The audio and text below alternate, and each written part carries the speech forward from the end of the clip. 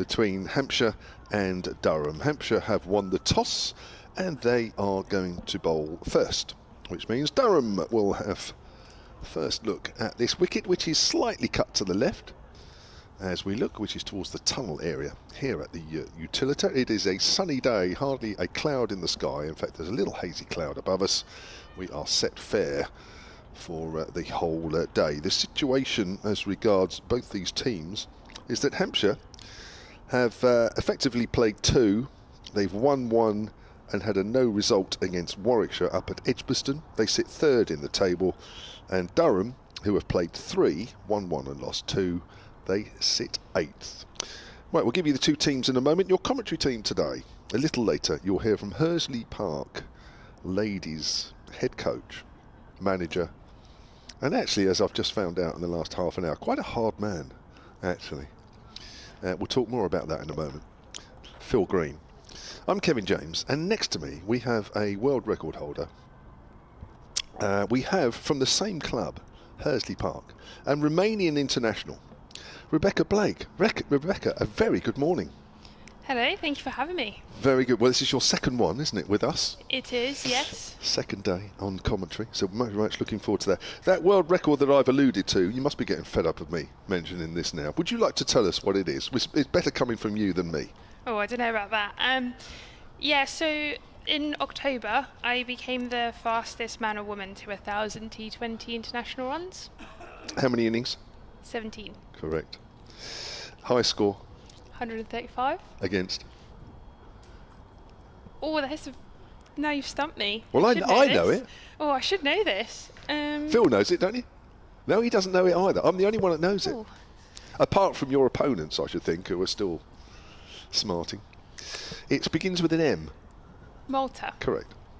Thank you very much. Yes, and do you know who you beat, who previously held that record? For the women? No, overall, men and women. Oh, overall, I believe it was David Milan. Correct. Yeah. He did it in 24 innings, so you were 7 fewer. Quite incredible. So that's Rebecca Blake, everybody. The two umpires are walking out to the middle. Let's give the two teams. Would you like to give us the Durham team? Yep, so for the Durham team, there's only been one change from last game, but we've got Talia Wilson, Emma Marlowe, Holly Armitage, Maddie Villiers, Emily Windsor, Bess Heath, Phoebe Turner, who was the change who's come in for Grace Thompson, Catherine Fraser, Sophia Turner, Lauren Filer and Katie Levick. And Hampshire have made 4 changes from the side that had the no result up at Edgbaston a week and a half or so ago. All the England players are in. That's Lauren Bell, Maya Boucher, Freya Kemp and Lindsay Smith. So Hampshire will line up like this. Ella McCacken. Maya Boucher will go back to the top of the order. Abby Norgrove, Rihanna Southby, Naomi Tatani, who's captain the side today, as Georgia Adams has picked up an injury. Amanda Jade Wellington, Daisy Gibb, and Freya Kemp, as I mentioned, will be a little bit higher in the batting order than that. Lindsay Smith and Rebecca Tyson. So out from the last game go Francesca Sweet, Adams, I mentioned, Megan Sturge and Nancy Harmon. So there are the two teams for this 50 overs aside game, and it is Durham that will bat first, and looking forward to seeing Emily Windsor a little bit later. Of course, a fellow clubmate of yours at Hursley Park. Yeah. Nice to have her back here, really. It is, yeah. Made the long trip up north. So, opening the bowling, not surprisingly, will be Lauren Bell from the pavilion end, and she's going to be bowling to the Australian Talia Wilson. And here we go then, that little hop, skip and a jump at the start. In, runs towards us, bowls, and that's pulled away on the leg side. First runs of the morning off the very first delivery. Lindsay Smith is running back from square leg. And we are underway with Durham 2 without loss. When was the last time you saw Emily Windsor? I think it must have been during the winter, maybe. She was down for a little bit. But definitely quite a little while ago now. So nice to see her, nice to see her back out and playing here especially. Have you got ambitions to be involved in this setup at all? I mean, being a world record holder. I would probably say no more limitations. Right. Bell bowls, bit of swing on that one. A good stop from Rihanna Southby, having to dive low to her right. I mean, when you say that, it sounds like you don't think that you'd quite make this level. There's still a very big difference, I think, between European cricket and where professional cricket is here in the UK. So, yeah, that gap between the two is quite significant. Right. Okay. Lauren Bell has a slip-in. That's Boucher. And that's nicely played. Very late by Wilson. That's gone down to third, and in fact, it's gone fine, and it's gone for 4 runs. There was a diving effort there from Daisy Gibb. And that's quite nicely played by Talia Wilson. Are you quite excited? Talia Wilson's got quite a good reputation, hasn't she? Yeah, she does. I mean, she's had a great start so far this season, so excited to see what she does today. Yeah, brought in for the first block of matches for Durham. She was a teammate of Georgia Adams in the Women's National Cricket League down under, wasn't she? New South Wales, they got through to the final, they lost that. But as we mentioned earlier, no Georgia Adams in the Hampshire side as Bell bowls again outside the off stump. Just about carries through to Southby. And there is no run. Lauren Bell is playing her first matches since the women's training camp out in South Africa in March. She's also a WIPL winner. There's an extra slip. That's because of the shape of the ball. So we now have 2 slips, and that extra slip is Amanda Jade Wellington. She's gone in at first, and Maya Boucher has moved over to second. So 6 without loss then, Durham, having been asked to bat first. As Bell's in again, bowls. Nicely played on the up into the covers by Talia Wilson. It's a good diving stop by Freya Kemp. And there's more runs. 7 without loss are Durham. Where do you see the Hampshire side when the 4 England players are in? A bit like the old Southern Vipers in the old regional competition. When all the England players are in, it is a strong looking side, isn't it? Definitely. They are, when they have their 4 England girls, they are definitely a side to be aware of. They are. But Durham have their players as well. It's a good top order. Holly Armitage to come yet. Maddie Villiers. It's a nice length ball, and Emma Marlowe pushes out into the cover. So 1 over done. And Durham are 7 without loss, with Talia Wilson having scored all 7 of those runs. All yours. Okay. Going back to the England girls, I think there's a lot to be said about having stability in the team. And so far, it seems that Durham seem to have had far more stability than Hampshire. But again, this is only Hampshire's 3rd game. True. Well, they've got Lauren Filer inside of Durham. 5 wickets in the last game against Surrey. Quickest bowler around, do you think, Lauren Filer? Izzy Wong, I suppose, is in there. I think it's probably between those two. But Lauren Filer, I think, has had that sort of position for a little while now. So it'll be interesting to see how she bowls today.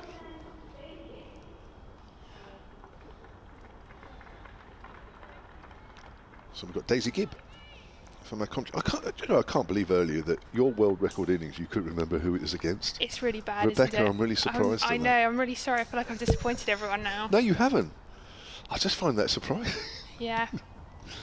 And we've got Daisy Gibb just coming through past the umpire. And that's been edged down to 3rd for 1. Come across Daisy Gibb much?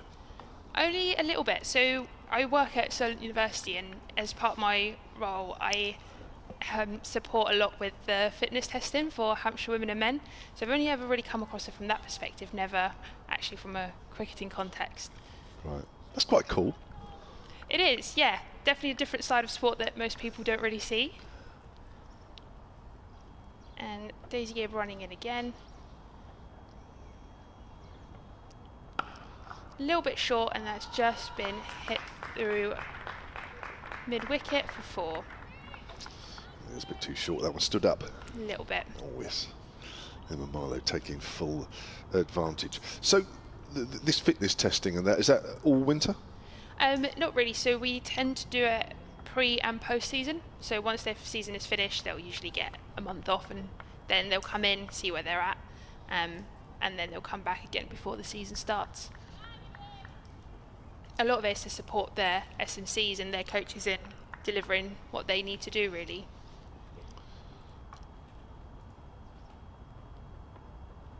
And again, probably a little bit short, but on the offside, and then that's just been patted back to extra cover. I'm interested to know how. So they use Solent University as a what? As a sort of a way of what?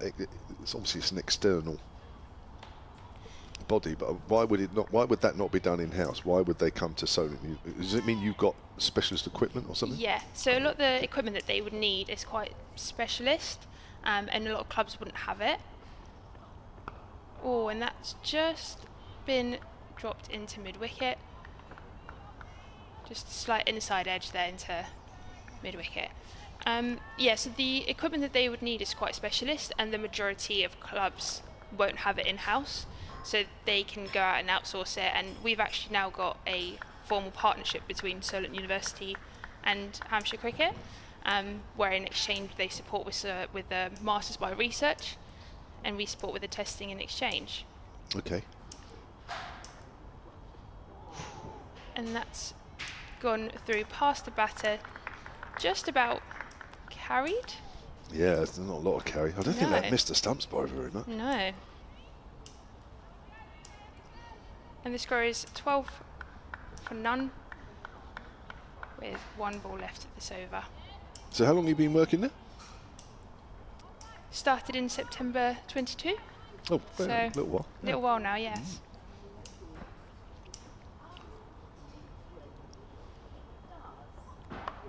Nicely played off the on through point for no run. So 2 overs completed, and 12 without loss are Durham, with Talia Wilson on 8 and Emma Marlowe on 4. Just to repeat the 2 teams, just 1 change in the Durham side. No Grace Thompson from the side that lost to Surrey by 3 wickets at the Oval. In comes Phoebe Turner. And for Hampshire, 4 changes, all their 4 England players available for this game. That's Lauren Bell, Maya Boucher, Freya Kemp and Lindsay Smith. And out from the side that had the no result up at Warwickshire a week and a half ago, Francesca Sweet, Georgia Adams, who's injured, Megan Sturge and Nancy Harmon. Those are the changes. One or two of you were saying around the ground the commentary's not quite working. I'm not quite sure because everything's plugged in here. Length ball from Lauren Bell, and Talia Wilson is playing that back to the bowler, and the umpire is having a look at Lauren Bell's follow through. Just going a pace or 2 down the wicket. That's not ideal. Don't need any of that. Do you bowl as well as bat? No. Depends who you ask. Well, you looked at Phil before you answered that. I told you he's a hard man to please. So if he hadn't been here, you would have said yes. Oh, still no. Here's I Bell. would have been a little bit nicer about it, I think. That's a lovely shot. Little bit of width. And Wilson just guided that into the gap off the middle of the bat, and that's flown away through the covers. That's 4 runs. And Talia Wilson moves on to 12. And Durham on to 16. Talia Wilson, who I was going to say, because I'm looking at a couple of my notes actually. Yes, right. I knew I was going to say she had a maiden Australian call-up back in a couple of months ago. And she played a one-day international against the West Indies in the West Indies as Bell bowls, and again there's width, and that's cut out into the covers, and there's no run. So it's been a bit of a wait. 26 years old now, Talia Wilson. She's basically the one import, or the one signing that Durham have made. Of course, they made a lot of signings a couple of years ago when they basically morphed from Northern Diamonds, didn't they? Yes. Signed a lot of players. Although it's uncertain how long she's going to be with the team, isn't it? Yeah, she's only around for about the first block or so, isn't she? Yeah, she's not around, only about the first half of the season, roughly. That's a good length ball straight this time from Bell. Yeah, she's She's had a good 2 or 3 seasons in the National Cricket League with New South Wales. Player of the tournament a couple of seasons ago, averaging 55. It's over 650 runs. Last year she averaged 44. Not her first time in England either. She was... that's a good delivery again. She's just very straight, and Wilson plays that back, not off the middle of the bat. That's for sure. Yeah, she was over here a couple of seasons ago with Australia A. So 16 without loss. 50 overs aside, just to remind you. It's Hampshire against Durham. It's 3rd against 8th. But very early days in this competition. Here's Bell bowls. That's down the leg side this time, and it's off the pad. Goes down to fine leg. Fielded by Freya Kemp. Umpire signals leg by, surely. There it is, end of the over. And we have had 3 overs now where Hampshire have put Durham into bat. And so far, haven't quite settled here, Hampshire. 17 without loss, Durham. No, not yet, but both previous games that they played last year, Durham won the toss and elected to bat, and both games Hampshire won, so it might work in their favour. All right, so Durham batted first in both Previous, time. Yeah. Okay. Yeah, Hampshire won both games against them last year. So yeah, Hampshire beat Durham, so Durham will be out to win, I believe. Yeah. One of those was down at Arundel, or along the coast, wasn't it? Yes. Daisy Gibb coming through. And a little bit short, and that's been hit through the leg side, and that is going to be stopped for 1. Deep backward square. Yeah, won by 7 wickets at Arundel. Chasing. And there was a big wicket up at Chester Street, wasn't there? Yes. I know you've got that written down, so I'll let you read that one out. Oh. Yeah, Durham batted first there and scored 224 for 9. Holly Armitage top scoring on 88. But then Hampshire chased it down with losing by 1 wicket. So Rhiannon Southby scored 58 and Maya Bouchier 93 not out.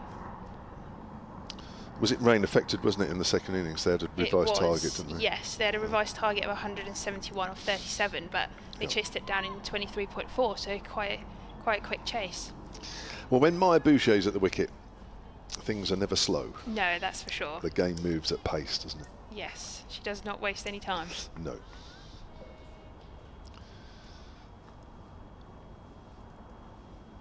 Daisy Gibb just coming through now, and a little bit wider on the offside, and that will be called a wide as well. Thank you for the messages we're getting at the moment. 1 or 2 of you are saying that the in-ground commentary doesn't appear to be working that great. It's not me, for a change. Sometimes it is Rebecca, as Phil will allude to. But I can assure you that it is actually not me this time, so I don't know what's happening. Hopefully somebody at the club is hearing this and they will sort that out. The score is currently 19 for none. And that has just been hit through to extra cover for no run. Now I want to hear a bit more about this record of yours. Okay. Because did you know, before you went out to bat in that game, what was the game against that you reached? Norway. Norway. At?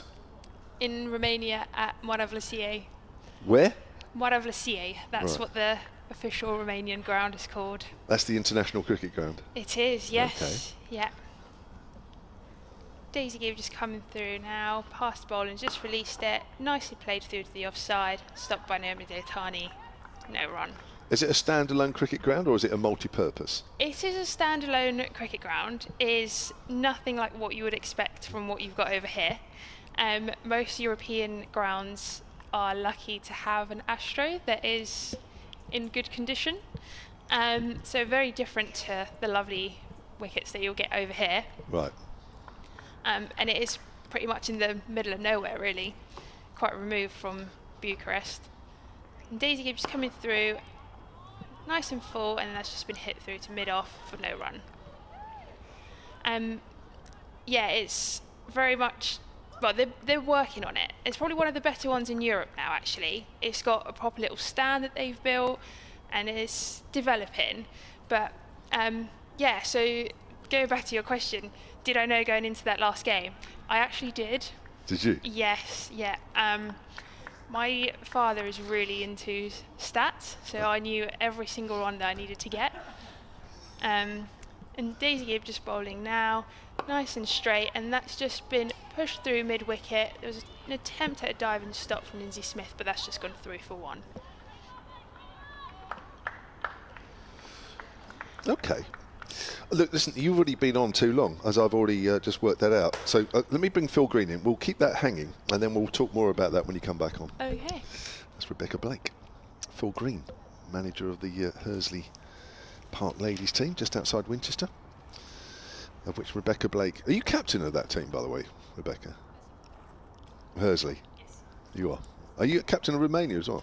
All right. All right. Everything I ask Rebecca, she looks at Phil first. How are you? Yeah, good. Welcome. Yes. What a lovely day. Isn't it just? It's don't usually get days as good as this in April. Weather set fair for your game tomorrow. First league game of the season, isn't it? National South, is Yes, it? Premier South, yeah. It's unusual, but to get this spell of weather, as I say. It is. Bell bowls, and that's driven back to her by Emma Marlowe. Start of the 5th over. Durham are 20 without loss. Good start from them. And it's set for a while, this weather, I believe. Yes. It's good to see, because the groundsmen around the country had quite a problem in January, February, March. Not the wettest in history, but they're managing to catch up a bit now, and most grounds are in good playing condition. Drying out fast. Marlowe to face. She's 5 not out. Here comes Bell. Bowls. And that's work to mid-wicket. Lindsay Smith. Field throws the ball back to Southby. Interesting decision to put Durham in. I wasn't sure. We were saying before the toss, well, I was saying, I thought if Hampshire won the toss, they would bat, so I got that wrong. But they, with the batting lineup they got, I suppose they fancy chasing anything. And as Rebecca's pointed out, they successfully chased against Durham last year, so that's possibly part of the thinking. It's a strong looking top order from Durham though. There's Bell bowls. That's a nice looking drive, but finds a fielder out there. That's who's that there? Is that Abby Norgrove? Normally she's in that Norgrove at point. Yeah, it is. Yeah. So Durham so far lost to Lancashire by 149 runs. That was a bit of a beating, if I'm honest. Lancashire got over 300 in that game. Durham bowled out for 154. Emily Windsor top scored in that game with 46. I did text her after, actually. She did, yeah. I did text her after. I said, well played, but that looked a bit of a hammering. Here comes Bell. That's down the leg side. Will that be called? Yes, it will. They beat Essex by 23 runs at Chelmsford. Durham got 311 for 3. That's the other side of Durham's batting. Wilson made a big 152. Holly Armitage 81. Emma Marlowe, who's out there a half century. And they lost to Surrey by 3 wickets to the Oval. That's no disgrace. Surrey are always a strong side in this. And interesting, in that game they had a century maker and a bowler who took 5 wickets and still ended up on the losing side. They did, yes. It's down the leg side again. Yes, that's called a wide. Durham made 256 for 8 in that game. Holly Armitage 106. Maddie Villiers a half century, and Surrey with 258 for 7. That was in the 37th over. Yeah, they're scoring pretty quickly at the moment this year, Surrey. Laura Filer with 5 wickets, as Phil says. It's always a high scoring ground, the Oval, isn't it? Traditionally. Good batting ground. Fast scoring ground. It is. Here's Bell again in the sunshine and forward. It's a better length ball. Yeah, there's if you are in the vicinity of the Utilita Bowl today, come on down and watch some cricket. It's a really nice day. There's a few out there. There's a few, yeah, but there's a few out there. We can squeeze a few more in. Oh, just about. As usual, I was going to say as usual, most crowd in the Shane Warne stand, but I'm not sure that's true today. I think they're probably in the sunnier side than the Colin Ingleby Mackenzie. Yeah. Bell bowls. It's a nice drive by Emma Marlowe up to mid-off, and there is no run. So this is Faradine who says we are in the ground and we can't hear the ground commentary. Can someone look into it? As I say, I'm not going to repeat myself too often, but it's nothing to do with me because I'm looking at all the cables that are here and they are all doing as they should be. So it's something else. All lights are on. They are, and there's many of them. That's down the leg side. There'll be another wide. There's been a few in this over, Phil. Third. Yeah, at the start of her professional career, Lauren Bell used to bowl a different shape, didn't she? She predominantly bowled in swing, and she used to often drift down the leg side and suffer from quite a few leg side wides. But in recent times, she's been converted virtually into an off way swing bowler, so she hasn't had that problem so much. But she struggled a bit this over. Hasn't really had any competitive action since March from that women's training camp in South Africa. That's a better delivery, and that's out into the covers, fielded by captain for the day, Naomi Ditani, who actually finds herself captain for the second time out of 3 matches. Georgia Adams missing the first one. And very much played a captain's part in that first win against Essex. Scored the runs at the end and got Hampshire over the line. Yeah, it's interesting when you say that Lauren hasn't played for a while, and it's a bit of a talking point around the game, isn't it, in the men's game as well, that the international players perhaps don't play enough, don't actually play enough cricket, which seems a bit bizarre, but it does seem to be the case. But there's sort of modern thinking that they have to manage game time, and it's a different approach to how it used to be, where you just seem to play 6 days in a row. Well, you probably did, Kev. Daisy Gibb into, and that's misfielded. It's driven through covers, and Tani's actually missed that, and it's gone away for 4. It looked like a stop she should possibly have made, diving to her left, which is a stronger side. But anyway, it went through, and that's 4 runs to Wilson, which takes her up to 13 and scored 23. Yeah, the old county pros would say that they used to play 6 days in a row and then have Sunday off to play Sunday League cricket, wasn't it? They used to, but then the Sunday League cricket came along as well. So different way of looking at it nowadays, but there we go. Gibb running away from us. This is defensively from Wilson, just forced onto the back foot. No run. Titani, the fielder. This looks a strong opening pair here, Phil, don't they? Yeah, they do. Well, as you say, they've got a lot of runs this year, with Holly Armitage to come next as well, who's in form. And what we've seen so far, a good deck. So, yeah, I think Durham will be setting their sights on quite a high score here. We always think you've got to get about 280 here in a 50 over minimum. Gibb in, that's wide of off stump, and it's called a wide. It looked a little bit harsh. Probably just outside that guideline painted on the crease. They are only a guideline, of course, but that one deemed a wide by umpire Sue Redfern, the international umpire.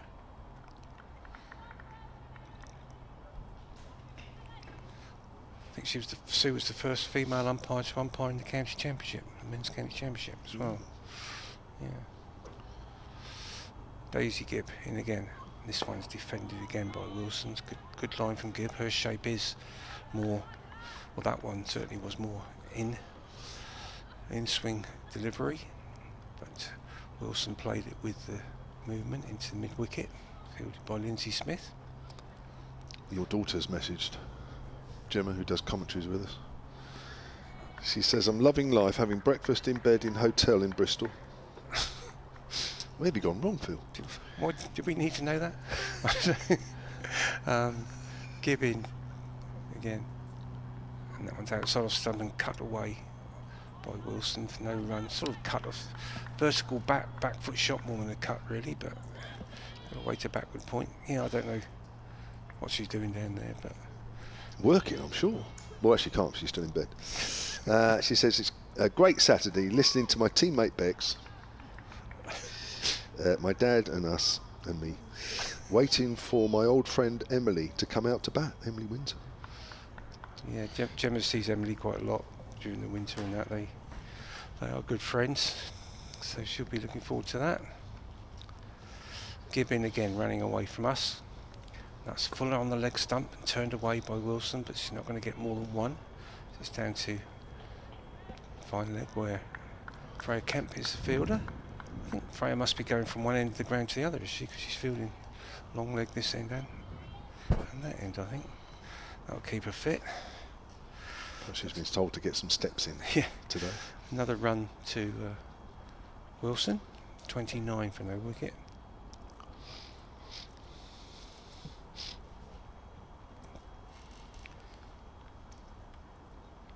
Gibbon again.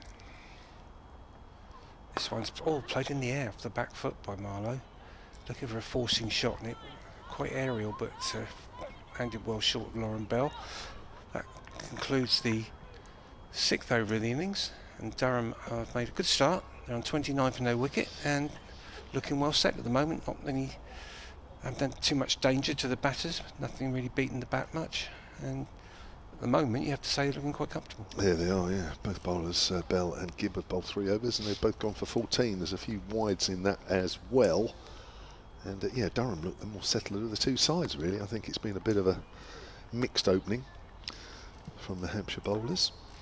Freya Kemp is indeed doing the hard yards. She has walked right across. It used to be a sort of punishment thing, didn't it? Maybe it is, Phil. We don't know anything about it. Here's Lauren Bell. Length ball to Wilson. There was a famous incident a few years ago, wasn't there? I think it was Essex and Keith Pont. Yeah. Was getting punished, and he had to do that in a game at Fenner's, go from final to final leg. So in the end he got fed up and borrowed a bike off a student apparently and just cycled straight across the square to the other end. So the story goes. I've heard, yeah. I don't know anybody who knows it's true, but yeah, it does the rounds. Here's Lauren Bell from that pavilion end, comes in and bowls to Wilson, comes back at her actually, bounces a bit, takes one hand off the bat as she plays that out into the covers. Tony Wilson, 26 years of age now. Yeah, it just shows the talent in Australia, as we know that there is, but she's not really around the Australian international setup, but obviously a top player. Yeah, she is, yeah. Just to repeat, signed for the first half of the One Day Cup competition. There's a bit of width there, driven out through point, and that's going for 4. Again, there's a bit of width there from Lauren Bell. Got no protection in the field in the power play. I mean, it's a lovely shot though, isn't it? Yeah. Just through the bat, through the line. And to be honest, unless it's going directly to the fielder, that's always going to be 4 runs. She moves on to 22 from just 21 deliveries, 33 without loss. We're into the 7th over here. Just to repeat, Hampshire won the toss and gave Durham first use of, I don't think this track's been used actually. It looked pretty new from a distance. That's played out to backward a point. That's fielded by Abby Norgrove. Just to the left of centre here. Biggish boundaries all the way round. And yeah, they are. It's nice to see them push a bit further out than usual. We've been joined by Emily Roberts, so I think he's trying to sort out the in-ground feed. Yeah, hopefully he can sort that out. This one. Oh, wrapped on the pad. I think that's going down the leg side though. Try to whip that away, did Talia Wilson on the leg side. That's my initial impression. Quite an expansive Phil. shot, wasn't it? It was, wasn't it? It was full. Yeah. But always felt as though it was perhaps. The appeal wasn't that strong, was it? It was sort of one of those that you go up but stop pretty soon. I think if you watch on the live picture feed, one of the cameras looks like it's giving the impression that this ground's on a slight slope. Not the one that's on right now, but the one before. But we know it isn't. Yeah, I thought we were suddenly shifted to Lords for a minute as Wilson drives pleasantly again off the front foot up towards extra cover. They're sideways on, it looks all right. I think it's just one end of the cameras, looks like it's just that one. Oh yeah, it does. Yeah, we've momentarily switched to Lords here. Looks like it's sloping left to right, doesn't it? So we've got Emily up here doing the in-ground commentary. We might have to get somebody to look at the camera, but apart from that, we're all good. Durham 33 without loss, and 7 overs have been bowled. Of course, looking at the Hampshire bowling attack here, the 2 bowlers currently in action are the sort of primary seamers. mostly be spin, you'd think, from now on in. You've got Ditani as a seam bowling option, but I'm sure we're going to get 20 overs out of Tyson and Smith. Gibbon again. That one's driven well by Marlowe, but a good stop this time by Ditani, diving to her left, prevents any run. It's a good bit of fielding. That's good contact again from Marlowe. Tell you what, both these players drive nicely on the front foot, don't they? And on the up. Really technically very, very good. Very good positions. Don't try and hit the ball too hard. They're using the pace of the ball onto the bat. They're well making balanced. Sure, they are. And the ball's sort of coming off the middle. It's good to watch. Gibbon again. Little skip in the middle of her run. That one's driven again. A good looking shot. Driven down to mid-on, where it's fielded by Tyson. Lindsay Smith's going through her warm-up, suggesting she's going to her bowling warm-up, suggesting she's going to be in action fairly soon. She often takes the new ball, of course, not so much in the 50 over stuff, but in the T20. Lindsay Smith felt well accustomed to bowling in the power play at the start of the innings. Looks like she's coming on for long bell, doesn't it? It does. Gibbon again. This one's driven through the onside. There's not much protection there, and that one's going to go all the way for 4 again. I think it is. Yes, Smith's chasing it, but gives up the chase. I'm not sure she actually got all of that, to be honest. It's sort of a 3/4 inside edge, if that's the thing. But it's flown away. I think she was looking at it straighter, but it's flown away through mid-wicket, and there's big gap out there on the onside, and that's gone for another 4, which takes Marlowe to 9 from 21 deliveries, and Durham up to 37. So it's predominantly offside field for Gibbs, so she needs to get that line, a sort of 5th stump line probably is what she's aiming to do with that field. She runs away from us, heels high. This one's driven down the ground, and that's going to be 4 more to Marlowe. That's a really good shot. I think that's the shot she was trying to play the ball before, but this time it's gone right off the middle, and it's gone between the bowler and mid-on for 4 down in front of us. That's a really, as Kev was just saying, well balanced, didn't overhit it, sort of textbook on drive. Yeah. I was looking at her stats last year. She had a poor season last year, averaged 14 with the bat. Just under 200 runs. She's another one of the former Northern Diamonds players. She was averaging 25 in 50 over cricket. She wasn't opening much last year though. She moved up to open now. And this Gibbon, this one's driven on the offside, and this is going to be another boundary. It's going to be 3 boundaries in a row for Marlowe. There was a bit of width that time outside the off stump, and Marlowe again just basically lent the bat on it and guided it past backward point to the vacant boundary down by the groundsman's compound. And that's another 4, 3 4s in a row for Marlowe, takes her up to 17, and Durham rapidly on to 45 without loss. I tell you what, the batters are getting full value for their shots here, aren't they? Oh, the outfield's in great nick, isn't it? Obviously looks a good wicket as well. I know it's a hard ball coming on nicely, but the wicket looks a good one. Gibbon again, can she pull this over back? Yes, she can. That's a good ball, just defended back down the wicket. And at the end of the over, Durham are 45 for no wicket, having been put into bat by Hampshire at the start today. Hampshire's standing captain Naomi Ditani won the toss and decided to field. We're going to have a change in commentary now with Becky taking over from Kevin, and we're going to have a change of bowling as well. So we've got Lindsay Smith who's going to bowl from the Rod Bradsgrove Pavilion end.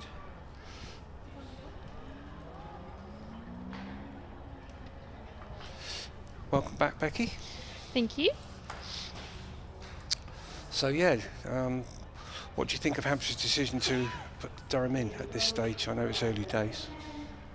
Very good start from Durham with the bat, but I think if Hampshire can get a couple of wickets here, the game could look a little bit different.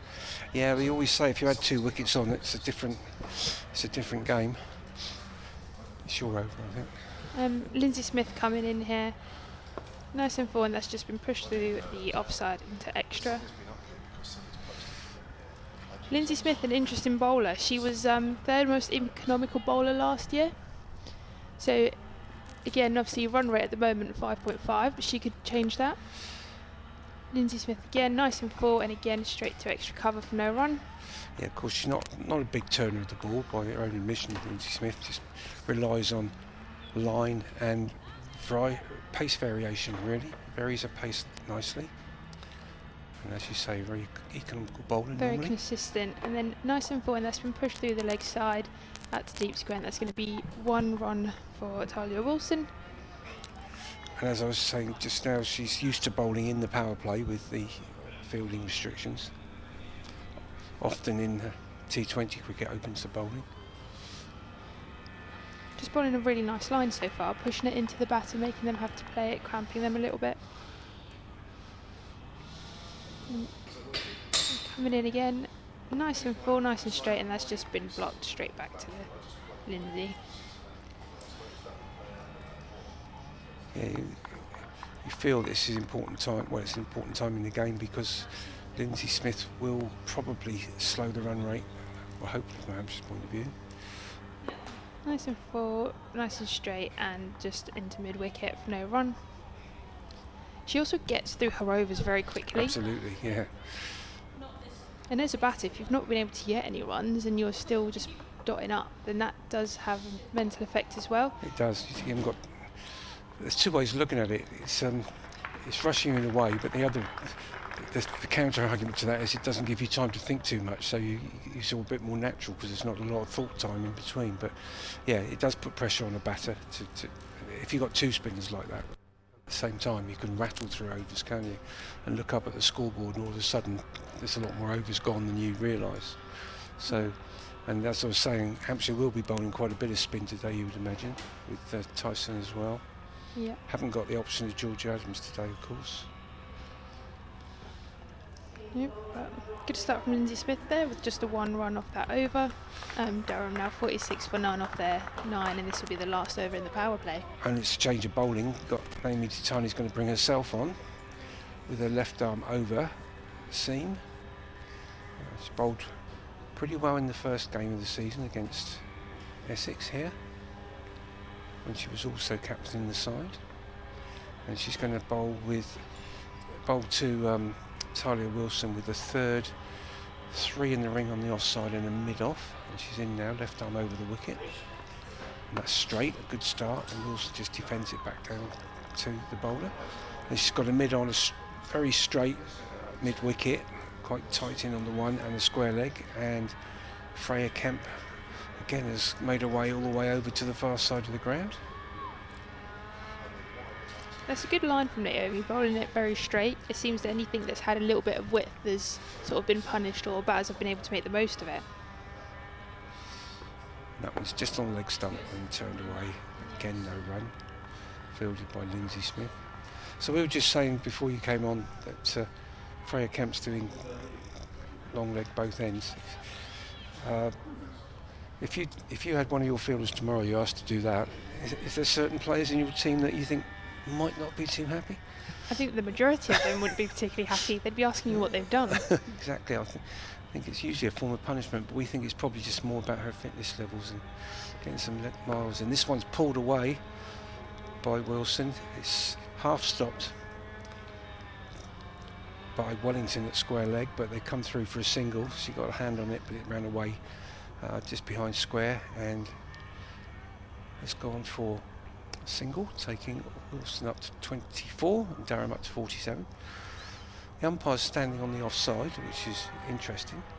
There's 2 right-handers, but usually on the leg side. Might be something to do with the sun, I'm not sure. But anyway, Ditani in. That's straight again. Every ball this over's been sort of on middle and leg, and that one again is pushed down to mid-on, no run. It's a good start from Ditani. Very good start. But the last 2 overs have pulled it back a bit from Hampshire's point of view. I think there's just been 2 off the last 10 deliveries. They need to break this partnership up, really. If They do. You know, wickets always slow the run rate down anyway, but yes. I think, yeah, you need to be getting in amongst the middle order, don't you, from the Hampshire point of view.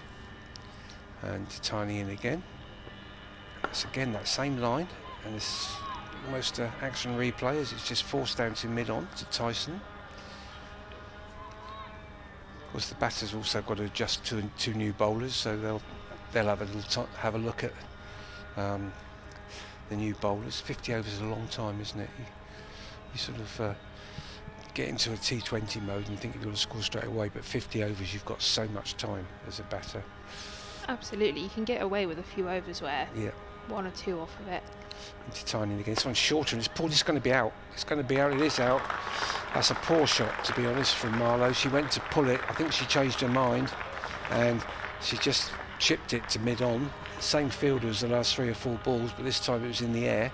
I think she changed her shot sort of midway there. It looked like she was going to pull it and almost pulled out of the shot, and in the end it was sort of nothing shot, and it's looped to Becky Tyson at mid-on. So that is the breakthrough. We were just saying how he needed a wicket. The last ball of the power play, and Hampshire have made the breakthrough. Marlowe caught by Becky Tyson off the bowling of Naomi Titani. Durham lose their first wicket at 47, and yeah, much needed breakthrough for Hampshire. Marlowe looks very cross with herself, sort of slamming her hand on the bat as she walks off, because I have to say they weren't looking in much trouble, the openers, and that was just a sort of wicket out of nothing really, but probably partly because of the pressure that the last 2 overs had built up. We were just saying you can be patient, but it's almost like she was getting a little bit worried that she hadn't scored a run off that over, which you don't need to worry about, but yeah, it was a strange shot in a way. Anyway, it brings in the Durham skipper Holly Armitage, who's in really good form, as we were saying. Century last time out against Surrey, albeit in a losing cause, and then previous game 81 in the victory against Essex. So Holly Armitage, as she has been for several years actually, amongst the runs for Durham. And we've now ended the power play, as we say. Yeah, she finished 3rd highest run scorer last season, so again another one to look out for this year. Yeah, she's been a good consistent player in the English game for a while now. Lindsay Smith coming in, nice and forward and straight, and that's been driven through the covers but stopped for no run. Yeah, it probably means that Talia Wilson's got to just rebuild a little bit. And Lindsay Smith coming through nice and full again, and that's been hit through to deep point for 1. And now Captain Holly Armitage on strike.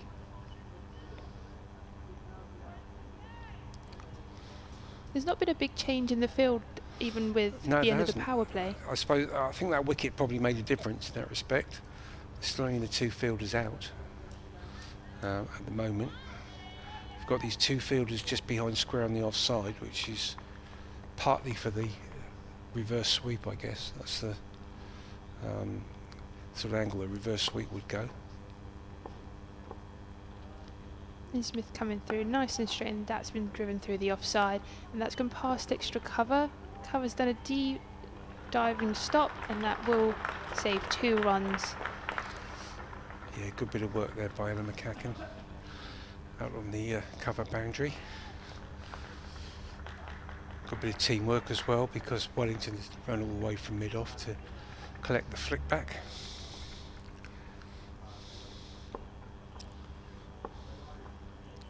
Lindsay Smith come through again, and that was a little bit straighter, and that's just been pushed through onto the onside to mid-wicket for no run.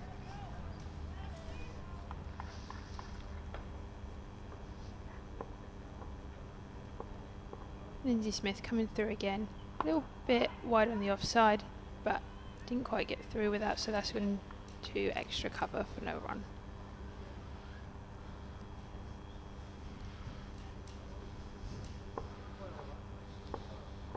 And Lindsay Smith coming through again, nice and straight, and this one's just been turned into the leg side, just short of square, and just 1 run for Holly Armitage. Again, how quick was that over? Yeah, it's from a commentating point of view, I seem to be back on against almost straight away. Yeah. But yes, it's she is known for getting through the overs quickly.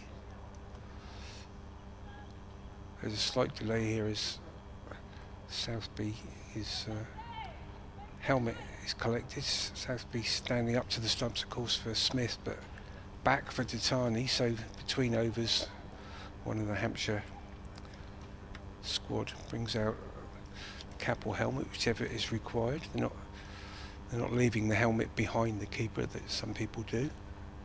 I've got to say I'm a big fan of that, not leaving it there. Safer option. Don't see the risk. Don't see the point of taking a 5-run risk. No need, especially when you've got someone who can come and collect Exactly, yeah. Titani in again from the hotel end. And that one's straight again. She's got a good line she started off with here. Just defended by Armitage. Yeah, as you say, when you've got people to do the helmet job before you do it, in a club game, you'd probably be leaving the helmet behind you. But yeah, we don't always have that luxury. But I guess with Romania, you have lots of staff, do you, on hand to do that sort of thing? Or does the keeper never take the helmet off? The keeper would usually keep their helmet on. Yeah.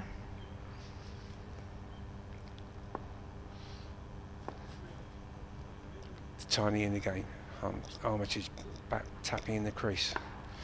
And that's a very correct looking defensive shot. Back to Titani, who throws the ball to Lindsay Smith to do the cleaning. She throws it to Lauren Bell. She's obviously the dedicated shiner here. She's giving the ball a polish. Opening bowler, you'd expect that. So, yeah, she's a designated ball shiner, we think. And Titani in again. Next one's driven nicely through the offside. I think this is going to run away. It will. There's not much stopping the ball there today once it gets through the infield, and that's 4 runs to Armitage. Takes up to 7. That ball's a bit fuller and a bit wider, and it was hit through the offside for 4. And Titani is now being, I don't know if it's an official warning, but she's being shown by the umpire that she's running into the protected area. I didn't see a warning given because that would have to be pointed out to the other umpire as well, I think. But she's certainly been mentioned, and any discretion again, I'm sure there will be a warning coming. So Titani in again. That's a full toss and it's driven through mid-on for 4. And to be honest, that's what it deserved. It was a low full toss, but all Armitage had to do really was find a gap, and she did that. So that's the first loose ball, well, possibly the first 2 loose balls that Titani's bowled, the last 2 balls. It's just allowing Holly Armitage to get into her innings early on. She's 11 from 8. We've now got a cover boundary fielder been sent out as extra protection. And Titani in again for the 5th ball of this over. Oh, and that's bolder. Couldn't actually see from this. It was wide of off stump, and Armitage went to play it just backward a point, I think, and got an inside edge and bottom edge, and has dragged it back on, and it's hit the leg stump, I believe, because the leg bails off. Yeah. So that's a really important breakthrough. Yeah. Sorry? 2 wickets now for Yeah, Titani. 2 for her, and a good comeback. The 2 balls before both been hit for 4, and a really important wicket. And Holly Armitage, as you were saying, one of the leading batters in this competition. So a really important breakthrough. And yeah, how it can change so quickly from 48 or 49 for 0 to all of a sudden 59 for 2. And a bit more pressure being put on the Australian Talia Wilson, who's still there on 25. We've got Maddie Villiers coming to the crease now. Has made her way up to the north of the country, an Essex player. Certainly came through the Essex ranks, but now finds herself in Durham. Very nice part of the world. Durham batters here just need to think a bit about rebuilding. Yeah. Losing 2 wickets so quickly close together. I mean, you could say that she could have left that ball alone, but you know, you sort of got to go when there's a bit of width, I guess. She hit the previous 2 balls for 4, so she's probably feeling on top. But absolutely. But she chased a fairly wideish ball and dragged it back on. Probably a little bit of shape from Titani just to find that inside edge, so that was good. And Villiers now going to face her first ball. It's Titani bustling in from this end. And that's defended by Villiers straight back down the ground. The end of the over, Durham are 59 for 2. And I'm handing back over to Kev.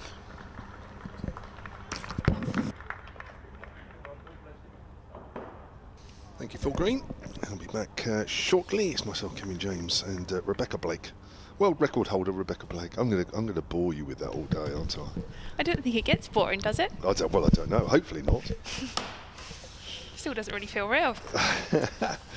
So, Durham are going along so nicely. 47 without loss in the 10th over, and then Naomi Titani has done the trick. Captain Naomi Titani, first of all, had Emma Marlowe caught at mid-on by Rebecca Tyson for 17. And Holly Armitage, the very dangerous Holly Armitage, has gone playing on to Titani for 11. So it is 59 for 2, and Lindsay Smith is into the attack with her slow left armers, and that's driven back to her by Talia Wilson. Now, Lindsay Smith will know many of these Durham players from her days at Northern Diamonds. Yes. Not Talia Wilson so much, but certainly one or two of the others. So she's on at the pavilion end bowls, and that's just tucked away nicely through square by Wilson, and she moves on to 26, and it is 60 for 2 in the 13th over. Just a reminder that Hampshire won the toss, put Durham in. It looks a good wicket, it looks a fast outfield. Certainly Marlowe and Wilson were enjoying themselves, playing some lovely drives off the front foot. Yes, they had a great start in the power play. Didn't they? But it's all unravelled a little bit. Naomi Titani has done the trick here. So Hampshire back in this game. They were just struggling a little bit early on, as that's driven pleasantly by Villiers up to mid-off. There was no run. Lindsay Smith is almost running back to her mark to get through her overs as quickly as possible. Into a third over here. Tight figures as always. That's driven out to deep cover by Villiers. He's off the mark. 61 for 2. Is that a mower or something? I don't quite know what that is. It does sound like it. It's something, isn't it? There's a roller going up and down on the nursery ground square, but I don't think rollers make that sort of noise. Last I checked, no. That's pulled away hard by Talia Wilson out to deep mid wicket. Oh, and it's misfielded. Well, that should really have been stopped. And I'm just wondering if that's Freya Kemp out there. It does look like it. It does, isn't it? That's a lovely shot off the back foot. That's the perfect pull shot, isn't it? Into it hard, hit it in front of square, and hit it down. Yes. No risk involved. No. Keeping it on the ground. That's how they teach you the coaching. That's the old style coaching of that shot. I'm not sure if it's still taught like that now, but that's the old style of teaching a player how to play a pull shot. That's a drive up to mid-off, and that's the end of Smith's over. So she has 3 overs, none for 11. 65 for 2. Is that how they teach the pull shot now? Make sure you get full arm, hit it in front of square. I've been taught that a little while ago now, so I'm not quite sure what they teach it now, but... Don't you get coached anymore? Occasionally, and normally it's to try and hit it up in the air and try and go for it. Is that right? They don't tell you to keep it along the ground anymore? They try and convince you that if you can do it, to back yourself and be positive, and for some people it really works. Yeah. I think it really depends on the type of batter that you are. Especially now with T20, you do tend to get a lot more explosive batters, and batters that can play every weird and wonderful shot, whereas I don't think that's quite how I was taught. But Naomi Titani coming in through again, and that was probably a little bit shorter, just outside off, and that's just been played through to point. Stopped, and that was no run. That's interesting. So now, because of so much T20 cricket, and of course you guys played so much T20 cricket, that actually now they teach you to sort of go for it and hit it in the air and don't worry about it. Pretty much. I mean, it's very much a case that one's every ball, and you need to do something to make it happen, however that is, and whatever you do, there needs to be a run. Naomi Titani coming through again, and that just had a little bit more width outside off, but that's gone through past the batter straight into the keeper. That's interesting. Yeah, that's T20 cricket, isn't it? That's what that's done to the game. It's, yeah, the traditional way now of coaching shots has probably taken a bit of a back seat. Yeah, I also think technique isn't necessarily as required it's if you can do it, you can do it. It doesn't have to be textbook, which I believe is probably more what it used to be. So that has changed. Naomi Tony coming through again, and that seems like it might have hit the pad down the leg side. Saved the wide there, so that's good for Hampshire. So we're just to remind everybody, you hold the fastest international player record to 1,000 T20 international runs in just 17 innings. And when you were last on with me, you said that you did know when you walked out to bat that you had that target within sight. Yes. Okay. Naomi Tony coming through. That was a little bit shorter, but nice and straight, and that's just been played through to mid-off for no run. So can you? I know you. I know you didn't know your highest score and who that was against, but can you remember who what game this was? Yes, this was against Norway. Right. It was actually the game that was going to decide for us. Romania needed to win that game to be in a position to potentially go on to win the tournament. So we needed to beat Norway. And every time you come through, good length ball, defended by Maddie Villiers, no run. And we knew we had to win this game to be in a position where we could be in contention for it, because with the tournament, the way it worked, it was going to be net run rate that finally decided on the champions, and we were chasing, and I knew going into it that I needed 40 runs. I suppose good thing and bad thing is that the scoreboard wasn't actually working on the day. Naomi Tony coming through for her last ball of the over, straight, and that's been pushed through onto the onside, and that will go for 4. Good over from Datani until that one, but just 4 off the over, 69 for 2 or 14 overs. So you needed 40. Correct. To break this record and get to 1,000. Yes. So there was no score. Well, the scoreboard. You didn't know when you were getting to 40. Nope, I could not tell. Which I actually think, looking back at it now, was a blessing. It just meant that I just had to focus on the game. So all I had to do was bat. I did get lucky though. I got dropped 3 times by the same fielder in the exact same spot. So I might have ruined her day, but she definitely made my day. And then it was only when they started celebrating my 50 that I realised I'd actually surpassed that. And that took me a little bit of time to kind of take that in, really, because I'm still in the middle trying to still play the game. So yeah, quite a special moment. Yeah, fantastic. 69 for 2 here, 14 overs gone of the Durham innings. We've already lost Emma Marlowe and Holly Armitage. It's Lindsay Smith to start a new over. Talia Wilson, the Australian, drives pleasantly out to deep cover, and she will pick up a single, and she moves on to 31. It is 70 for 2. So I guess even with that innings, and you obviously knew, did you know you were going to beat Darwin Milan's record? Did you? That I didn't know. Oh, you didn't know. Right. I knew that it was a possibility that I could beat the women's one. Right, actually, we mentioned Darwin Milan because that was 24 innings. That's played out to extra cover, Boucher Fields. So what was the women's record before that? Did you know? Yes, Lucy Barnett from Isle of Man. She held the record, and I believe it was 26 innings. It's played out towards extra cover, and there's no. So you kind of knew that even if it didn't happen against Norway, you still had innings to play with. Yes. Right. Okay. Oh, that's fascinating. I love all that. It's a fantastic feat that is. Here's Lindsay Smith. Bowls and pulled away hard, and that could be going for 4. There's nobody out at deep square leg. There is a deep mid wicket, but she isn't going to get round there in time. And Villiers even. Do you know? I've merged Maddie Villiers into one word. Villiers moves on to 9, 74 for 2 now. So have you played any international since then? Not since then. No. The closest we've come to, MCC organised a women's weekend. It's played out to extra cover, no run. And one of the games was against the European 11. So ICC selected a few players from different countries and put us all together and played the MCC not Friday just gone, the one before. Okay, where was that? It was at Lord's. Oh, lovely. It was very lovely. Wow. Good weather? Lovely weather. It was a lovely day. Perfect. That's cut away by Villiers, moves on to 10. So that goes out to deep cover. And that ends that over from Lindsay Smith, and she's 4 overs now, none for 17. 75 for 2 after 15 here at a sunny Utilita Bowl. Was that main ground or nursery? Main ground. Main ground as Yes. well, look at you. Yeah. Yep, they opened up the pavilions and everyone was able to walk around everywhere and experience the whole member day, and it was absolutely incredible. Wow, were you in home dressing or away? Away dressing rooms. Up the hill, yeah. Yes, yeah. No, sorry, that's... Oh, I got that right, yeah, that's up the hill, yeah. God, I should know, I was my home for 5 years. Yeah, that's right, up the hill. Lovely.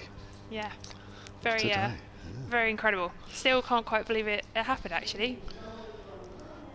Well, that's what happens, you see, when you do all these world records and what have you, all of a sudden your status in the game goes up, and then you get invited and you do things that perhaps a couple of years ago wouldn't have happened. That's what the game's all about. And then you've got a Hursley Park National League South game tomorrow to look forward to. Yes, first league game tomorrow. It's come around very quickly, I must say. Yeah. So having got a stack of runs at international level, you must be absolutely thrashing it around the park for Hursley. Oh, I don't know about that. Obviously, this is where it becomes difficult, and this is where I was saying earlier, there's a big difference between the standard here and what we get in European cricket. The majority of, I suppose, my international games are actually on Astro. Right. So from a batter's perspective, that does make things a lot easier. Whereas here, even club stuff, it's playing on grass, and the wicket can affect a lot. We've had a change of bowler here, Amanda Jade Wellington coming in, and that was nice and full, defended for no run.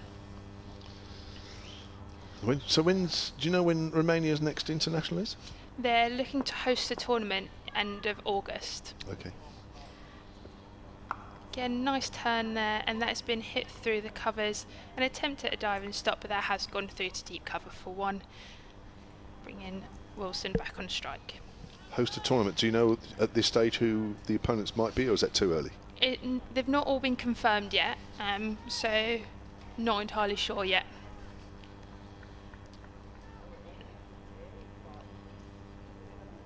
Amanda Jade Wellington, she's had quite a good history with Hampshire.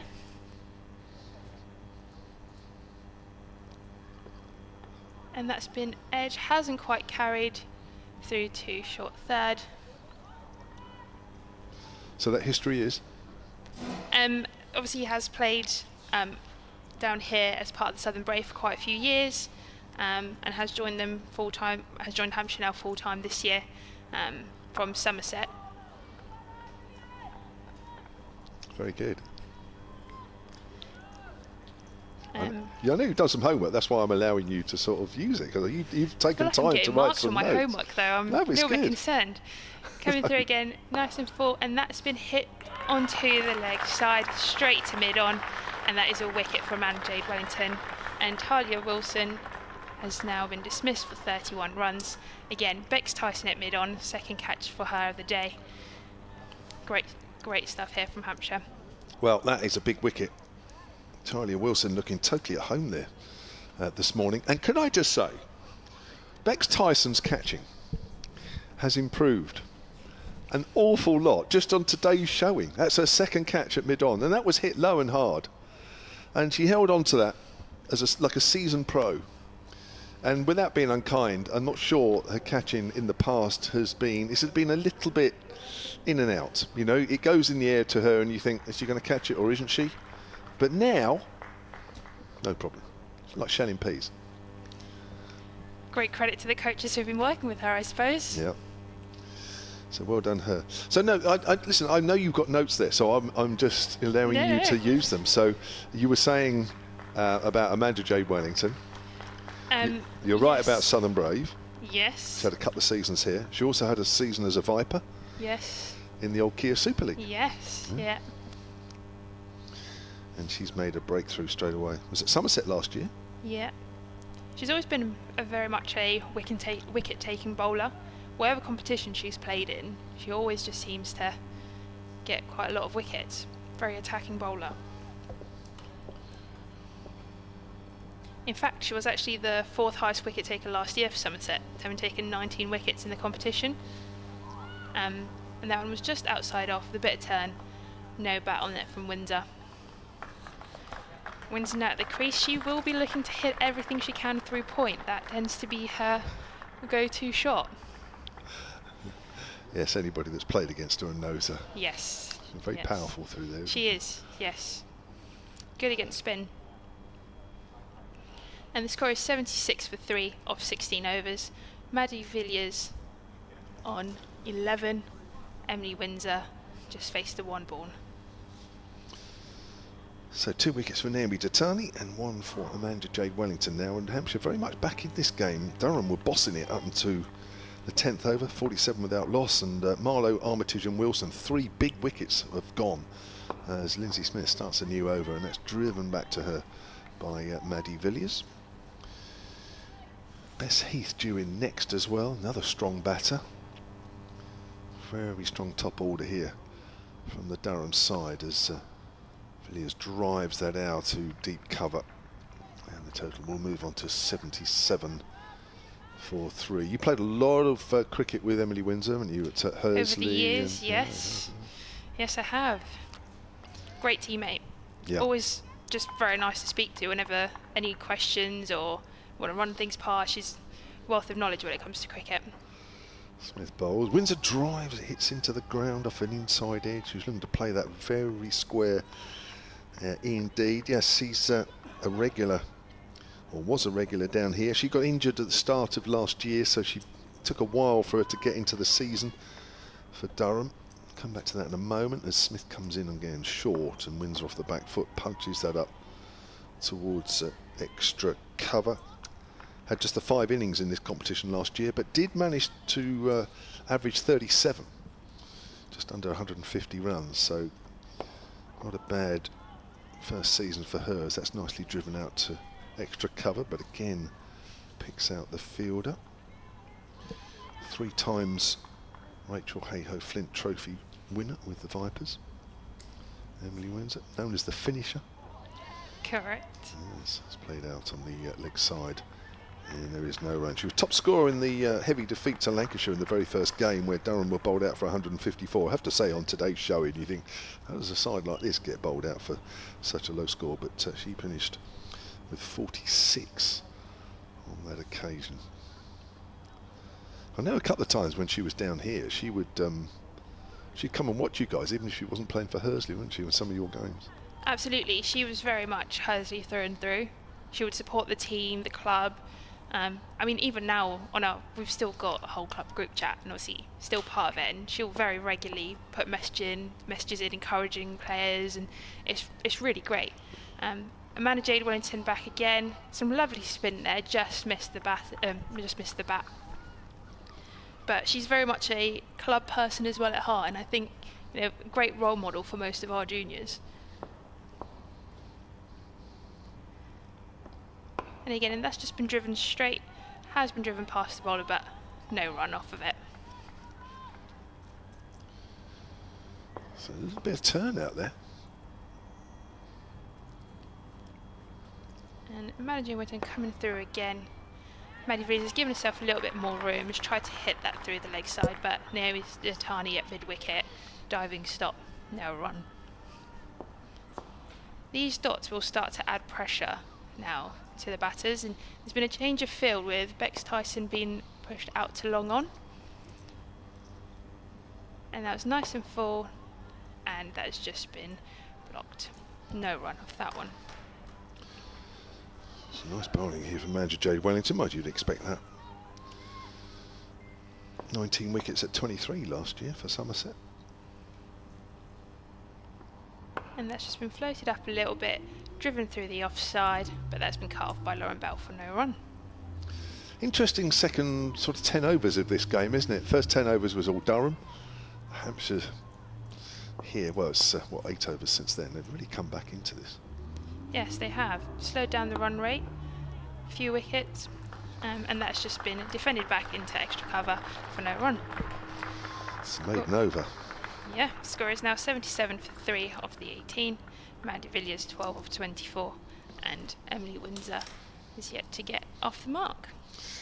Yeah, there was real momentum, wasn't it, in the Durham innings for that first power play, but Hampshire threw to Tani with those 2 quick wickets in a couple of overs from her, Emma Marlowe and Holly Armitage, 2 big wickets, and then Talia Wilson going as well. That's A really good comeback from the home side. Bess Heath, Phoebe Turner still to come for Durham, and Tatani with 2 for 13 from the 3 overs has really turned this game around a little bit for the home side.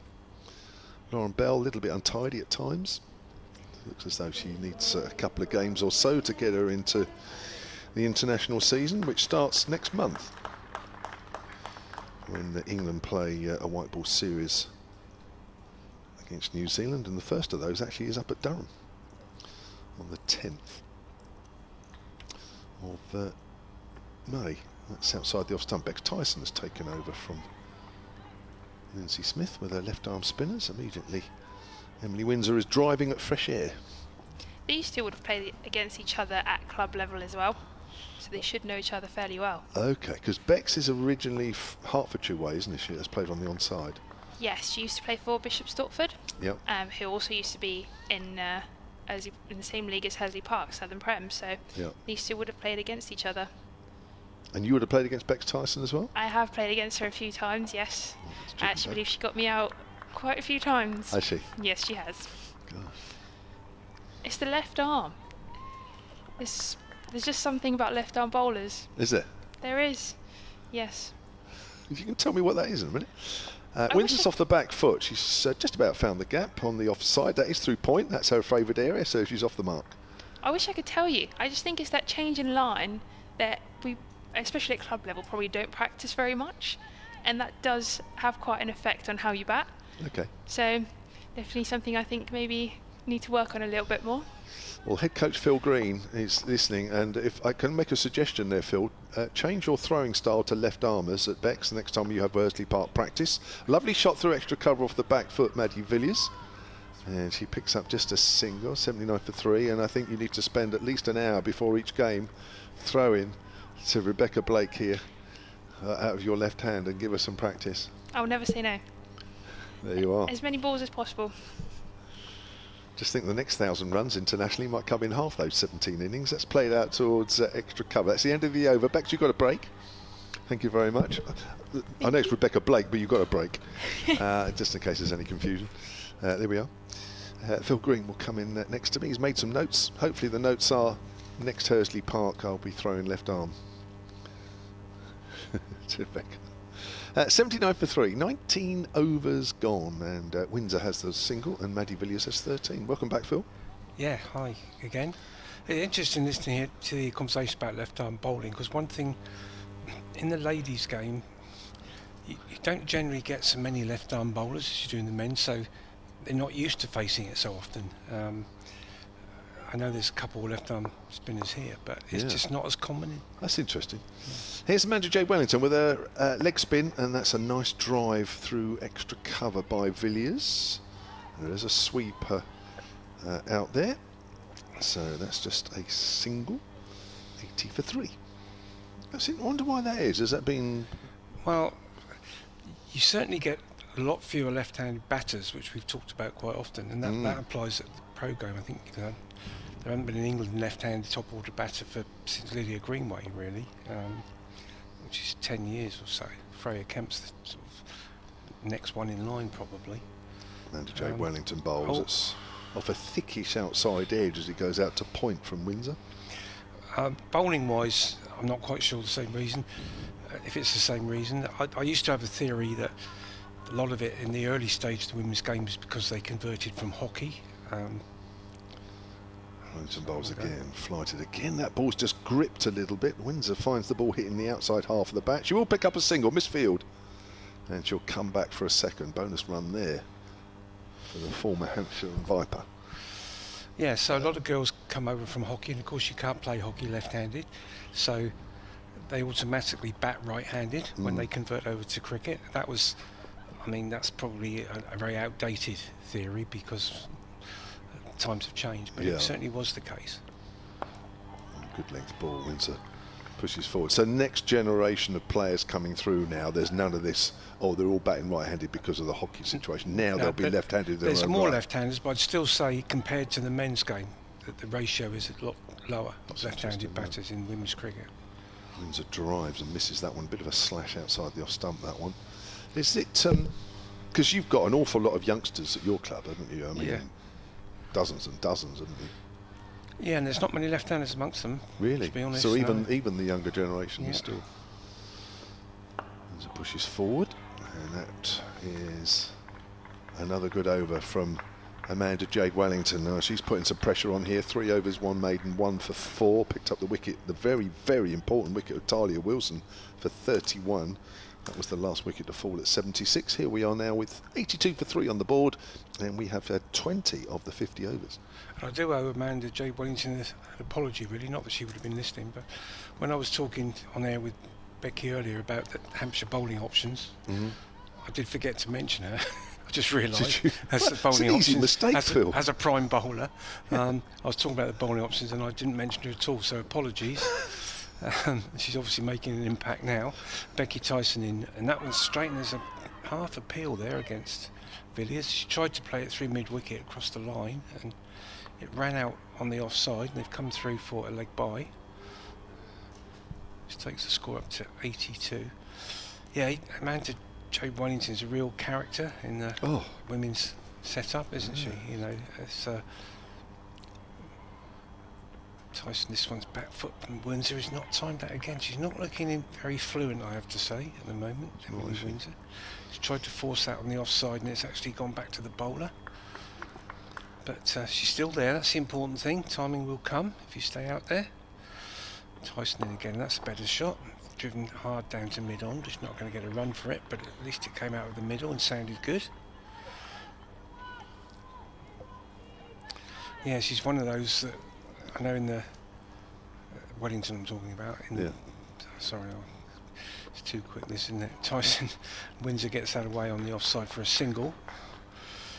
That in the like the Australian Big Bash, when they're mic'd up, she'll often be mic'd while she's bowling and actually talk as she's letting go of the ball. As she's running up a short run, she'll say this is going to be a googly, and she says it as she's bowling it, which is quite interesting. This one's turned away by Villiers down to back square. They're looking for 2, and they are going to come for 2. This could be tight. No, it's going to get in okay. It's good running from Villiers. Took on the arm down there at deep square, and she's got back for a second.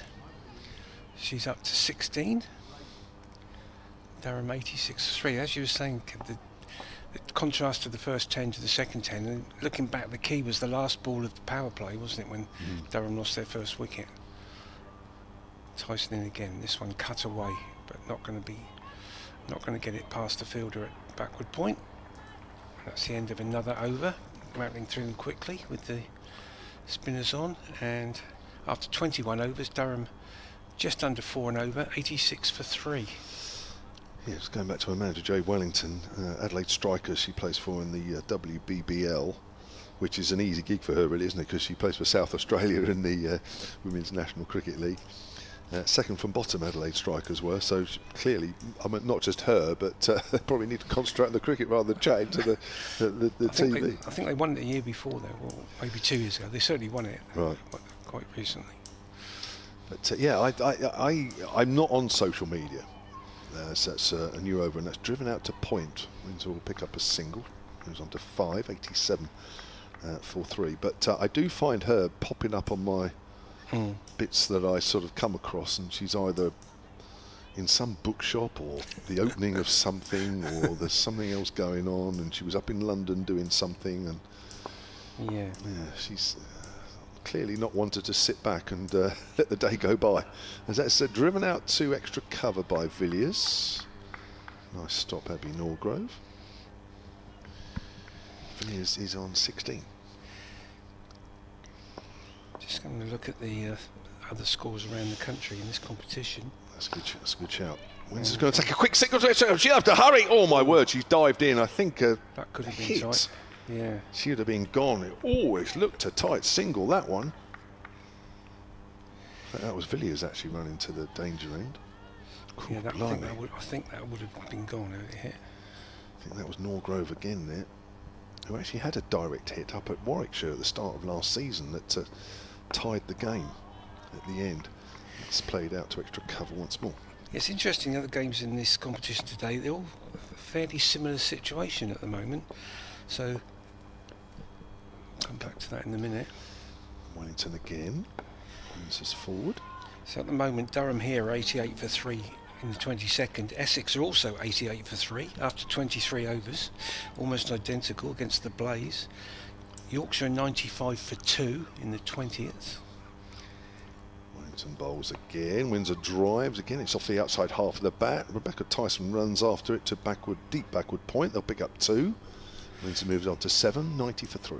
And in the 4th game, Somerset hosting Surrey are 102 for 2 off 20. So all scores fairly similar at the moment around the country. Good conditions, isn't it? Usually brings out the best in the batters on the whole. It's noticeable watching Murray that Lauren Bell, although she's not the captain today, obviously Titania seems to have a lot of input into field placings and what's happening. I think she's, whether it's official or not, she seems to be very much the vice captain and making a lot of the having a lot of influence on what's going on, their international experience. Tyson in, and that's a full toss, and it's dispatched as it should have been really by Villiers. She's just hit it over mid-wicket for 4, 1 bounce, loose ball from Tyson, rare loose ball. Yeah, gosh. Yeah, you mentioned Surrey there. They're the early pace setters with 3 wins from 3. Yeah. Somerset second place with 2 wins from 2. Yeah, and they're going well at the moment there. This one's cut away by Villiers, just going to be 1. Throw comes in on the bounce to Southby.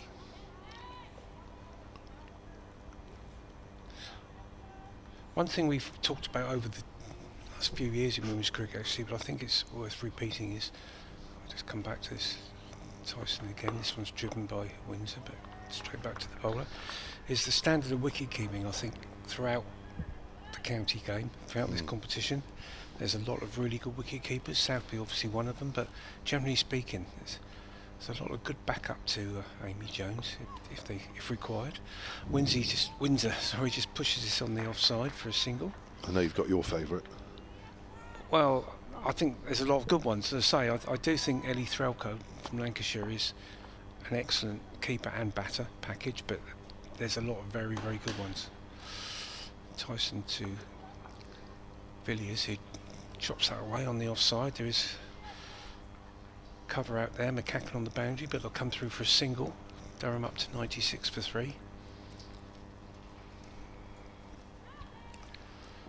Tyson at the end of a mark again. Left arm round, Windsor just push the middle. It's going to be tight again. That's a big shout, and that's out. This time it's out. They've taken on a tight single. Took on Bouchier, I think it is, at sort of extra cover, and even though there wasn't a direct hit, it's been picked up by Southby. Yeah, and she's been given out. I'll say that looking at the replay. Very tight call, but yeah, they've taken a couple of risky singles over the last 2 or 3 overs, and there was one over and 2 back which would have been out with a direct hit. And that one didn't actually need the direct hit, which shows that it wasn't the best judgment, to be honest. It just pushed to extra cover, and Bouchier is a good fielder in there. Didn't have to move very far, and her return to Southby was just in time to bring about the run out. So Durham lose their 4th wicket, in a bit of trouble now. 97 for 4. Villiers out for 23. It was according to the board, it was Norgrove, so my mistake. I thought that was Bouchier, but it's Norgrove. So you were just saying, Kevin, that she had a direct hit run out earlier on, and she's just brought out another run out now. I'm so used to Bouchier being in that position, I thought it was her. So that's the end of the over as well. Durham 97 for 4 at the end of 23. Well, that always did look. I mean, it's one of those when you hit a shot and you think there's no run there, and then all of a sudden they take off, and it always felt tight at the very least. So yeah, that's a mistake. But they've been pushing it to the limits, haven't they? Yeah, on a couple of other occasions. Yeah. The thing is with Emily Windsor, she's quite quick. She's always looking for a single, so you do have to be alert. But sometimes you do have to be prepared to say no. But it can be difficult when the ball goes in front, with you being the non-striker. Here's Amanda J. Wellington, start of a new over, and that's driven off the bottom of the bat by Windsor back to the bowler. Of course, now you can see Emily Windsor sort of sink to her knees, knowing she made a huge mistake there. And now the onus is on her to get a big one, or a big-ish one now. It's driven back to Wellington. Another wicket now really will undo all that hard work from Emma Marlowe and Talia Wilson at the top of the order. 47 without loss here, they are 97 for 4. Interesting fielding position here, short on the offside. It's flighted again, nice drive, but straight to Norgrove. Or is that Boucher? That's no, it's Norgrove. That's Norgrove. You've got a fielder sort of square, almost on the catch, on the offside. Very tight. That's true. Is it me, or has Abby Norgrove grown her hair a bit? Her hair looks longer. I don't know. I'd always look to you for fashion style advice, Kev. I'm not really into that. Oh, Phil. Nobody's ever said that to me before. Here comes Amanda Wellington. It's driven in the air, bounces once to point. To that position that we were just talking about. It is, so yeah, obviously right. I think that's a specialist position for Emily Windsor. By the way. It is, She's moved in even closer now. Agreed. That's Ella McCacken. What's she, about 4 wickets away? Which is more of a catching position, isn't it? You're right. It's a length ball, and that's another good over. That's a maiden over, a second maiden over in 5 overs for Wellington. Yeah, she started well here. So yeah, the squeeze is on here. It is, and you know, it's easy with hindsight, obviously. But we were saying when it was 40 odd for naught in the ninth over, you know, Hampshire a wicket can change this, and it absolutely did. And it's a totally different game now. Ideal time for spinners to be bowling as well, of course, with pressure all on the batsman to make it happen. We're going to have Heath on facing her first delivery from Tyson. Well, I've known Bess Heath over the years, especially when she was at Northern Diamonds, as being a really explosive batter. But last year she had a poor year, first year for Durham, just averaged 16 with the bat. And she's lost the gloves, of course. It was the keeper. Tyson in this one's just defended. He lost the gloves to Talia Wilson.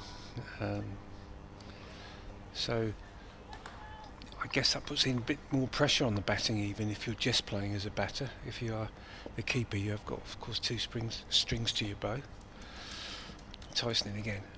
And this one is just defended.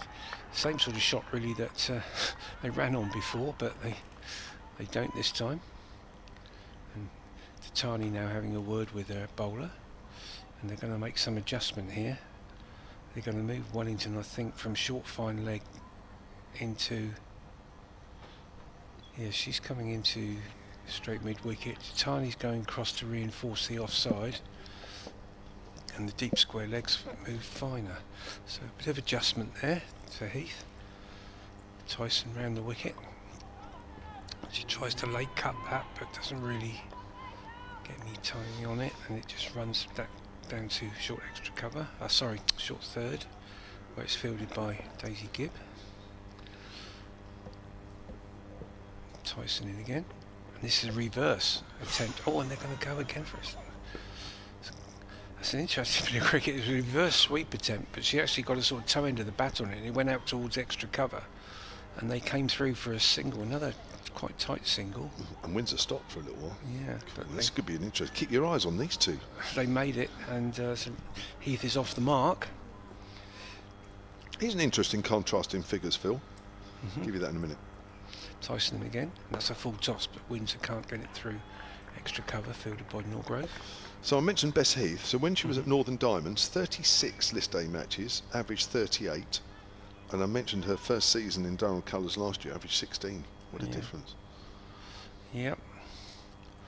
Hopefully she'll come back this year. This one's driven by Windsor. Oh, and that could be...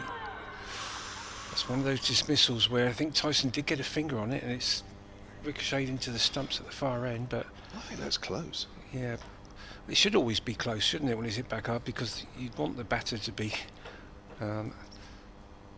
setting off, but anyway, she wasn't out of her ground, and she did get a finger on it, so that's avoided one of those very unfortunate dismissals, or the most unfortunate dismissal in many ways. And this is the drinks interval now, halfway, and Durham are 98 for 4, and you'd have to say Hampshire probably the happier of the two sides at the moment. That's for sure, yeah. So it was a good first 10 overs or so for Durham. They were 47 without loss, and then Emma Marlowe went for 17, and then in the 12th over, Holly Armitage for 11. In the 16th over, Tyler Wilson for 31, and then in the 23rd, Maddie Villiers run out for 23. So a good start from Durham, and they've been pegged back by Hampshire. Emily Windsor 8 not out. Bess Heath is 1 not out. And that top order of Durham has not quite fired after threatening at this stage to be a lot further ahead than they are. Lauren Bell was a little bit mixed for her first 4 overs, none for 18. There was 2 or 3 wides at least in that as well. Daisy Gibb a little bit expensive, but it was Naomi Datani that made those two breakthroughs in the 10th and 12th over, which has got Hampshire right back in this game, and the top partnership of 47 right at the top between Emma Marlowe and Talia Wilson. Going to have a change in the commentary box actually. Phil Green is going to stay on, and international record breaker Rebecca Blake will come in alongside Phil.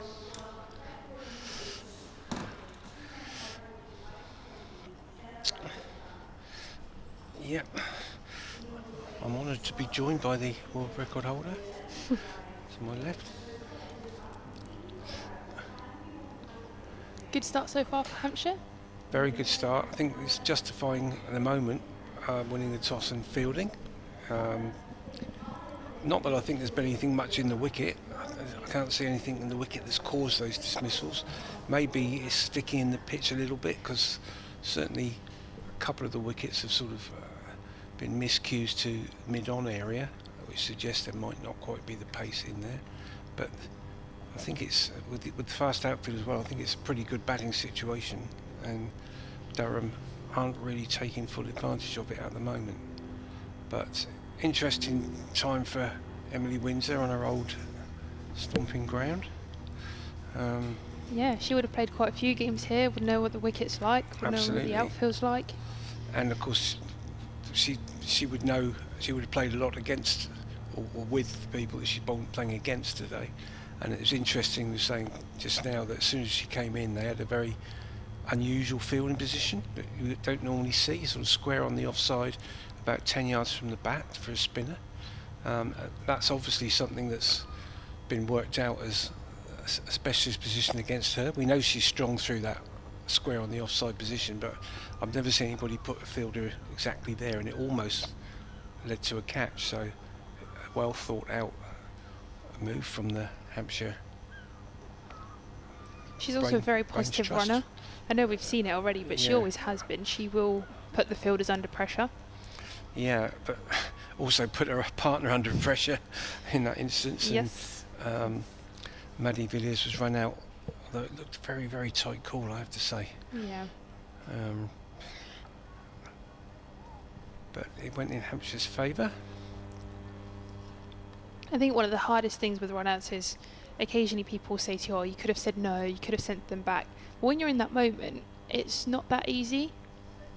Sure, yeah. And you you respond to, you trust your partner, don't you? You're told to trust your partner, really.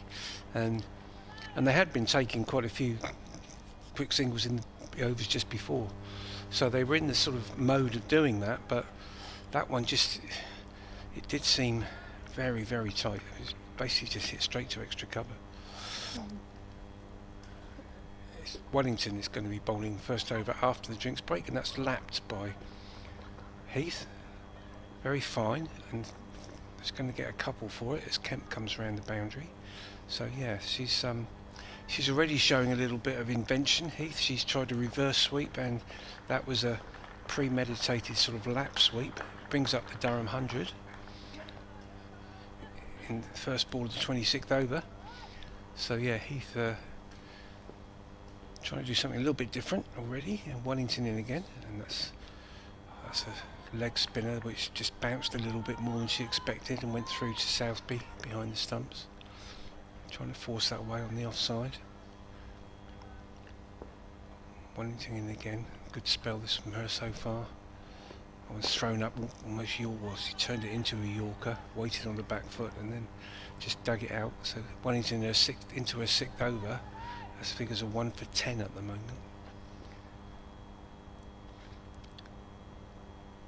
She comes again, that's wide of off stump and it's driven by Heath. Nice shot, but Lindsay Smith at extra cover gets enough of a hand on it to deflect it to mid-off and prevent them from coming through for a single.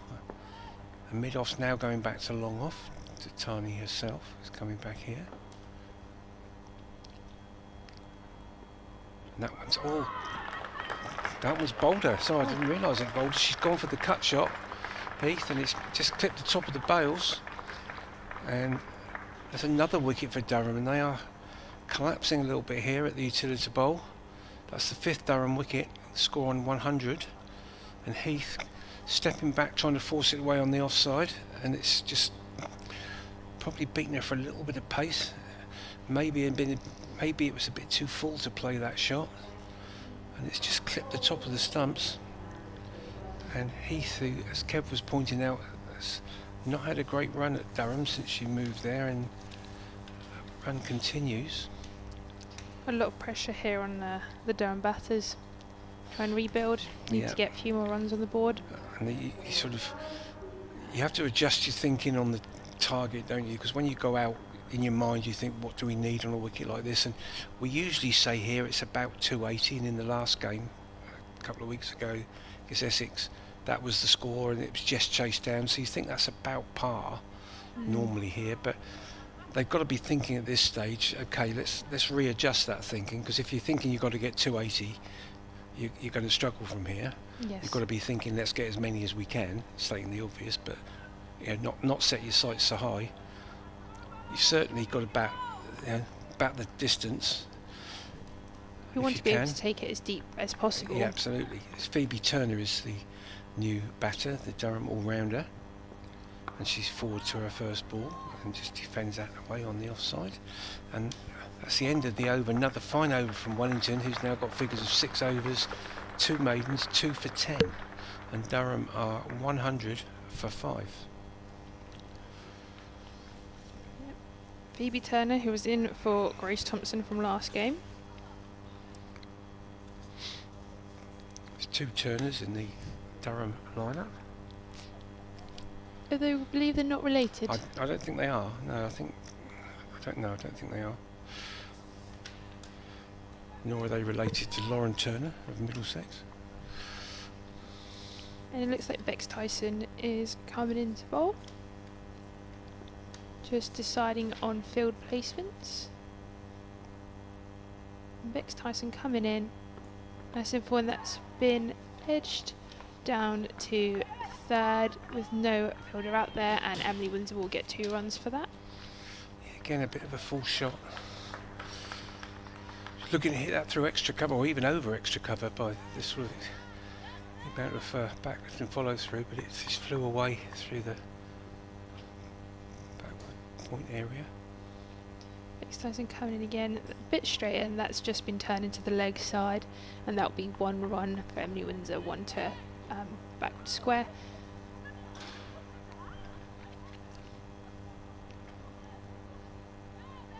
They've probably only got 3 fielders out. You're a firm believer that you should have 4 out at this stage? Well, in most situations, yeah, I think right now I wouldn't say that, because Hampshire are on top. I think quite often in the second innings of a game, fielding sides often make the mistake. Bex Tyson coming in through, and that was straight, but that was picked off of an offside. Hit through onto the leg side into deep mid wicket for 1.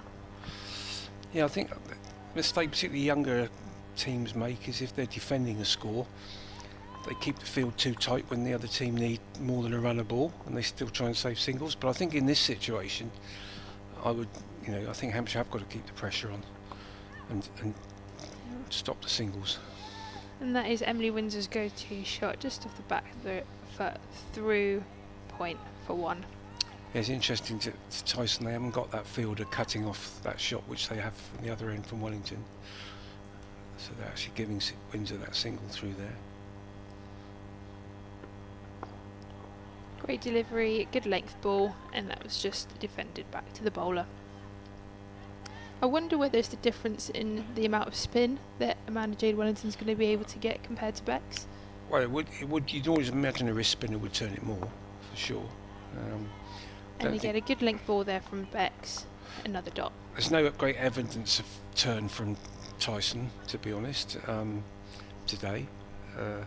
Whereas Wellington, as a wrist spinner, is always going to get that little bit more turn. But I think they just, particularly to Emily Windsor, thinking that she's going to hit the ball in the air through that square offside area, and they've got that catcher in position. So it'll be interesting to see how that develops. She's not really a great reverse sweeper, so I don't think she's there for that shot. Wellington in. That one's just driven down to Tani at mid-off, and there's no run. Sounded a bit like the toe of the bat, that one. Yeah, I don't think the timing's been spot on yet, Emily's, to be honest. Wellington again, this one. There's a player miss, that one's definitely turned. Classic leg break, really, and Windsor trying to play it through the offside, has played and missed. We've got slip in now, so pressure really being put on.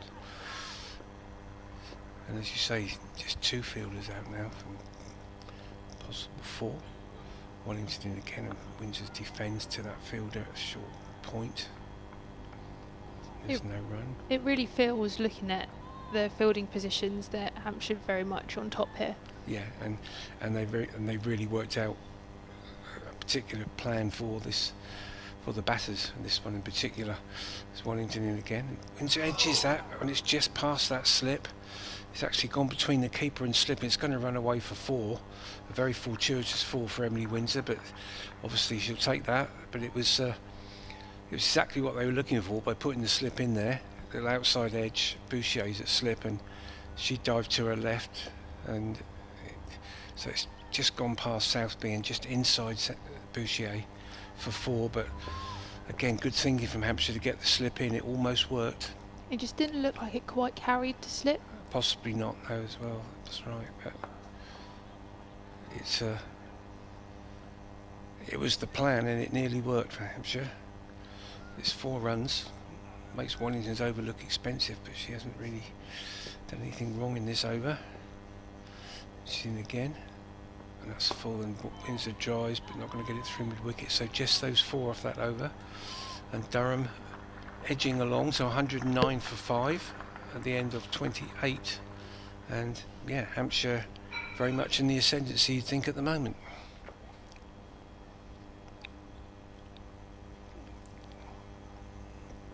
It looks like there could be a change of bowling here. Is it Lauren Bell coming back? Maybe. It does look like it. It looks like Miranda Salisbury's got rid of the helmet, which would suggest she's going to be standing back. Yeah. Interesting move, that, because you sort of think the spinners are on top at the moment, and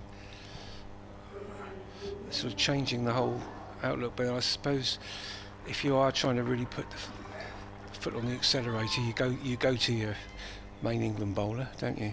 I think you've got to. Even though she didn't have the greatest start today, but you've got to back someone of her quality. And that is Lauren Bell coming in now for her second spell, first ball, and that was nice and straight, and that's just been driven straight to mid-off. I think if she can get a bit of shape here, just put them a little bit more under pressure, Yeah. could be the good call. I'm surprised she hasn't got a slip in, really, with the shape she does bowl. Or a bit more attacking, but maybe she's going to just get into a spell first. Coming in now for second ball of the spell, and nice and full, good ball, and that's just been pushed through to mid-wicket for no run.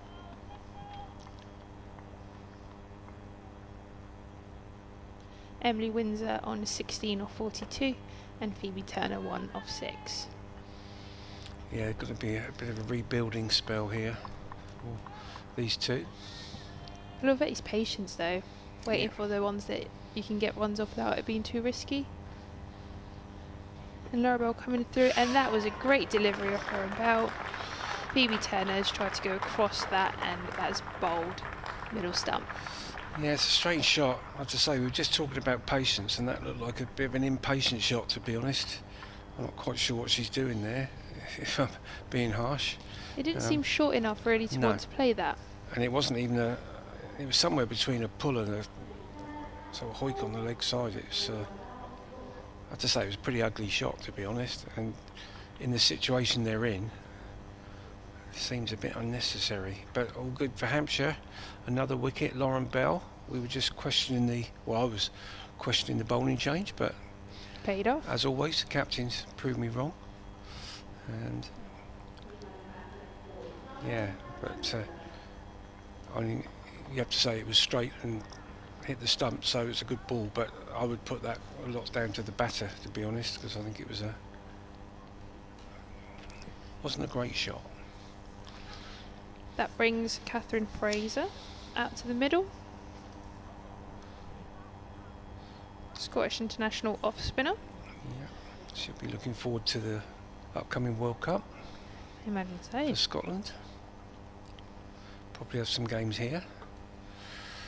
I think Scotland have got at least one game here. And Lauren Bell coming through just past the umpire now. Nice and full, and then that's just been blocked back to mid-wicket. Yeah, you think Hampshire are going for the kill a bit here. They've been looking to knock over the rest of this Durham batting order. Even more pressure on Emily Windsor now as the last recognised batter for Durham. Big ask here for Durham now. And Laura Bell coming through nice and full, and that's just been driven through to extra cover. No run. Again, we talk about records, but... We do when you're on, Bex, yeah. Hey. But actually, Catherine Fraser, she became Scotland's youngest ever women's T20 international player in 2019 at just 14 years of age. 14? Yep, still holds the record now. Excellent. We're everywhere.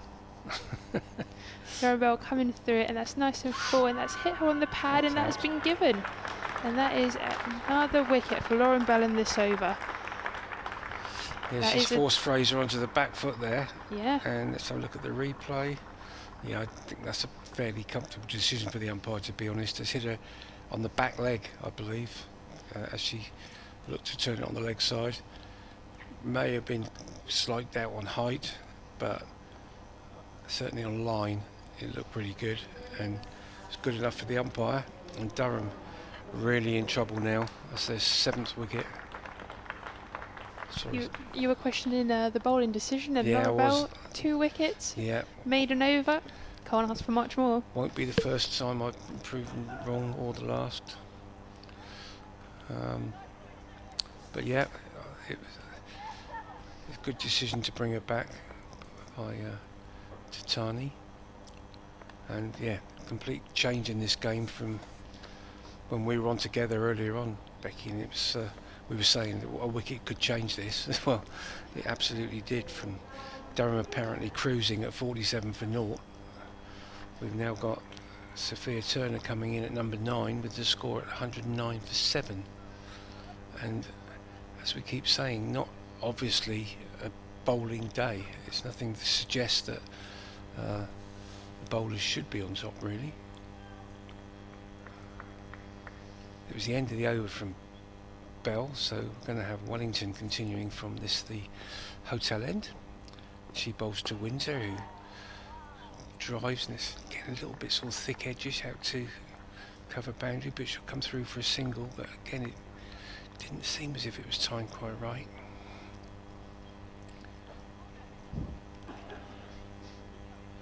So Turner, Sophia Turner on strike now for the first time from Wellington. He's continuing this excellent spell. Again, that's a leg break, and it's just pushed away. Got to slip in again now. And that position on the offside, they've got it for this batter as well, so it's not just a Emily Windsor position. Wellington in again, that's shorter, played off the back foot by Turner, but just in defensive mode. She has been a great addition to the Hampshire bowling attack.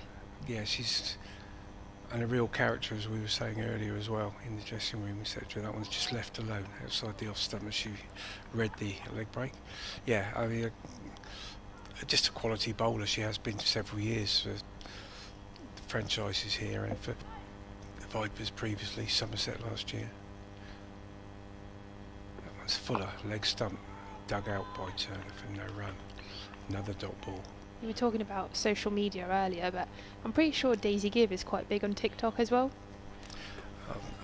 I'll take your word. I'll take your word for that. that, Bex. I understood some of the words in that sentence, but basically just Daisy Gibb. That one's just defended. No run in the end of the over. Durham 110 for 7, and Becky's handing over to Kev. Thank you very much. And I'm handing over to Becky. That's Rebecca Blake staying on with me, Kevin James, and well, ever since the Emma Marlowe Talia Wilson opening partnership was broken, it's been a steady stream of wickets here for Durham. That double wicket maiden as well from Lauren Bell in her previous over really has turned the screw. It really has, yes. I definitely think you get some bowlers that are very much wicket-taking bowlers. You'll pass them the ball and you know that they will make something happen. And you do have you've got bowlers that are just economical and they will build you a wicket, but some just come on and make a difference straight away. It's turned away down the leg side. Start of a new over from Bell. Windsor will pick up another single. The innings rests a lot on her now. She moves on to 18, 111 for 7, and we are in the 31st over. Yes, Lauren Bell looked a little bit match rusty in her first spell, I think it's fair to say, but she's come right back on it in her second spell from the pavilion end. And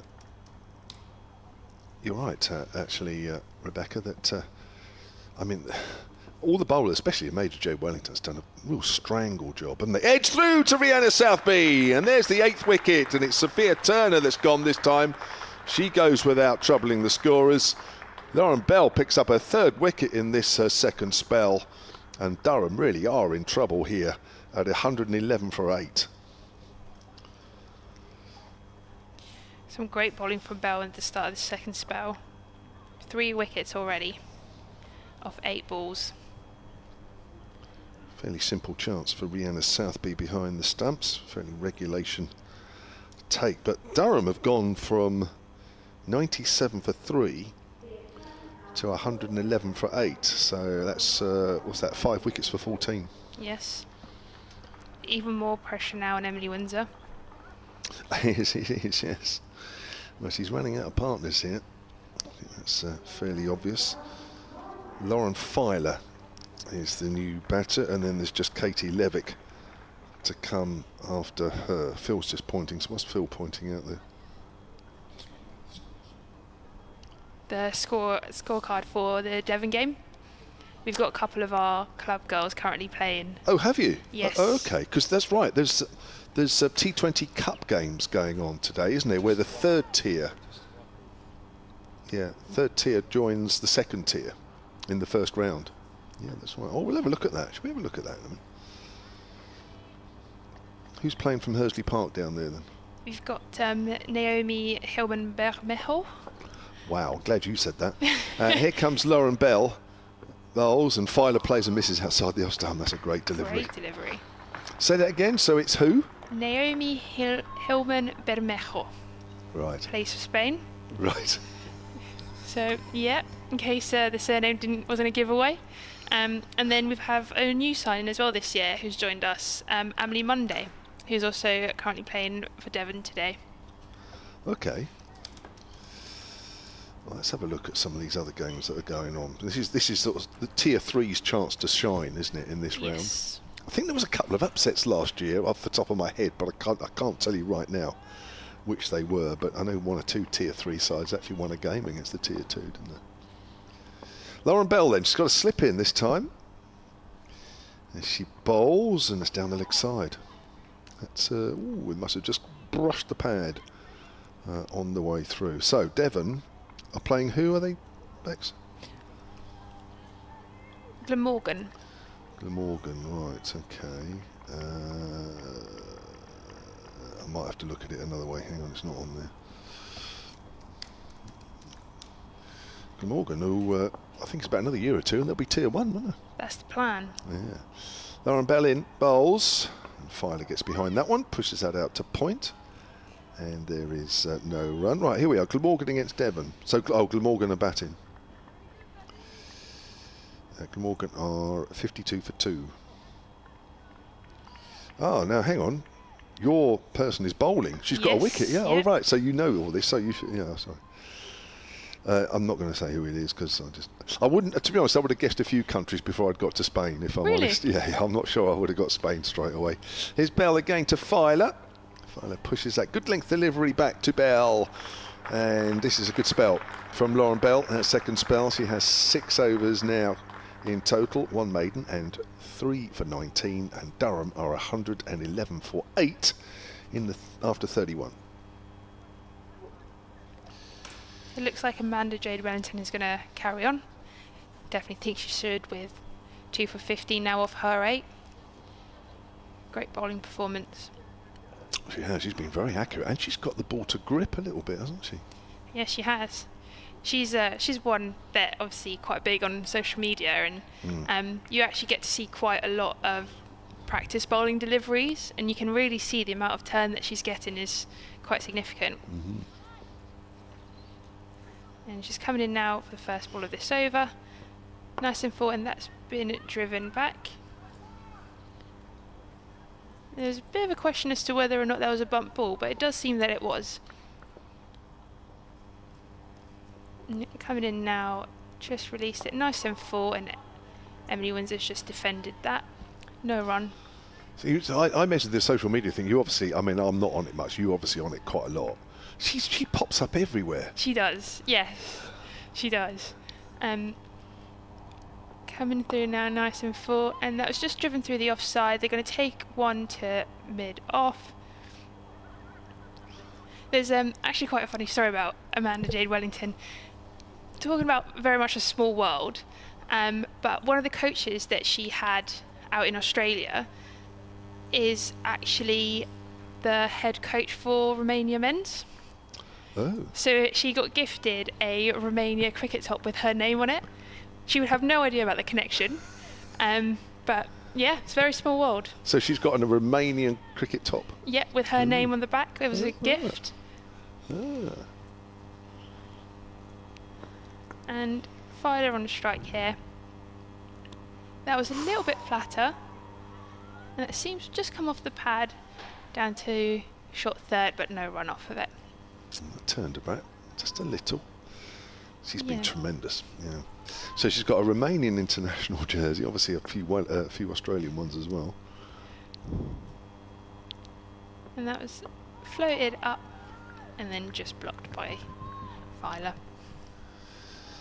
Yeah, she's not shy, is she? I noticed. I did an interview when she literally arrived off the plane that morning, and I did one about 2 hours after she got to the ground here, and she was just like full of beans. And that was just left, 1 on the back foot. Nice turn, straight through to the keeper.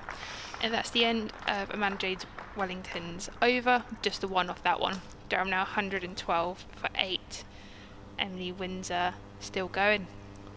Yeah, she spoke like somebody who, you know, she was, because obviously when she arrived here, she had to do an indirect route because of what's happening, Middle East, blah, blah, blah. So she'd been on the plane for hours and hours and hours. I spoke to her literally about an hour or 2 after she arrived at the ground, and she was just like hyper. It was incredible. I thought, wow, you know, somebody that's been like that, I'd be asleep by now. Yeah, I couldn't. I suppose you probably get used to it. She's probably on a flight every few months and is used to going here, there and everywhere. True. Yeah, she's had a fairly busy winter. She was playing out in Canada back in October. Hang on, having a look at the ball here. As Lauren Bell just handed the umpire the ball. Not sure what's going on, but not sure we're going to get a ball change, or are we? No. Maybe there's just a loose bit of the seam somewhere. So here, Durham are 112 for 8. Emily Windsor is still there. She's 19 from 47. But just Lauren Filer, who's out there in the middle, and Katie Levick to come for Durham. And from a position of what looked like strength in the power plays, they're sort of hanging on a bit here. 112 for 8. Here's Lauren Bell to Emily Windsor. She cuts, she misses. Goes through to Rihanna Southby. Into the 33rd over. Durham being put into bat. Didn't look a great decision initially, but it looks a good decision now.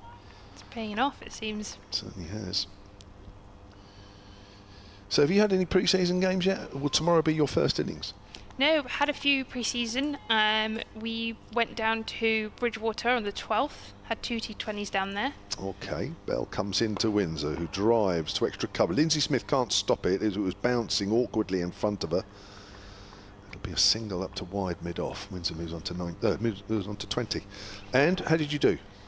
Good. We won both of those games, but it's nice to play a team that we don't normally play very often. I think we get very used to playing the same teams year on year, so it's nice to go somewhere different, just be challenged, and I think everyone did really well. They're great hosts. Yeah. It was brilliant playing down there. Great wicket as well, great outfield, and to be able to get a game that early on at club is great for us. So. Bell in again, this time to Filer, who's forward, plays with a dead straight bat. And did you get any runs personally? I got 30 odd in the first game, and then didn't bat in the second game, didn't get in.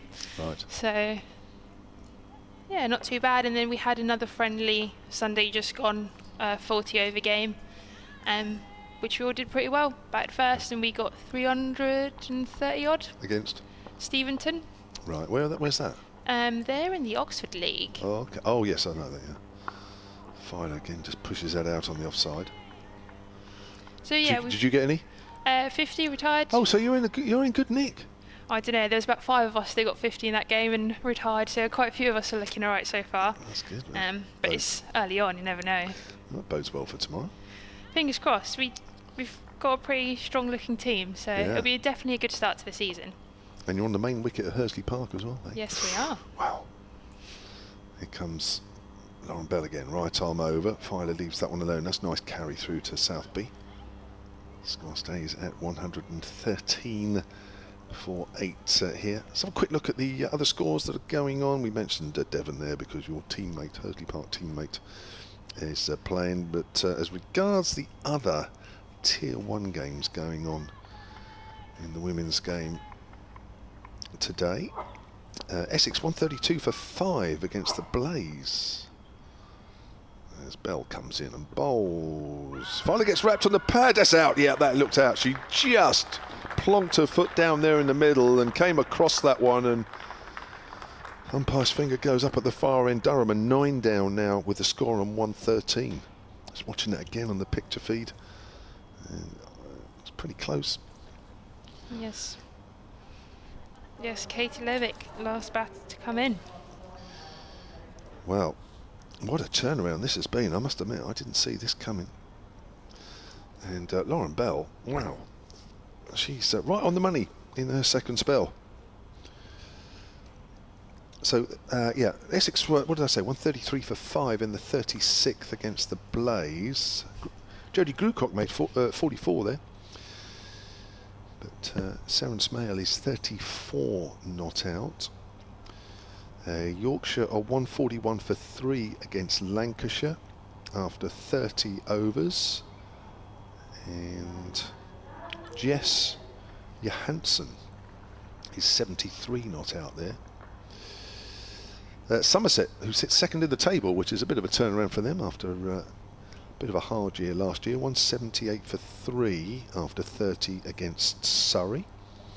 Heather Knight, 78 not out. Sophie Luff made 57. And we'll keep an eye on that Devon game for you. With that unpronounceable, well, you can say it. It's okay, Phil keeps passing me his phone screen so I can have a look. That's all. And Amanda J. Wellington coming in for her last over at this game.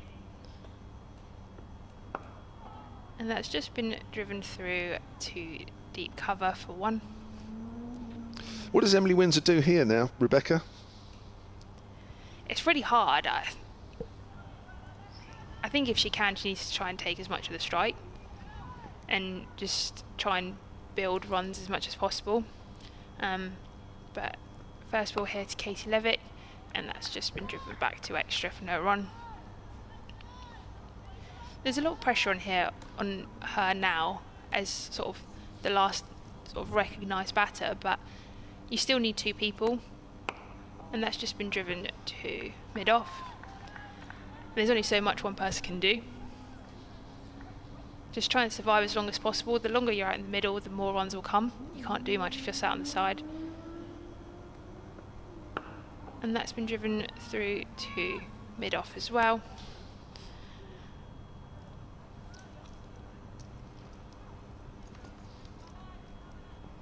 Just the 2 boundary fielders at the moment, and those been nice and straight. A little bit of turn there, a little bit of confusion in the middle, but they are both safe.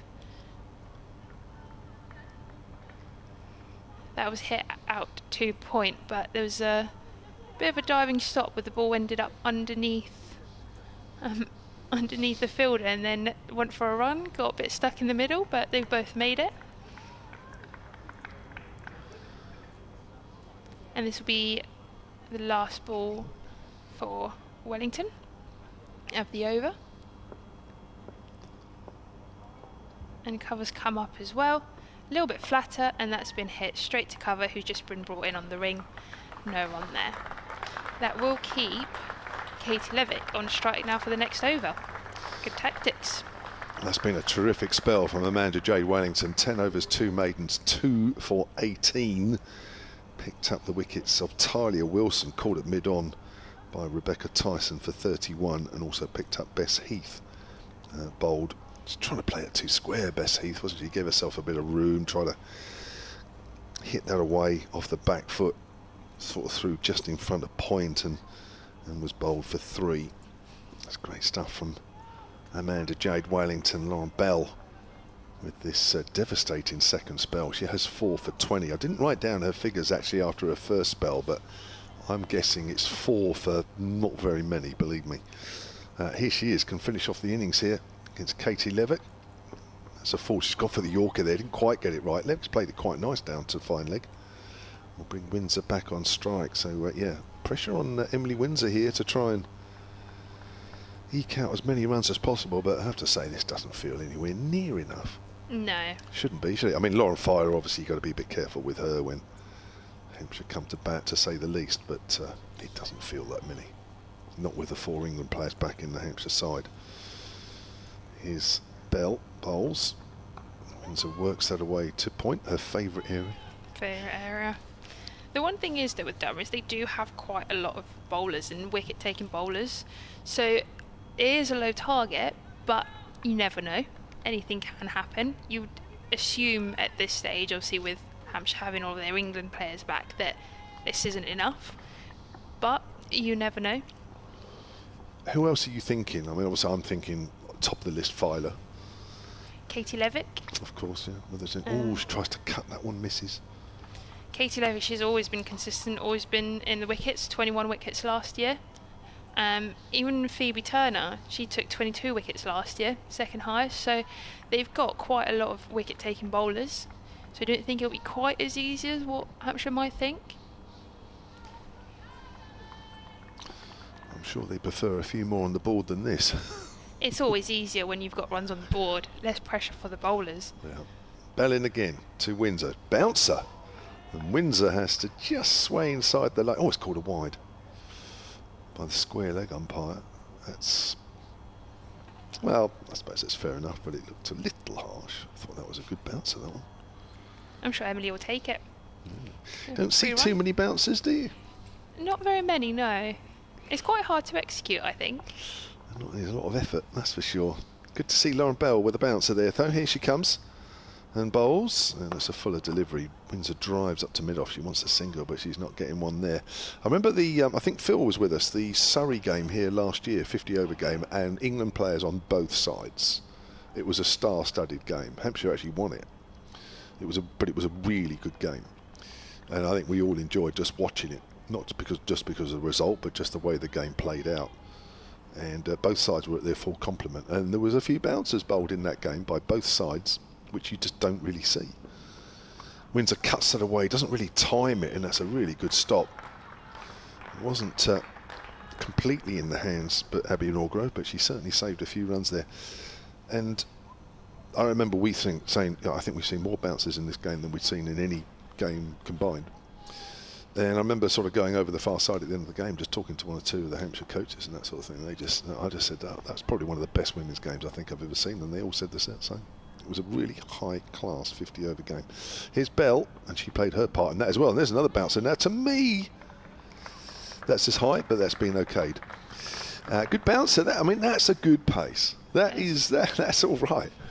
You wouldn't mind being able to bowl those. 35 overs gone, 117 for 9. Windsor on 21 of 56. And Katie Levick, 2 of 5. Good bouncer to keep Windsor down that end. I think you got a break, Rebecca. Another one. Wonderful.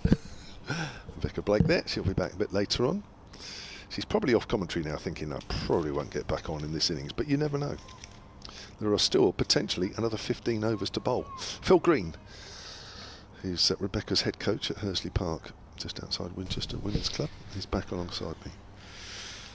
Yeah, this game's certainly been turned on its head since that start from Durham.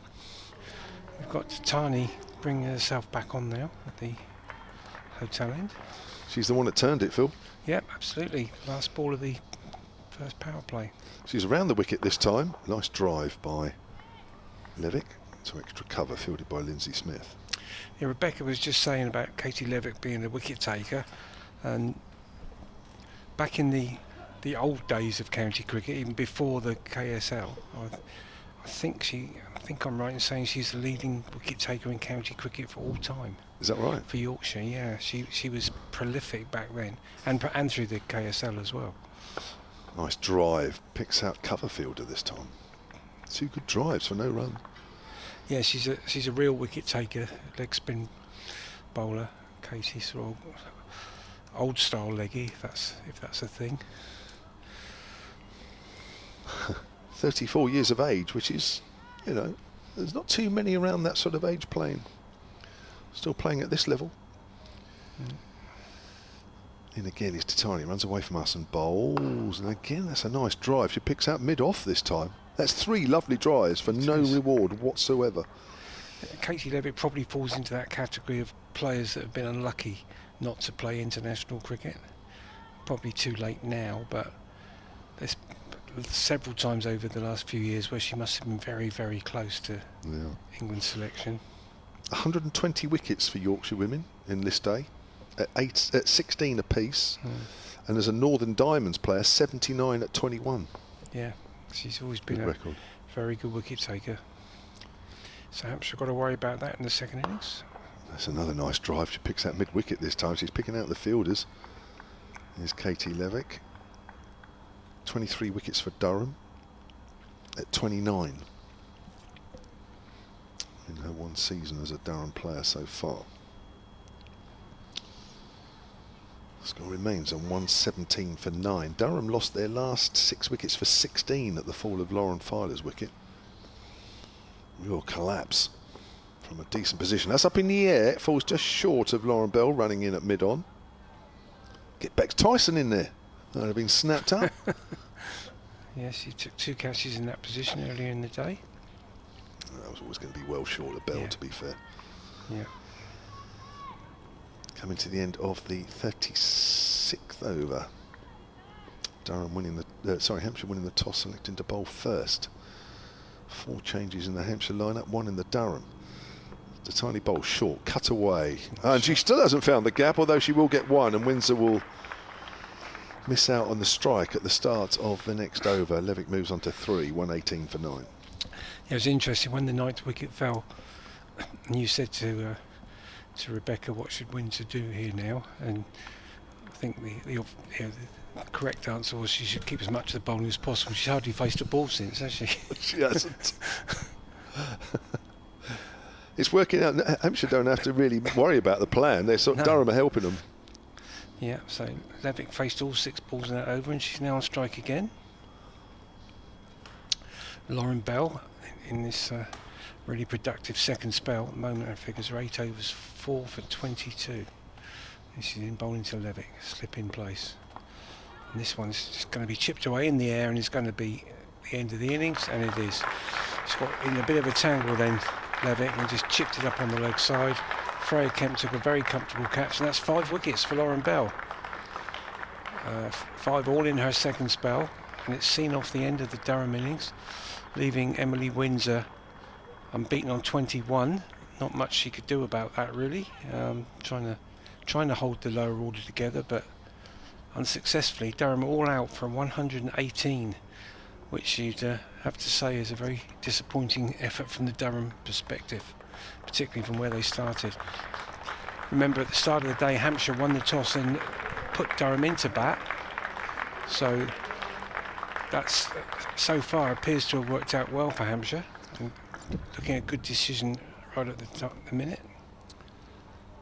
I'm not sure what happened here. The umpires are stopping the ground staff coming out. Oh no, they let them go now. They stopped them coming out at one point, the umpires.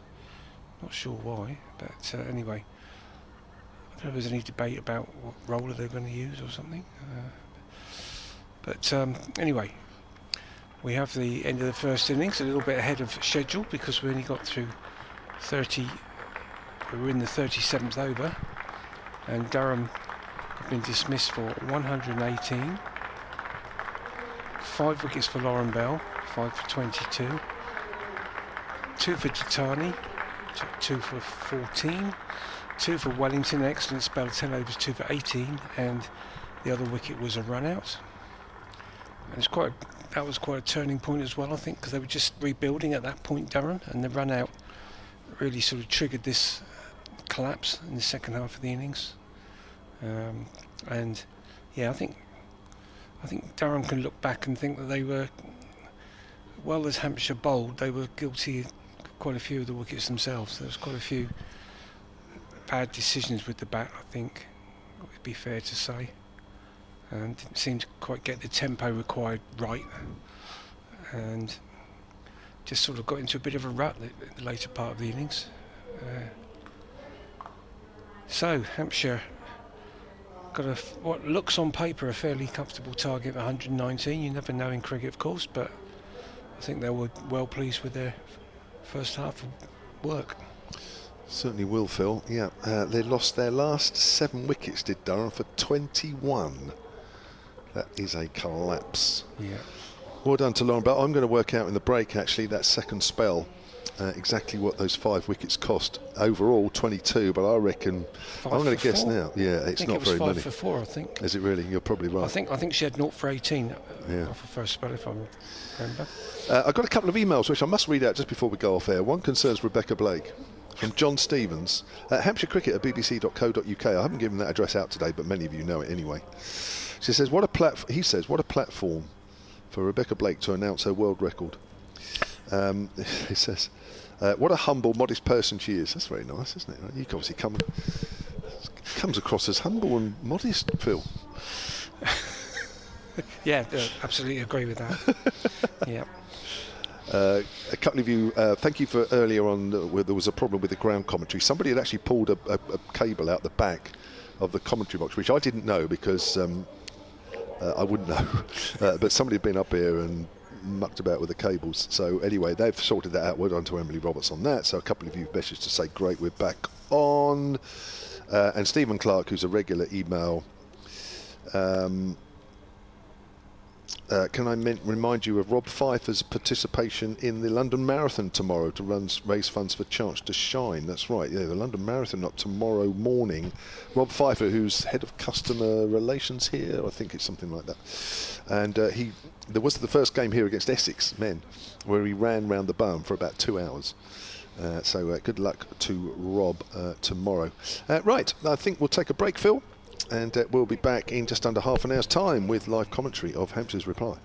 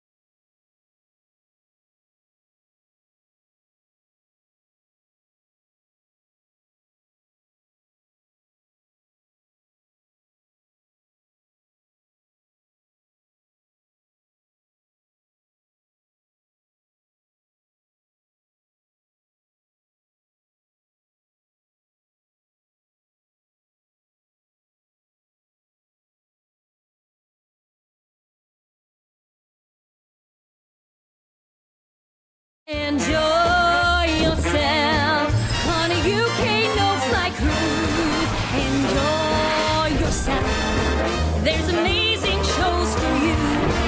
Enjoy yourself. There's outstanding cuisine. Enjoy yourself. Enjoy yourself. It's all high quality. Enjoy yourself. Enjoy yourself. It's all high quality.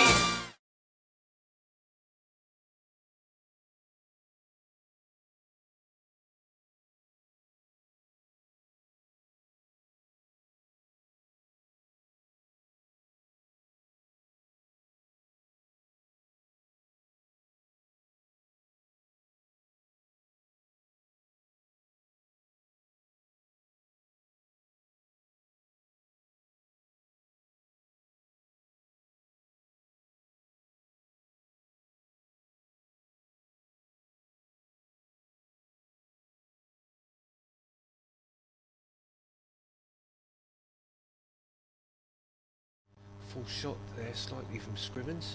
Smith in again, this one's shorter, and he's out. She's caught a slip. Scrivens going for a cut, and she's edged it. It's a sharp catch by Boucher. Bowls to Lissy McLeod, first ball. That's the first freebie we've had. It's cut through the offside. It's going to run away to the point boundary. It's going to beat Abby Norgrove in the race there, and it's the first boundary for Essex.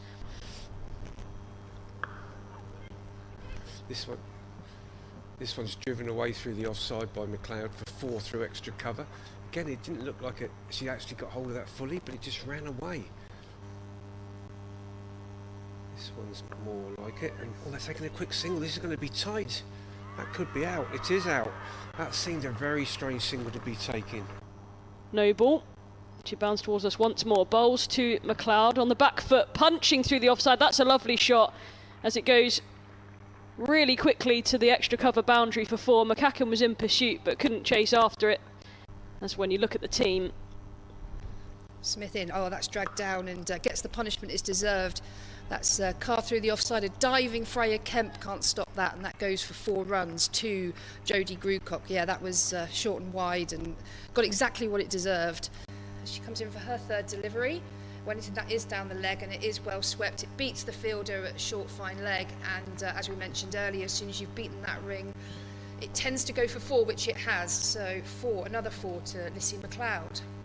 Oh, you've turned your laptop away from me. Yeah, I know, because I've got it on my screen, so I don't want you to cheat. Oh. That is flicked onto the leg side, and that's nothing more than a flick, and with this boundary and how well timed that was, that's another 4 sort of running up as she is, and she comes in, and that one's straighter but back of her leg and pulled and beats the 2 fielders on the leg side. 4 runs to Grucock. That shot is more to protect reverse sweep than anything else. I think that field, sorry. It is usually, and that's short and wide and punished through the offside, and will go for 4 runs as that delivery deserves. We shall see if that entices her, and that is edged. She tried to play that sort of backward cut, but thicker edge than. She's in again over the wicket to Grucock. A bit short again, the same shot again, almost identical. This one I think might actually run all the way. It will for 4, but it's the same shot. Short third, a backward point, a deep cover, an extra cover and a mid-off on the offside. And this one's down the leg side and Grucock sweeps. I don't know if she's made any contact with it, but it's going to run away for 4, and it is, yes, it runs. Right, Francesca Sweets, she's coming into the right-hander for her 2nd over. And that's on the offside, but it's in the slot and it's beautifully driven through extra cover for 4. White ball cricket. She's in again, full ball driven. This time it pierces the 2 fielders. There's one at mid-off and one slightly. This one's driven straight by McCaz, a lovely shot down the ground, just passes the stumps at the far end. And Smith in. Better length here. It's driven up to Bex Tyson, and there is a run out. I didn't think that was going to be given. Batting in the middle order this time. Quicker delivery from Tyson. That's a better appeal. That one looks out, and it is. Hit Joe Gardner on the back pad. Yep, this one's shorter and it's pulled by Miller, but she's not going to find the gap. Oh, she is actually. It's a misfield, I have to say. It shouldn't have gone for 4, but it has. It's gone through deep square leg for 4. Tyson in once more. Well worked into the gap for Grucock. That will be her 50. She's played nicely, Grucock. Picks up a single, goes to 50 from 59 deliveries, striking at 84.7. I think she sort of, I think clothed it is the modern term. Never quite understood what that means, but I've heard it said a lot. Well, this one's chipped in the air, is going to be out. That's a leading edge from Miller. Tatani in once more, starts a new over for the pavilion end. Short, it's pulled, it's missed by Grucock. On the money, Naomi Tatani. First ball of her 6th over brings a wicket. A very good fielder, so if it was in her arc, I'm sure it would have stuck. And this time she bowls her straight through. Mara Carr just gave herself a room one too many times, and depends how many more they can get. 5 balls remaining. A reverse sweep attempted by Smell, missed and bowled by Tatani. A bit of a bonus for her. She's bowled well today. And final ball of the innings. Triggers across as Kopak. She gets it into the leg side. They'll come back for 2 regardless. They've got to. Left arm, Freya Kemp has to run round. Poor throw, and they will get back for the second. They think about a third actually. As the backing up is completed by Gibb. Yeah, Gray in again. And, oh, that's an inside edge from McCacken. That's going to bring her 4 runs. Not the way she intended by any means. It's McGregor in once more, runs past the umpire. Fuller driven and can't be stopped by Joe Gardner at mid-off, and will go to the boundary for 4. It's a good shot from Boucher. Absolutely. That's key. That's nicely turned away by McCacken. That could go all the way actually. It has gone all the way. Bowls to Boucher, again full, straight, driven straight to Joe Gardner at mid-off. Silence in the crowd, Boucher gone, big wicket. Gray in again. This one's outside off and it's edged by McCacken, and that's going to fly away for 4. It's a second streaky 4, you'd have to say. And batting lovely here, it's a lovely full-blooded drive up through mid-on, goes for 4. as Kopak's in again, bowls this time back of a length, and that's whipped through mid-wicket, really well timed, and that will go to the boundary. 4 runs to McCacken. Who's on 28, bowls a short ball and pulled away. That's a bit more shovelly that you were talking about earlier. Same result, 4 runs as well. Whipped away again into that mid-wicket region. That's going to go for 4. That was really beautifully timed from McCacken, who's looking very comfortable out there. And they have done in the past. As driving this time is Norgrove. Lovely shot through extra cover. That will pick up another boundary. Width on offer from Smell on this occasion. Scrimpton's in. This one's just nudged away by Norgrove. She's going to get a couple. So it's come fine. That's McCacken, not Norgrove. So that's her 50. 51 for McCacken. Good comeback from the injuries from last year. Take that on. They probably won't use it just yet. Norgrove driving on the up to long on. Will pick up a single. Will move to 50. Well batted, Abby Norgrove. She struggled at the start to get off the mark and was in single figures for a while, but she's caught up brilliantly. 50 from 72. Around the wicket to Ella McCacken, who charges and takes a caught and bowled. There's the mistake. She's made one mistake, Ella McCacken, on 90. Nervous 90s. Sometimes it's got a ring to it, and sometimes it works. Away from the left-hander. And Kemp sweeps behind square. They come through for a single. I think that was a drop catch at short fine. Put the jam on top with a boundary. And that's not going to be a boundary, that's caught. So Norgrove, a fantastic innings, comes to an end. 7.5, the required run rate, sorry. And Southby frees her arms and takes a wild swing. There's a huge mix-up, and that will be the end of Southby's innings. She hit the ball firmly, ran on the shot. Freya, probably quite rightly, sent her back. And down it comes, and she pulls and pulls hard, and straight away she finds the boundary. 4 behind square on the leg side. Gardner bowling from the pavilion end, round the wicket again, and Kemp's down the track and drives us. Does she get it past extra cover? Yes, she does. That's going to be 4 runs. come through for 1. Kemp's down the track here, and that's a big hit down the ground. That's going to be another boundary. Very clean hit by Kemp this time. And Gardner, that's it. It's Gardner to Tatani. It's short, and Tatani pulls it, and very good effort mid-wicket actually to pull off a inside out over extra cover, I think. Straight down the ground. That's a great shot, Tatani. She's pummeled it over the bowler's head for 4. That's the boundary they need. Brilliant shot. Eva Gray, last ball of her over. Bowls, and it's into Kemp's arc. She got over fielder. her. She's gone. Yeah, straight to the fielder they placed behind the bowler.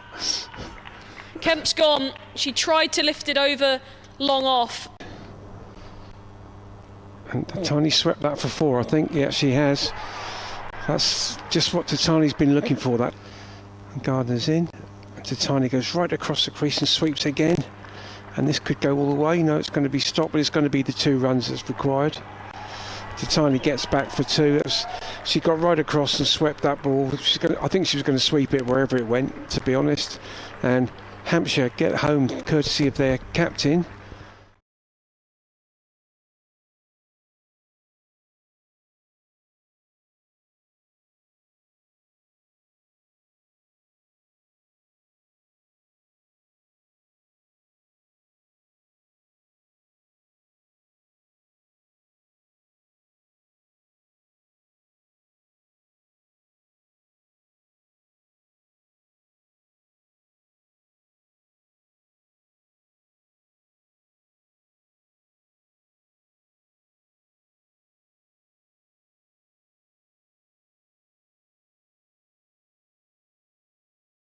Enjoy yourself on a UK no-fly cruise. Enjoy yourself. There's amazing shows for you.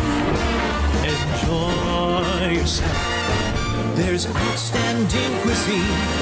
Enjoy yourself. Enjoy yourself. It's all high quality. Enjoy yourself. Enjoy yourself. It's all high quality.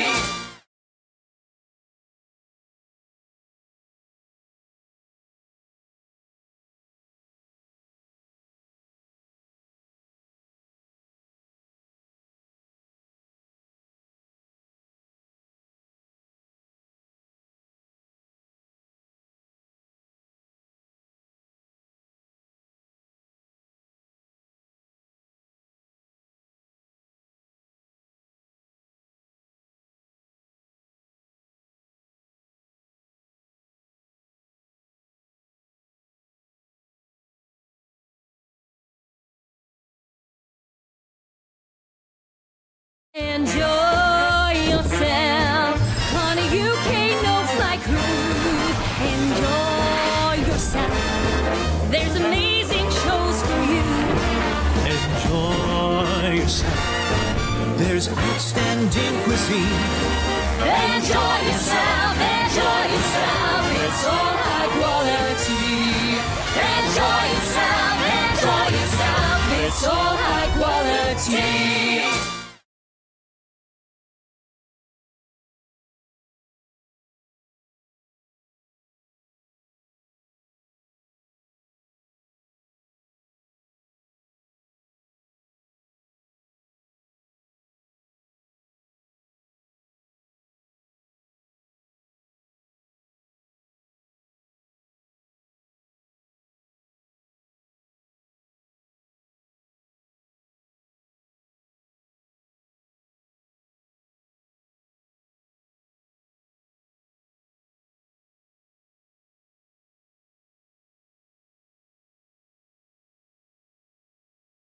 Full shot there, slightly from Scrivens.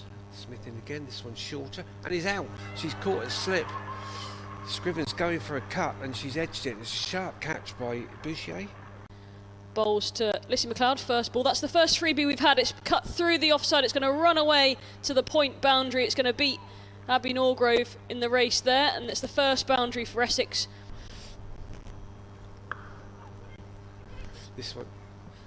This one's driven away through the offside by McLeod for 4 through extra cover. Again, it didn't look like she actually got hold of that fully, but it just ran away. This one's more like it, and they're taking a quick single. This is going to be tight. That could be out. It is out. That seemed a very strange single to be taken. No ball. She bounced towards us once more. Bowls to McLeod on the back foot, punching through the offside. That's a lovely shot as it goes really quickly to the extra cover boundary for 4. McCacken was in pursuit but couldn't chase after it. That's when you look at the team. Smith in. Oh, that's dragged down and gets the punishment it's deserved. That's carved through the offside. A diving Freya Kemp can't stop that, and that goes for 4 runs to Jodie Grucock. Yeah, that was short and wide and got exactly what it deserved. She comes in for her 3rd delivery. Wellington, that is down the leg and it is well swept. It beats the fielder at a short fine leg, and as we mentioned earlier, as soon as you've beaten that ring, it tends to go for 4, which it has. So 4, another 4 to Lissy McLeod. Oh, you've turned your laptop away from me. Yeah, I know, because I've got it on my screen, so I don't want you to cheat. Oh. That is flicked onto the leg side, and that's nothing more than a flick. And with this boundary and how well timed that was, that's another 4 sort of running up as she is, and she comes in, and that one's straighter, but back of her leg pulled and beats the 2 fielders on the leg side. 4 runs to Grucock. That shot is more to protect reverse sweep than anything else. I think that field, sorry. It is usually, and that's short and wide and punished through the offside, and will go for 4 runs as that delivery deserves. We shall see if that entices her, and that is edged. She tried to play that sort of backward cut, but thicker edge than. She's in again over the wicket to Grucock. A bit short again, the same shot again, almost identical. This one I think might actually run all the way. It will for 4, but it's the same shot. Short third, a backward point, a deep cover, an extra cover and a mid-off on the offside. And this one's down the leg side and Grucock sweeps. I don't know if she's made any contact with it, but it's going to run away for 4, and it is, yes, it runs. Right, Francesca Sweets, she's coming into the right-hander for her 2nd over. And that's on the offside, but it's in the slot, and it's beautifully driven through extra cover for 4. White ball cricket. She's in again, full ball driven. This time it pierces the 2 fielders. There's one at mid-off and one slightly. This one's driven straight by McLeod. A lovely shot down the ground. Just passes the stumps at the far end. And Smith in. Better length here. It's driven up to Bex Tyson. And there is a run out. I quite didn't think that was going to be given. Batting in the middle order this time. Quicker delivery from Tyson. That's a better appeal. That one looks out, and it is. Hit Jo Gardner on the back pad. Yep, this one's shorter and it's pulled by Miller, but she's not going to find the gap. Oh, she is actually. It's a misfield, I have to say. It shouldn't have gone for 4, but it has. It's gone through deep square leg for 4. Tyson in once more. Well worked into the gap for Grucock. That will be her 50. She's played nicely, Grucock. Picks up a single, goes to 50 from 59 deliveries, striking at 84.7. She sort of, I think clothed it is the modern term. Never quite understood what that means, but I've heard it said a lot. Well, this one's chipped in the air, is going to be out. That's a leading edge from Miller. Tatani in once more, starts a new over for the pavilion end. Shaw, it's pulled, it's missed by Grucock. On the money, Naomi Tatani. First ball of her 6th over brings a wicket. A very good fielder, so if it was in her arc, I'm sure it would have stuck. And this time she bowls her straight through. Mara Carr just gave herself a room one too many times, and depends how many more they can get. 5 balls remaining. A reverse sweep attempted by Smell, missed and bowled by Tatani. A bit of a bonus for her. She's bowled well today. In final ball of the innings, triggers across as Kopak. She gets it into the leg side. They'll come back for 2 regardless. They've got to. Left arm, Freya Kemp has to run round, poor throw, and they will get back for the 2nd. They think about a 3rd actually, as the backing up is completed by Gibb. Yeah, Gray in again. And, oh, that's an inside edge from McCacken. That's going to bring her 4 runs. Not the way she intended by any means. It's McGregor in once more, runs past the umpire. Fuller driven and can't be stopped by Jo Gardner at mid-off, and will go to the boundary for 4. It's a good shot from Boucher. Absolutely. That's key. That's nicely turned away by McCacken. That could go all the way actually. It has gone all the way. Bowls to Boucher, again full, straight, driven straight to Jo Gardner at mid-off. Silence in the crowd. Boucher gone. Big wicket. Gray in again. This one's outside off and it's edged by McCacken, and that's going to fly away for 4. It's a second streaky 4, you'd have to say. And batting lovely here. It's a lovely full-blooded drive up through mid-on. Goes for 4. As Kopac's in again, bowls this time back of a length, and that's whipped through mid-wicket, really well timed, and that will go to the boundary. 4 runs to McCacken. Who's on 28, bowls a short ball and pulled away. That's a bit more shovelly that you were talking about earlier. Same result, 4 runs as well.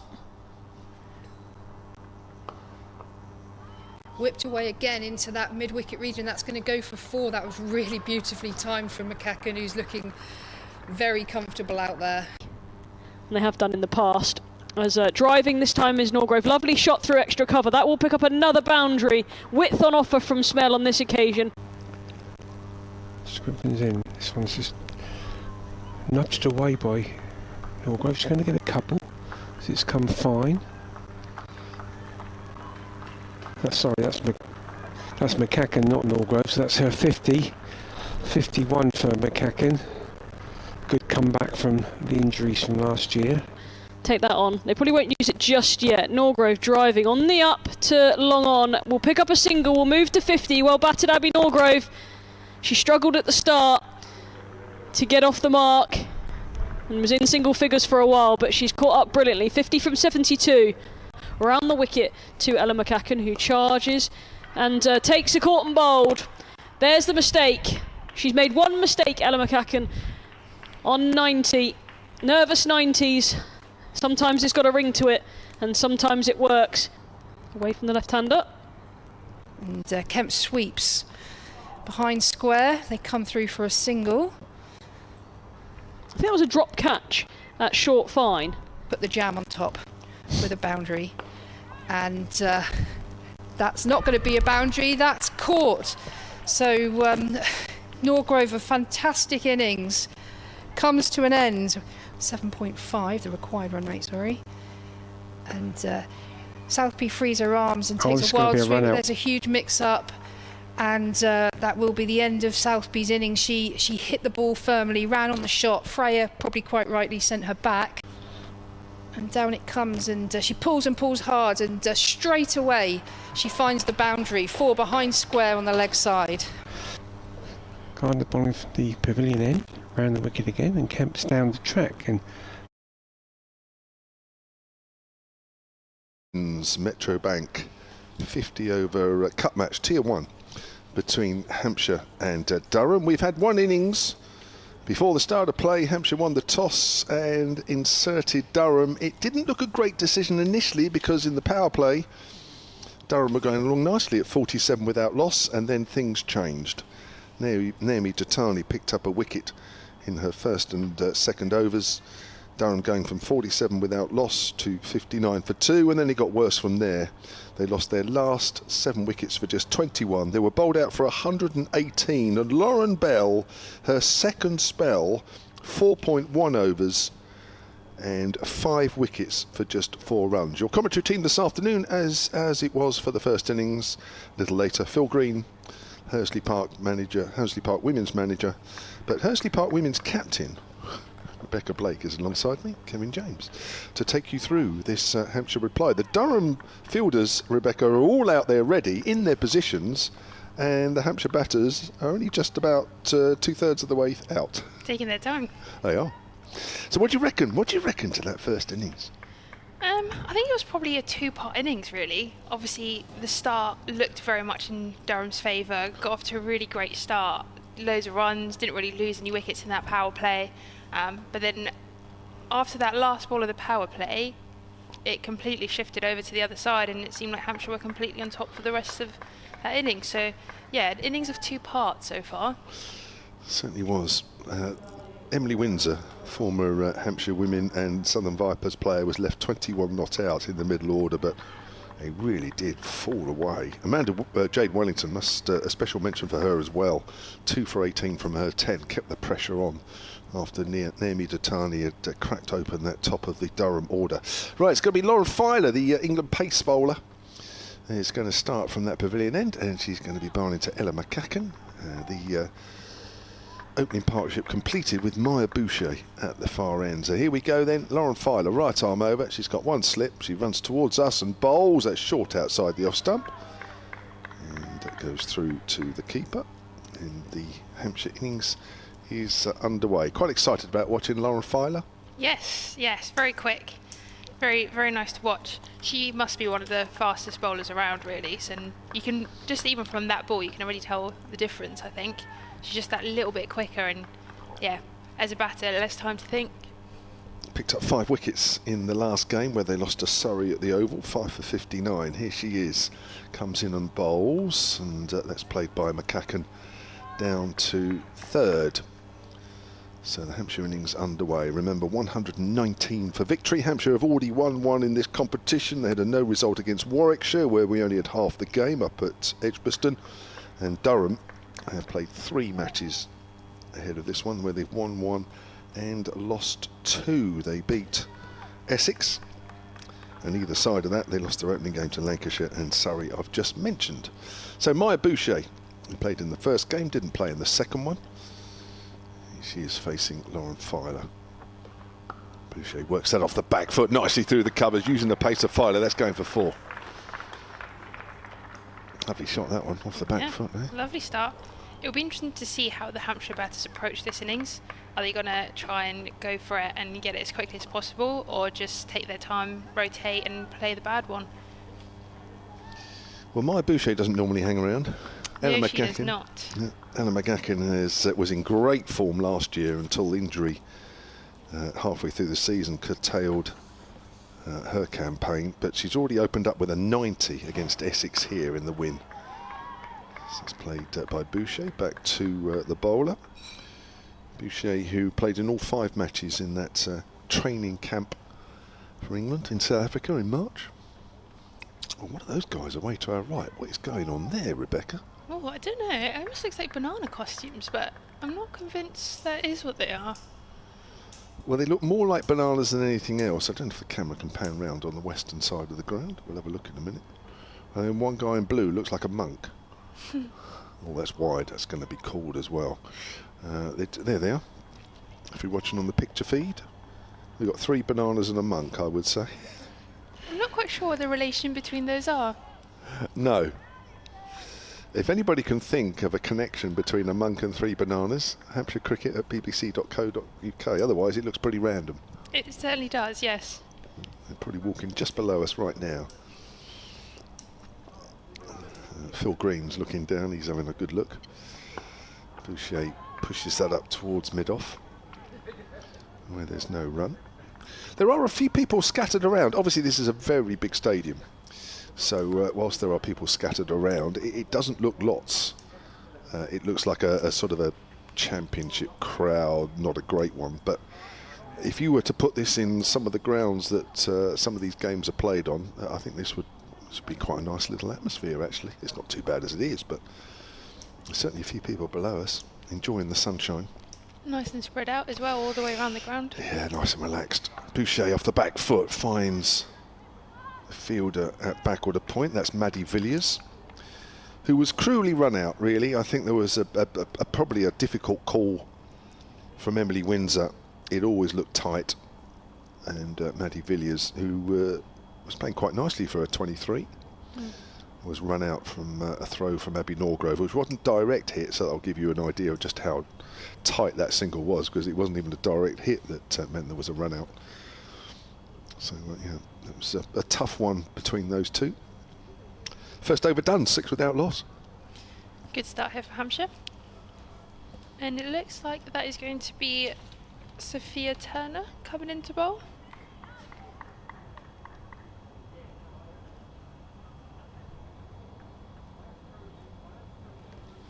.22-year-old. Picked up 6 wickets last year at 49 apiece. From from through Lancashire Academy. Loving your stats. Just coming in now for her first ball.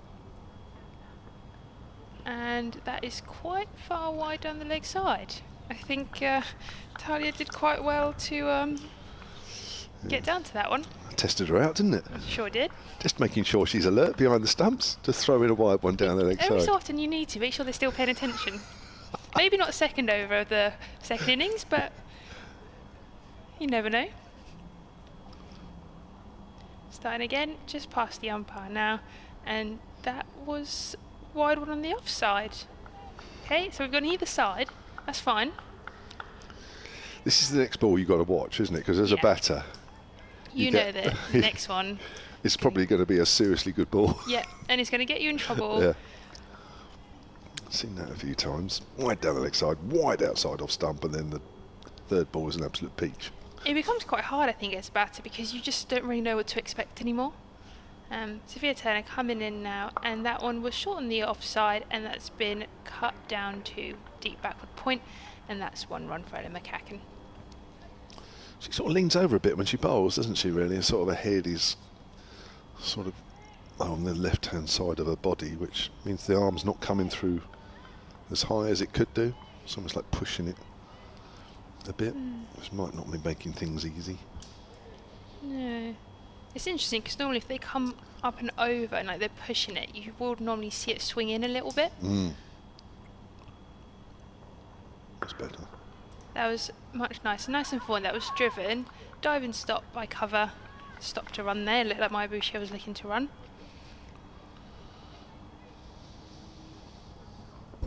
Seems to be getting much better line and length here after those first two. Yeah, a bit of looseness.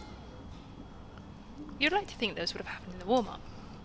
Well, that's the idea of them, but as you know, Rebecca, doing something in a warm-up and doing something in a game is Very totally different.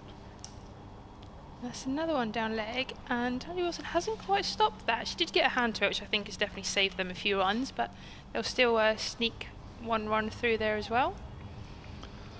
She's really testing Wilson out here behind the Yes. stumps. Talia Wilson looked really good for her 31 from 40 balls before she was the third wicket to fall. She was driving nicely, as was Emma Marlowe.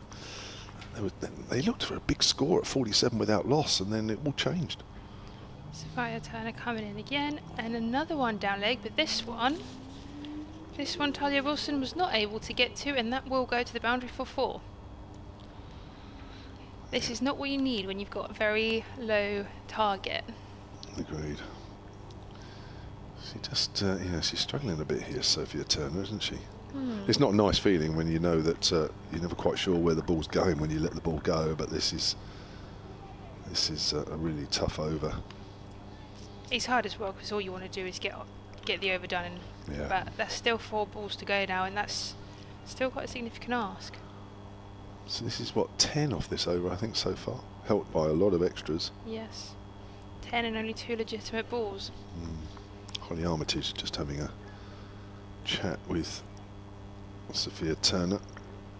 I always find it interesting with fast bowlers because some of them, they need a little bit of a armour around the shoulder and some just don't. That was a good delivery. Probably a little bit on the short side, but played off the back foot for a dot. So it was Lauren Filer at mid-off having a chat with Turner. I wonder what she would be saying right now to try and help her out. Not a lot. Words of wisdom. There's not a lot you can say, is there, really? Probably not, but I'm sure she must have some words of wisdom Yeah. that she would be sharing. Most bowlers have been through it at some point. Oh, gosh, yeah. Bowling again, and again, that was good delivery, played onto the leg side. Dot ball. Fielded by mid-wicket. It's a long old over, this one. Yes, it is. She's still got 2 more balls. So this has got to be... Just trying to work out. There's so many extras, actually, that it's difficult to work out. Her good deliveries have either been a dot or a 1. She's coming through again, and that one will be called a wide again, just down the leg side. I think we're on for about at least 10 ball over here. At least.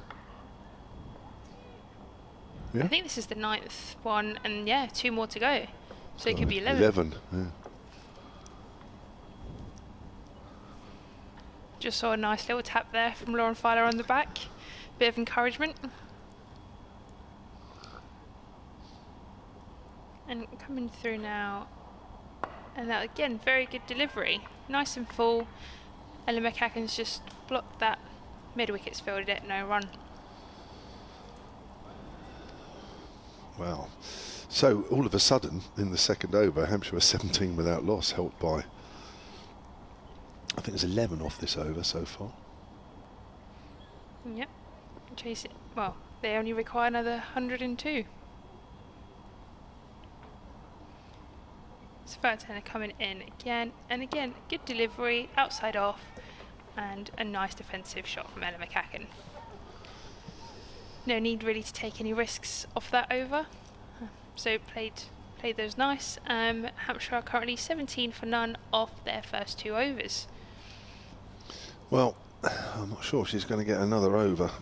I don't know, Holly Armitage is just having a chat with her now. I think that's probably, in a situation like this, you probably just say, look, Sophia, don't worry about anything anymore, we'll move on. But it's not a nice feeling, is it, as a bowler?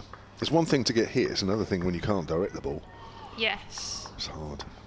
It happens, as Rebecca says, it happens. Right, Filer, whose first over went for 6, will bowl over number 3, and probably even more pressure now to get a wicket early on. This is a very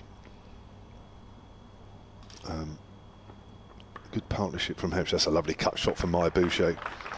She won't allow the bowler to bowl at her, that's for sure, no matter who it is. And already Hampshire are on to 21 without loss after 13 legitimate balls. That's a nice looking shot from Boucher. Played a bit of Big Bash during the winter. The Melbourne Stars. So I think she'd been there before actually with them. Mentioned earlier she was part of the squad that was out in South Africa, that training camp. The England players didn't play last game. No. But they're back in. I'm told actually they are around for Wednesday as well. That'd be good. Hampshire have a game against Surrey. They'll need that. They'll need them against Surrey. They make such a big difference in this team. Does. Yeah. I mean, to lose 4 players is a lot, isn't it? Yes. As nice as it is to have a settled core, ideally if you can have a settled team, that makes a big difference. Yeah. So Filer in again to Boucher. Boucher drives pleasantly through extra cover. That's another beautiful shot. That should run away for 4 more. That was just no more than a tap. Boucher's just limping there. Is she okay? I hope she is. Just at the end there, she was running back. That's a glorious shot. Showing her skill there off front and back foot. I hope Boucher's all right. Is she sort of favouring her leg there a little bit, or am I imagining something there, Rebecca? She definitely seemed to, but she seems to be okay now. She keeps hitting boundaries like that. You won't need to worry about any muscle strains or what have you. There's another drive, and that's hit harder. That's better timing. That's a glorious shot. 3 fours in a row now. Showing no mercy there to Lauren Filer. That's one of the difficulties. When you're quicker, the ball will travel faster off the bat as well, so you need to put less force into it. She's just timing it and making it look very easy. Oh, that was the best time to the lot, and the previous 2 weren't bad. I think this is what you were saying about that first innings. It looked very much like it should be batter's paradise out there. 29 without loss already, Hampshire. We're only in the 3rd over. Short ball pulled away by Boucher. It's fielded. She didn't quite get hold of that. Filer's down. Hopefully there's nothing there. She's just looking at the bottom of her foot. Probably just a little slip there. Just checking the studs. But Boucher didn't quite get hold of that one. So 30 without loss already out of that 119 to win. A big chunk has been taken out of it, and we have had 16 legitimate balls. 13 off Filer's over so far. It's into McCacken this time. just played out quietly to point. I say quietly, it's nicely timed, but straight in that area. So what a start from Hampshire. Are you checking on your teammate at Devon? No, I was having a look at the other games currently going on. Go on, you can read them out. Somerset women are currently 300 for 6 or 43.2 against Surrey women. Yorkshire women currently 216 for 6 or 45 against Lancashire. Here's Filer. And she's fallen over again there on a follow through, and McCacken gets an inside edge trying to push that out into the covers, but it goes away on the leg side.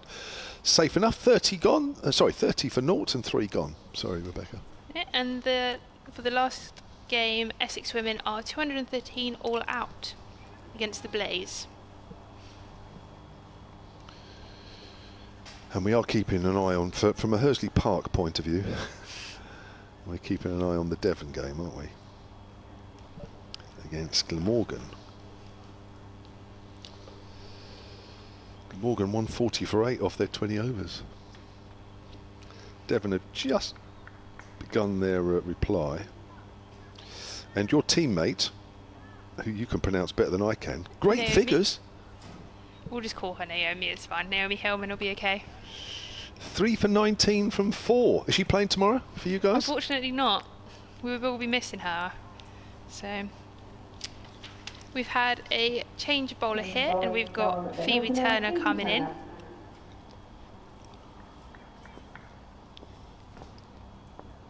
Just running in now past the umpire.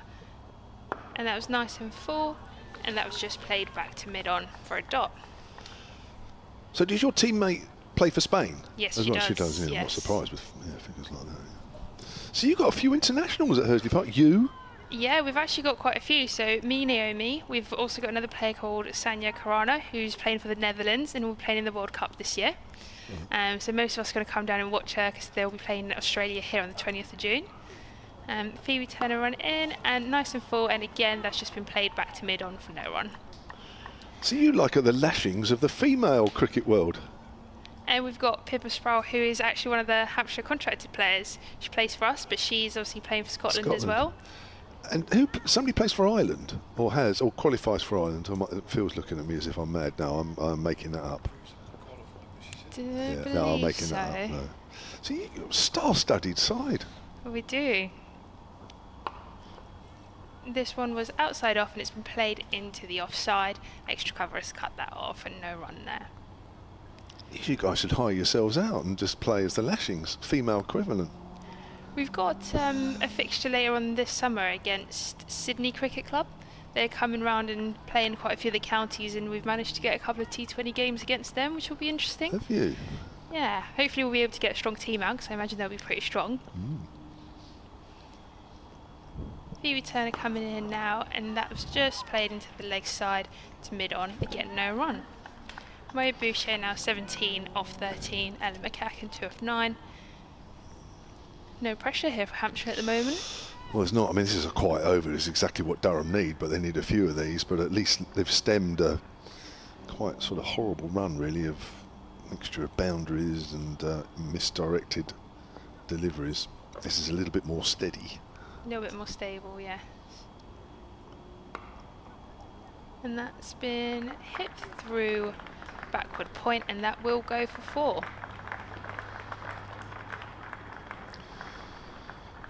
Well, back to normal. Seems like that might have been a bit more of an edge, actually. It didn't look controlled, did it? No. I suppose again 4 dots builds a bit of pressure. Even if you're chasing a low target, you still have that mentality that you need runs. And also I think with Maya Boucher that actually if you do bowl 4 or 5 dot balls, you do get the feeling she's looking to do something, don't you? Yeah. And nice and straight, and that's just been pushed through onto the leg side to mid-wicket for no run. So what's that, 4 overs gone?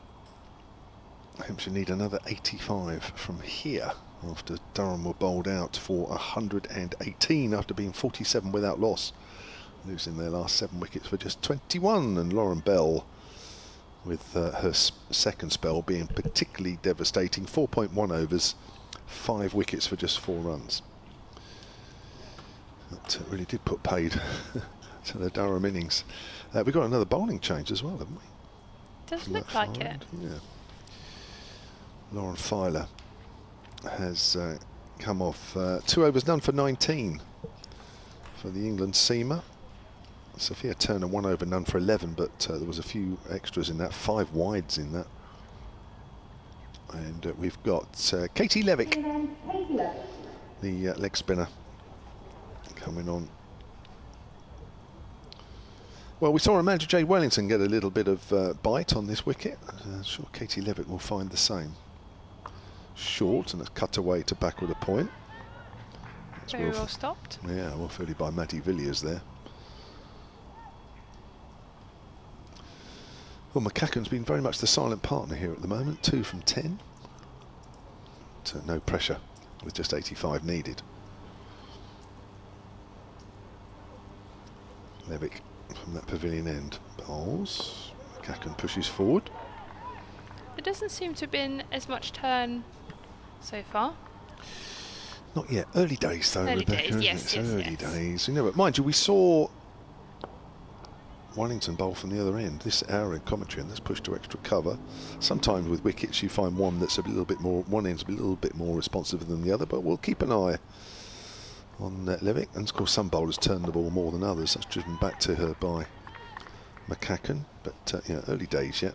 But we'll look out for anything that sort of just offers.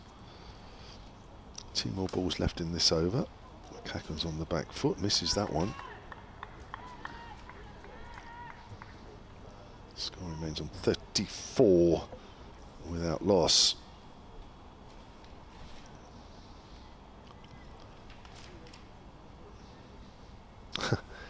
Trevor Hillary's on the ground. He's just messaged me to say he's just chatted to the bananas that were walking around.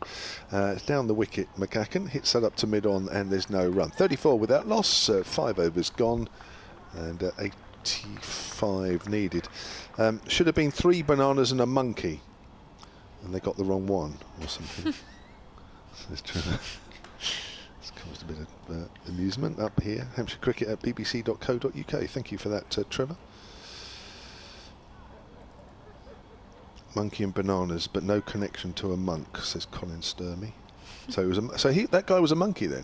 It didn't look like it. No. Oh, monk. Yeah. I've not seen too many blue monkeys around. No, No blue monkeys in Romania? unfortunately not. No. That would be quite nice to see though. Bit different.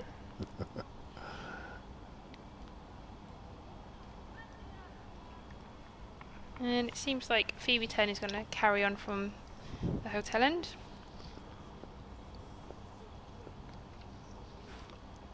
Coming in now, and nice and straight, and that's just been turned into the leg side to deep square for 1.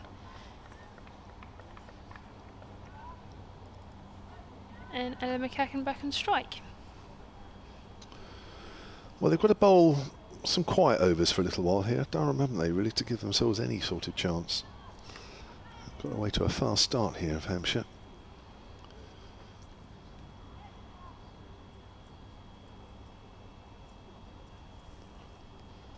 Phoebe Turner running in now. Nice and full, good delivery, and that's just been defended off the back foot. 2 extra, no run. That's the thing, isn't it? When you're only chasing a low total and you get away to a good start like this, there's absolutely no pressure at all, is there? I suppose the only thing you are thinking about is making sure you win with a bonus point. But, I mean, even it's 40 overs, isn't it? I mean, you would think the game would be over way before that. You would think so.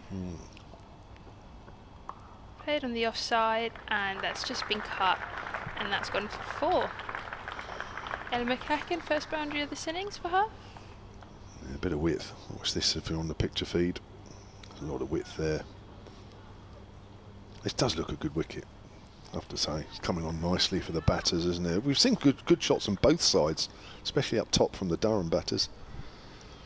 I think sometimes the danger you get with a low total is you expect to be able to chase it down really quickly and still being able to take your time and pick the balls. Phoebe Turner, and that's just been edged down to deep third, but that will be cut off and that'll be just the 1 run. Yeah, there's a good wicket to bat on out there, that is for sure. There is a championship game here against Glamorgan on Friday, but there's another women's game here on Wednesday against Surrey. I would imagine they're certainly playing on this wicket again on Wednesday. Quite what's happening on Friday, I'm not sure. I'm looking around the square. There is another one cut to the left. Yeah, and that was nice and straight, and that's just been pushed through down the leg side, and that will go for 4 as well. Bouchier, another 4. Well, I think with the new ball certainly coming onto the bat, the batters, the opening batters, as the Durham opening batters found, it's a lovely wicket. But I think with the bowlers, you've definitely got to get it in the right areas. I think we saw that in the first innings. The moment there was any kind of width, those were the balls that would get punished. But if they were able to keep it straight and sort of on the stumps, and that's what Naomi Datani did really well in the first innings. Yeah. Huberton coming through again, just a little bit of width on the offside, but that has been stopped by, I believe, Emily Windsor at point, or is it Maddie Villiers? Might be Maddie Villiers. It's you, yes. I think I've got all the timings wrong, but thanks, Rebecca. I'm just looking at our commentary rotor and I've gone way over. But anyway, yeah, thanks, Rebecca. I should have allowed you to come off earlier. Phil Green will come on alongside me, Kevin James, with 6 overs gone here. Potential 44 overs remaining, but I don't think we'll be seeing anywhere near that many. 44 without loss. Welcome back, Phil. Hi there. Yeah, I think you're right. It'll go one way or the other, won't it? Earlier than that. Is it my overs? Go on then. Yeah, it's Katie Levick bowling from the pavilion end. That one's just pushed back down the wicket by McCacken. Hampshire on 44 for no wicket. Well ahead of schedule at the moment. McCacken just late cuts out. It's a very delicate shot. She's going to probably pick up a couple. No, just one. Didn't run away quite as quick as I thought. Just one run to her, down to short third. First run off Katie Levick, her 8th delivery.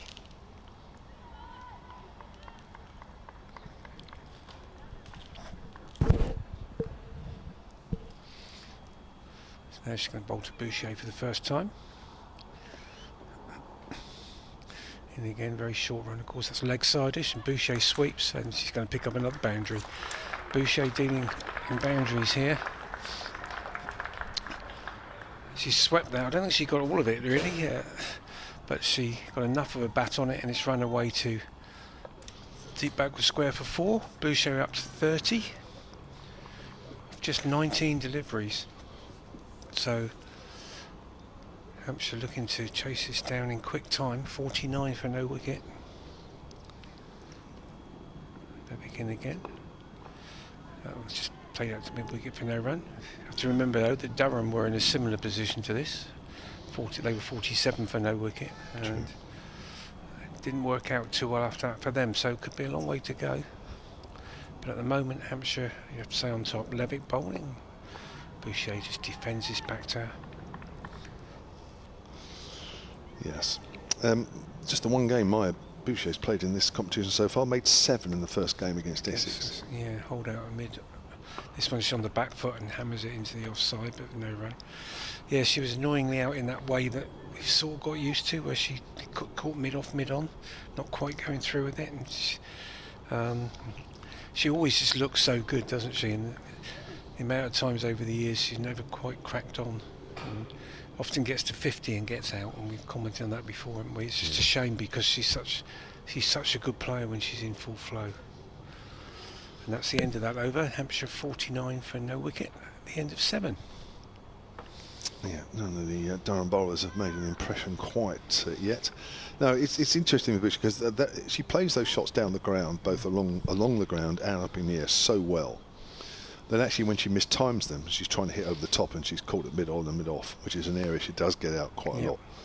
Then actually when she is out, it just looks as though you think, oh, she should have given that a bit more, but she times it so well that when she is caught in that area, it looks as though it's a half-hearted shot.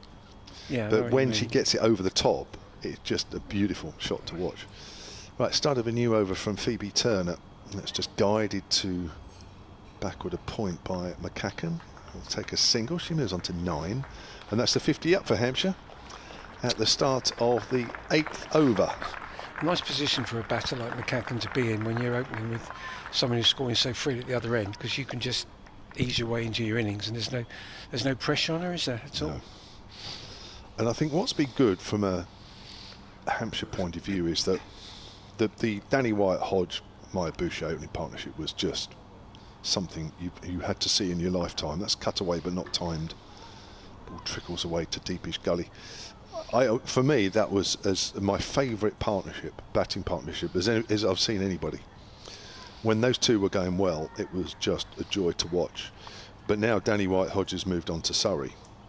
McCacken, who promised so much a few years ago as a 16-year-old, and she burst on the scene at the COVID year with the regional competition, and I remember her scoring a half century, and you think, wow, this girl's going to be really something. And she was a good player for a few years, but probably didn't quite match that.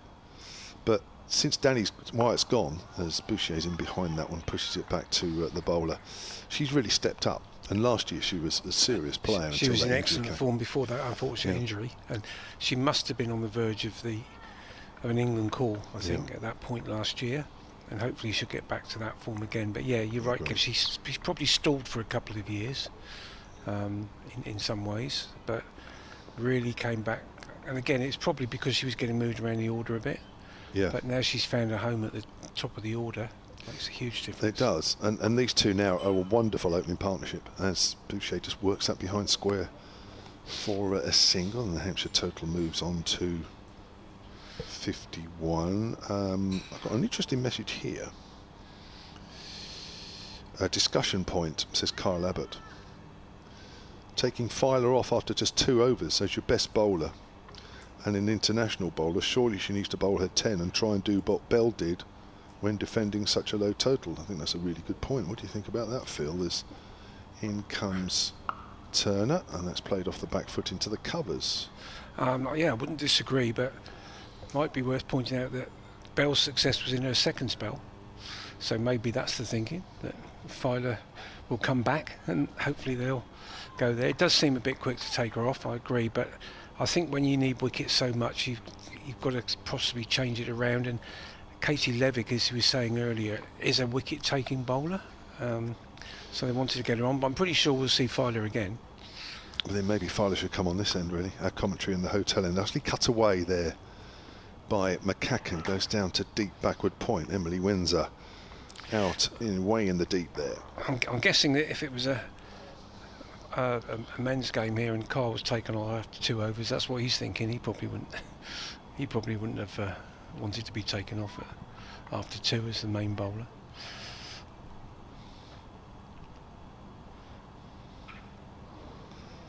So end of the over, and 8 overs have been completed in this one-sided contest, it has to be said, right at the moment. 67 needed by Hampshire. Yep, and all going swimmingly for them at the moment. Levick has bowled 2 overs for 5 into the attack again, and they're taking the slip out now. And they're actually replicating that fielding position that Hampshire had, this sort of short point. McCacken's down the wicket, which doesn't time that at all, looking to hit that over the top, and just clothed it, as the modern terminology is, to mid-wicket. No run. And again, and that one's turned away by McCacken, but she's not going to get it past short fine leg. No run again. But it is a good point, nevertheless. Yeah, from Mr. Abbott, that you would want your best bowlers. Absolutely, yeah. Bowling. This one's driven by McCacken. He's got past the bowler and she's going to come through for a single. I think she got it on the full toss, used her feet, but bowler got a hand on it, which slowed it down. It was just a single, so Boucher back on strike. Yeah, it's a difficult one when you're defending a small score. You feel that you've got to sort of make changes and make things happen, I suppose. This one swept Boucher, was an attempted sweep, hit her on the pad, and just rolled away in front, and keeper Wilson picks the ball up. Yeah, it's a difficult position for the fielding side here, because you're never going to tie them down, so you've got to get wickets somehow. This one's just forced away on the offside to extra cover. And I mean, we've obviously seen games where a score like this is because the wicket's really dodgy and you think it can be an interesting game. This one isn't really down to the wicket, I don't think, the low score. This time Boucher's got it into the gap on the leg side. He's going to pick up a single. I think Durham contributed quite a lot to their own downfall in that innings, if I'm honest, and I think they'll reflect on that. And the wicket has not really got much to blame for anything that's happened so far.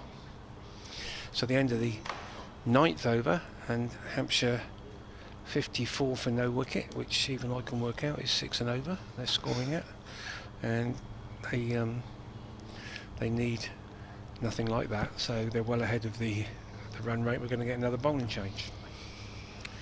Villiers, I think. Yeah, I mean, going on from what Carl Levitt said and from what you're saying and that, I mean, I'll be honest with you, I would have Levick on one end and I'd Filer on the other. Yeah, and you would just bowl go him. for it. Just bowl him. Yeah. I mean, Matty Villiers is a perfectly good bowler, no problem there at all. No, but you're right. I mean, Filer is a strike bowler, a wicket taker, and that's exactly what they need. You know, they don't need someone to bowl 10 overs for 20 if they don't get a wicket, because that's not going to win them the game. So yeah, and in all honesty, if Kyle Abbott is making that suggestion, I would bow to his. I would never argue with Kyle. Exactly, that's one of the finest seam bowlers around.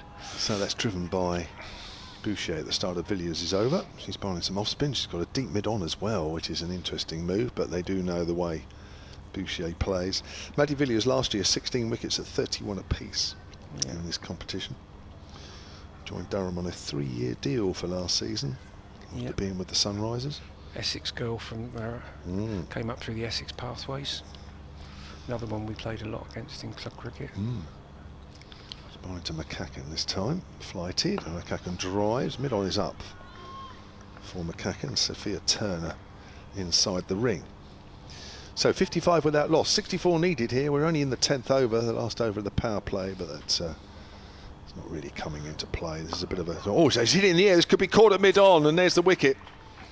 McCacken's gone for the shot over the top. I think she tried to hit it a little wider of Sophia Turner. In the end, she's hit it too straight down her throat, really. A simple catch, and McCacken goes for 11. First wicket taken, 55 for 1. It's interesting that the fielder was at long on and was brought up into the circle there. So good move by the Durham skipper, and yeah, it was sort of dismissal that we've just been saying that we're used to seeing Maya Boucher, or have seen Maya Boucher out to several times. This time it was McCacken who, but as you say, Kev, it was more just of a chip really, wasn't it? Yeah. Now here's a spooky thing, because as we pointed out, Durham made a very, very good start, and in the 10th over they lost their first Emma wicket. Marlowe was caught at mid-on after the bowling of Datani, and here we are in the 10th over, Ella McCacken caught at mid-on off Maddie Villiers. Surely we're not going to see the same thing happen You again. never know. Probably the spookiest thing that's happened since 3 bananas and a monk walked in front of us, to be honest. Monkey. Blue monkey.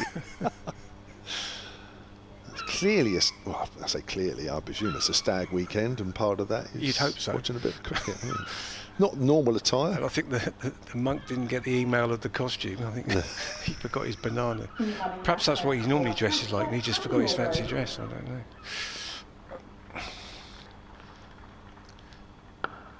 Villiers into the new batter, Norgrove. Just played to mid-off. No run. So Abby Norgrove off the back of a good innings in the first game here against Essex, where she made a big contribution to the winning score with 80 odd. Former England under-19 captain, of course. And mid-on is now going back to long on for her for the last ball of the over. Villiers in, and she just pushes out on the outside edge. It goes on the offside. That's a good over for Villiers, successful one for Durham. 10th over, which, as Kev's pointed out, was the fall of the first Durham wicket. It's also been the fall of the first Hampshire wicket. Hampshire are 55 for 1 at the end of 10. Boucher is on 33, and Abby Norgrove yet to get off the mark, just faced 3 deliveries. Now, you think that with the wicket, going back to what Kyle Abbott said, you think now that they would bring Filer back, wouldn't you? They've got to, haven't they? Oh, will they? Soon, but they haven't at the moment. Well, Levick's still going. Levick's 3 overs, none for 7. Villiers has picked up a wicket in the first over. I mean, you'd be tempted just to carry this on. Whether you think it's a good idea or not is a different matter, but stats seem to suggest it's not a bad combination as Levick bowls. Off the back foot is Boucher, finds extra cover. But going back to the comparison with the Lauren Bell first innings, Hampshire had 2 spinners on who were doing quite well, and they switched it and brought Lauren Bell on, and it made a massive difference, obviously. Levick with her leg spin bowls.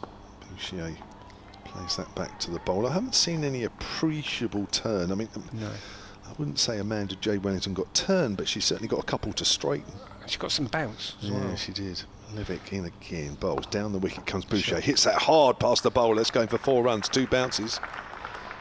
That's Boucher at her best. Yeah, that's her stamping authority on the bowler there. 2 steps down the wicket and just smack back past her. That's a good shot.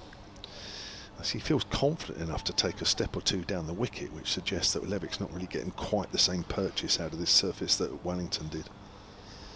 Boucher on the back foot hits that to backward a point. There is a fielder out there.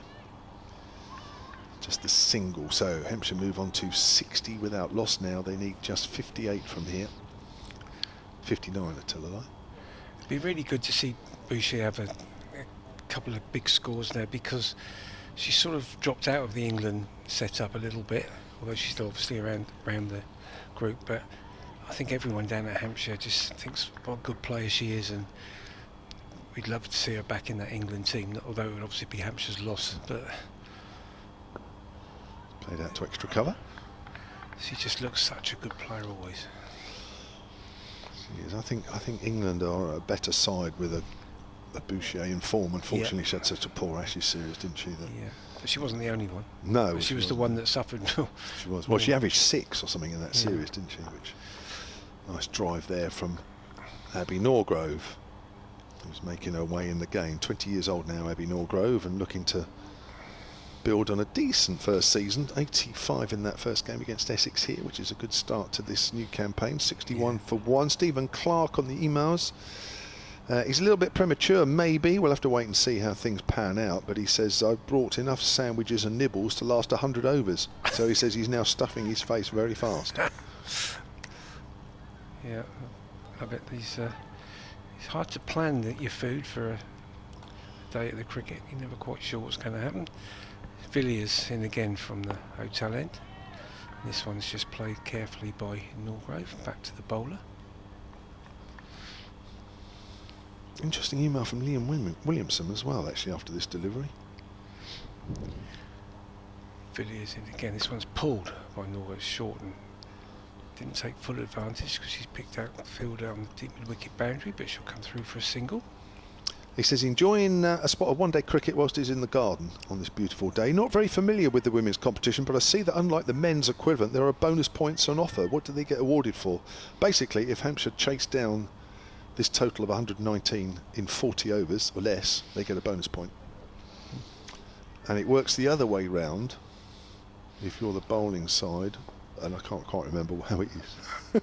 So Villiers is in to Boucher, that's defending. I think if the team batting first wins, they have to restrict the team batting second to 80% or below of the total. I think that's how it works. Thanks, Phil. So Essex would have to keep Hampshire to, that's once defended back down the stumps Durham. to some, sorry, would have to keep, yeah, not Essex. Yeah. Durham would have to keep Hampshire to, I'll do some quick maths, but I reckon it's about 80 something to win the game, to get the bonus point. Down the track, Boucher just pushed on the offside, 1 run. So yeah, there's just 1 bonus point on offer per game. I don't think there's been many actually claimed in any of this competition so far this year. Very few, I think, from memory, looking at the table. If you've got it there, Kev. I have. This one's driven down the ground by Norgrove, picking up singles fairly comfortably at the moment, Hampshire.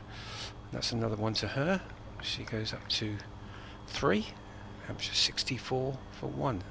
Sorry, I've already picked up 2 bonus points Have they? this year. Yeah, of course they score a lot of runs, don't they? Yeah, Lancashire and Yorkshire have picked up 1 apiece. Okay. We've got a change in the commentary box. Phil Green is staying on, and then world record holder Rebecca Blake will come in alongside him. I think I've been joined today by 2 record holders, haven't I? Because surely your performance, Kev, for Hampshire against India is somewhere in a record book, isn't it? 100 and a hat-trick in the same game. You must be in... Yeah, 4 wickets in 4 balls in the same game. That's got to be on some record books. First ball of that over is 2 runs to Norgrove through the offside. Levick still in the attack. Yes, I think those of us of a certain age remember that performance from Kevin James against the mighty Indian side. Katie Levick just pushed on the offside this time by Norgrove, no run. Welcome back, Becky. Thank you. Did you enjoy your break? Did you get up to much in those 10 minutes off? I sat right next to you guys and watched the cricket, so I had a lovely time. Levick in again. This one's a bit leg side-ish, and Norgrove drives it to mid-on. Big season for Abby Norgrove this, I think, because she's sort of past the age group stuff now at 19s, and a big important time for her. This one's again repeat shot into mid-wicket, no run. She seems to have taken her opportunity so far this season. No, Yeah, she got a very good 85 against Essex, and that's the only time, of course, Hampshire have batted so far, because they were rained off, or their innings was rained off at Warwickshire. This one she's turned away. She's going to pick up a single. But in this partnership here, she's playing the perfect role. Yeah. Getting Maya Bouchier back on strike. Well, I was saying when I was on with Kev just now, before the wicket fell, it's a perfect way for a batter to be, situation to be in, isn't it, with someone like Bouchier at the other end, because it takes the pressure right off you. This one's just defended back, and McCacken was doing the same sort of thing, just basically batting, because you know the runs are going to come at the other end, and that's a great position to be in as a batter. So 67 for 1 Hampshire at the end of 13, closing in on that target. They need another 52 off 37 available overs, and yeah, to show how far ahead they are of the target, the Duckworth-Lewis target on the board. Not that it's going to be needed today because of weather, I should add, but it's showing 22, so that's where Hampshire would have to be, and they're at 67. Maddie Villiers carrying on bowling, and a couple of steps down, it seems she got a hand to it, but not out. We had a similar situation to this in the first innings. Did, yeah. Batter's driven it back, bowler's got a hand to it, stumps came down, but both times batters were back in their crease. Yeah. You have to be alert to that, of course, because you want to be backing up as a batter, but you need to be alert to get back and get your bat down. And she was. And nice and full, but Abby Norgrove's just given herself a bit of room and has hit that through to mid-wicket for 1.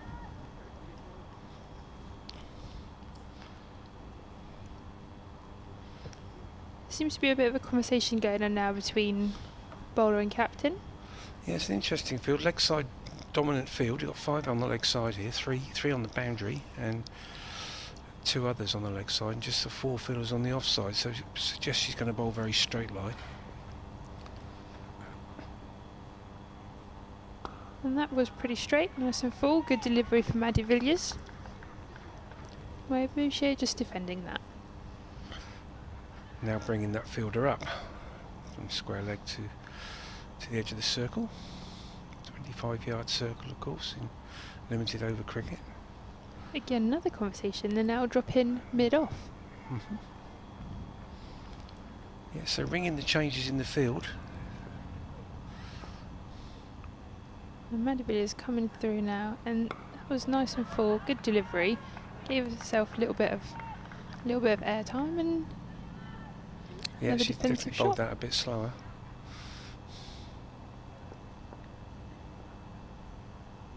Coming through now. That looked a little bit flatter. Bit of turn. And Maya Bouchier tried to have a little swipe at that, try and get it through cover, but missed it. It's gone straight through to the keeper. Yeah, I think that was a bit full for that shot that she was trying to play, but as you say, it was a bit flatter, a bit quicker.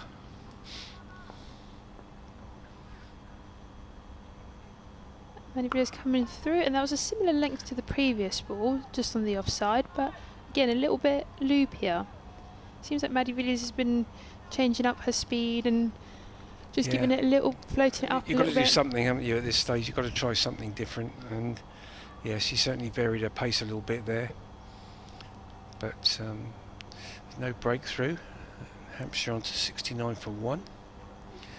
Just require another 50 to wrap up the points, and presumably the bonus point if they get there within 40 overs, which they're on target to do, certainly. Levick still bowling from the pavilion end, the Rob Bransgrove pavilion end, and Boucher just cuts that away for another comfortable single. She's up to 41. And as usual, looking a top-class player. Norgrove back on strike. She's on 7 from 15. This one's quite straight, and Norgrove forces it down to mid-on. Interesting fielding positions here. It looks like extra cover and cover are pretty close together. Yeah, that's right. They're sort of packing the offside ring a little bit. This time, Norgrove just taps onto the leg side. She's not going to run. Yeah, they are pretty close. In fact, all 4 of those fielders are not big. There's not a lot of gaps amongst those.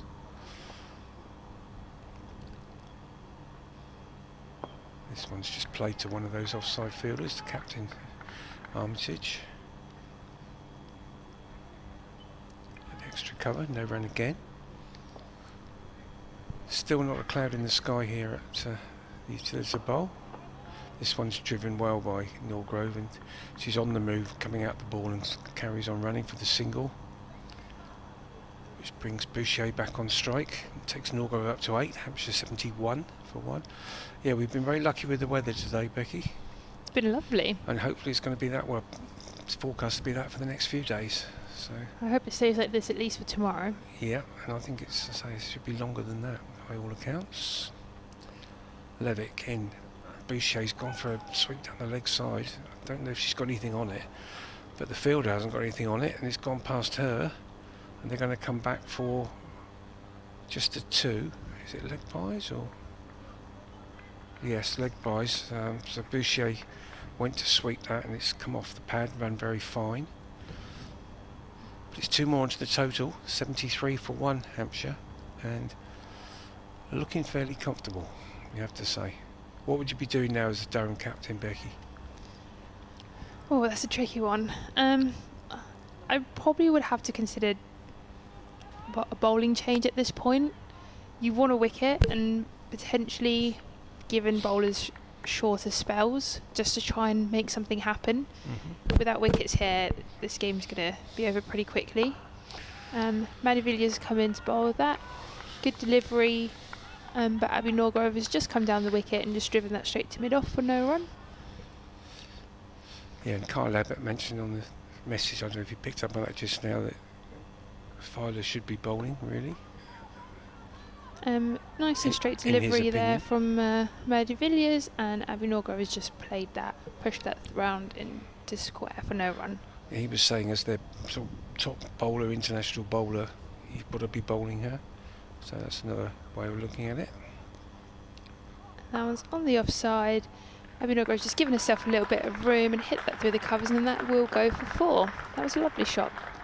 I think he's got a point. If you've got your England bowler, one of the fastest bowlers, she should be bowling. But I wonder whether or not she might have been taken off partly because she fell over a couple of times. Yeah, that's a good point. We hadn't picked up on that. She did fall. She didn't look troubled by it, but she got up quite quickly both times. But she did follow through, so that's a good point. That might be the reason. Maddie Villiers coming through, she just floated that up a little bit more, but that's been hit through to the leg side. Mid-on has run round, and that'll be just the 1 run. I think we'll see, 'cause if she's not brought back on at all at any stage, and I think that you've probably hit the nail on the head, she might not be fully fit. She's still out there, she hasn't gone off the field. And that was just giving herself a little bit of room on the offside there. And Maya Boucher has just driven that through to mid-off for 1. I do think at this point, obviously, Katie Levick's bowled a few overs, and 6 overs for 18 economical, and that's great, but do you potentially at this point start thinking about bringing a different bowler on, maybe? I think you've got to. I think Well bowled there from Maddie Villiers. That was just a dot pushed through into mid-wicket. if nothing else, and it sounds a bit negative, but at this stage of the season, you've almost got to the stage where you're accepting what's going to happen, and it might be a chance to look at some other bowlers as well. That's another way of looking at it, but I'm guessing at this level of the game, you're not really doing that, because you see them all in training and that all the time. They're getting plenty of overs under their belt, presumably. There's also an element of pressure. How are bowlers going to cope with this level of pressure? Because they need to be hitting their lines, hitting their lengths, making something happen. Levick's in again. This one's just played off the back foot by Bouchier. So Levick's been very tidy. 6 into a 7th over, 0 for 18, but then Hampshire haven't really had to force the issue against her. As a leg spinner, you actually want batters coming at you hard. That's where you take your wickets normally. This time Bouchier's cleared mid-on. Not by far actually. Mid-on jumping. I think the ball was pretty close to her hands, but she's hit it hard and it's gone over mid-on to the long-on boundary for 4. Another 4 for Bouchier. Taking this, she's up to 46, 1 boundary away from a half century. It's not coming this time. She just plays that back to mid-on. But yeah, it's all just looking a little bit easy and for Hampshire, and you'd think that Durham will make some sort of change. Levick in again, shorter, cut away by Bouchier, but she can't get it past short backward point. Turner. Bouchier's just looked in complete control the whole innings. Yeah, she has, which she invariably does. It's always almost a surprise when she gets out. Although, as we were saying, she does tend to get out in the same way quite often, but it's still, she always looks as if she's in right from the first ball. She doesn't take long to play herself in. She looks as if she's just carrying on from previous innings straight away. Had a bit of a fielding change here. Yeah, 2 fielders coming in. Brought people in. That's going to be a wide though, down the leg side. Boucher sweeps and misses. Yeah, they've brought in a straight mid wicket and taken deep square leg round to deep mid wicket. So just a tweak of the leg side field. Still got the packed offside field. This time Boucher just defends back to, well, it's actually cut off by Armitage, and Hampshire 84 for 1, requiring 35, and they have available 33 overs, although they want to win within 23 for the reasons we said earlier, for the bonus point.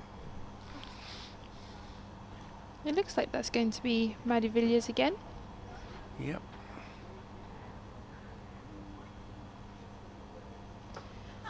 Spin did seem to be quite good for Hampshire earlier. Obviously most of the wickets were taken by the seam bowlers, but spin did seem to mix things up a bit. Well, yeah, Hampshire have always thrived on spinners, and obviously they had 3 playing today. They always tend Actually, that does look like a change of bowler. Catherine Fraser? This is Fraser, this Scottish World Cup player. Similar type of bowler, off spinner. Catherine Fraser. So it's off spin for off spin, but it is a change of bowling.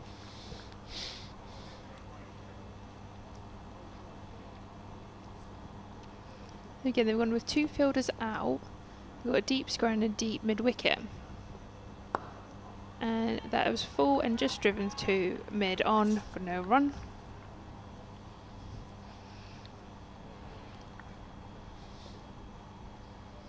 Catherine Fraser coming through now, and that's just been a little bit more on the offside, but Abby Norgrove's just given herself a little bit more room, played that off the back foot to mid wicket for 1.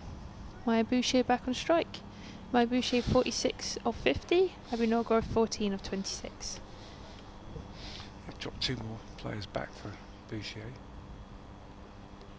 Nice and straight, and again Maya Bouchier's just played that off the back foot, punched that off into mid on for 1.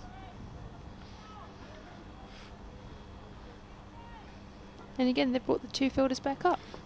For the other batter, yeah, but I think you've got to cut that supply off to Bouchier as well down through mid-on, because And that was a nice drive from Abby Norgrove, but straight to extra cover, dot ball. Catherine Fraser seems to be just pitching up a little bit fuller at the moment.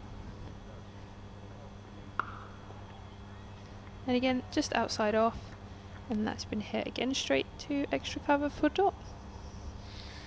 Now the fielders go back for the last ball, which often happens, but I don't necessarily think it has to happen in this situation for Durham, but there we go. And that was a straight delivery from Catherine Fraser. Abby Norgrove has just hit that through to mid-wicket, no run, which keeps my Boucher on a strike, which seems to be what they were trying to avoid. Well, Hampshire would be happy with that, but I think, to be honest, Hampshire would be quite happy whoever was on strike right at this minute in time. Batters aren't really under any pressure, and Boucher is on 47, 51. The strike rate was up around 200 at one point early in the innings, wasn't it? So Yeah. 90. This must feel slow for her. Which is very respectable, but yeah, she got that lightning start. 3 boundaries in a row off Lauren Filer at one point. Lauren Filer is now coming back into the attack. Question is it a little bit too late? Well, if she wins it from here, she'll be taking the Player of the Match award, I can assure you of that. 9 wickets needed and just 33 runs required. But she's going to have another burst, which does suggest that her fitness is not an issue. I don't think they'd be risking her at this point if there was any fitness doubt. It might have been the fact that her first 2 overs went for 19. Yeah, absolutely. And and she's on the ground again, but this time it's not falling in a follow through, it's diving to stop the straight drive from Boucher. But once again, this time she does look in a bit of distress actually. She's staying down. I think that might have hit her foot on the way through. I think it was her foot that stopped it. Definitely hit her in her follow through. It was driven hard back by Boucher, and she's sat in the middle of the wicket now. And she's not getting up. No one seems to be too concerned. There's no medical team running on or anything. But, yes, it must have been her foot. She's limping back to her mark. Yeah, it was hit hard by Boucher. If that's taking her full on the foot, that is going to hurt. So she's been in the wars a little bit today, Lauren Filer. She's been onto the Utilita turf several times. But she seems to be walking okay now, back to her mark.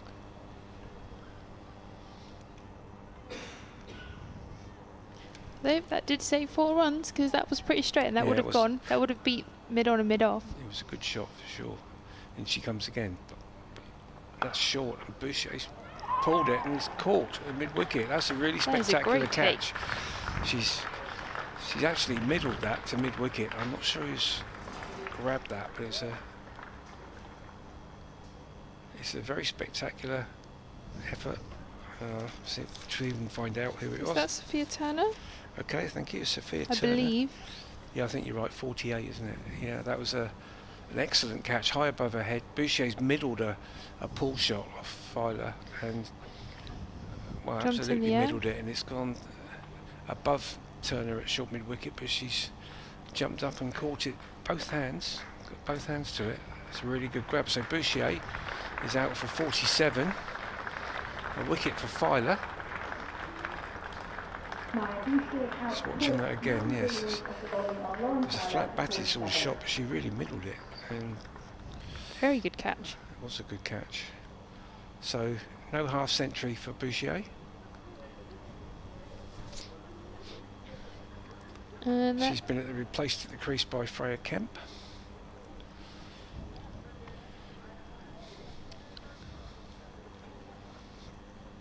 should have listened to Carl a bit sooner. Absolutely. Well, as I said when I was with Kev, you're not going to argue with one of the finest seam bowlers that No, absolutely is not. going around. Knows his stuff. They seem to be bringing in deep fine at the moment, and they're dropping extra cover into deep extra cover.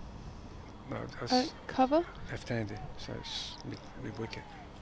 Deep mid It's a wicket. left-hander, yeah. Apologies. That's all right, you don't see Very many chem- left-handers, as No, we were we saying don't, earlier, yeah. so it catches you by surprise sometimes.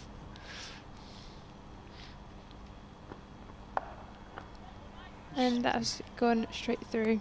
Gone short again, first up, and Kemp's gone for the pull and hit it down to that deep mid-wicket. So I think Filer's tactic here is going to be, let's see what you're made of for the short ball, girls.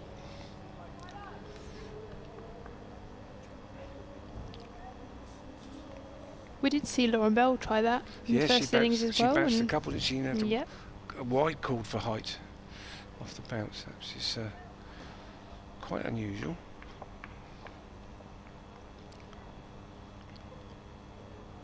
Filer in again. I want another bouncer. I don't know if she's got away with that one. Norgrove ducked under it. Being told that's one for the over. Only allowed one short pitch delivery per over, of course.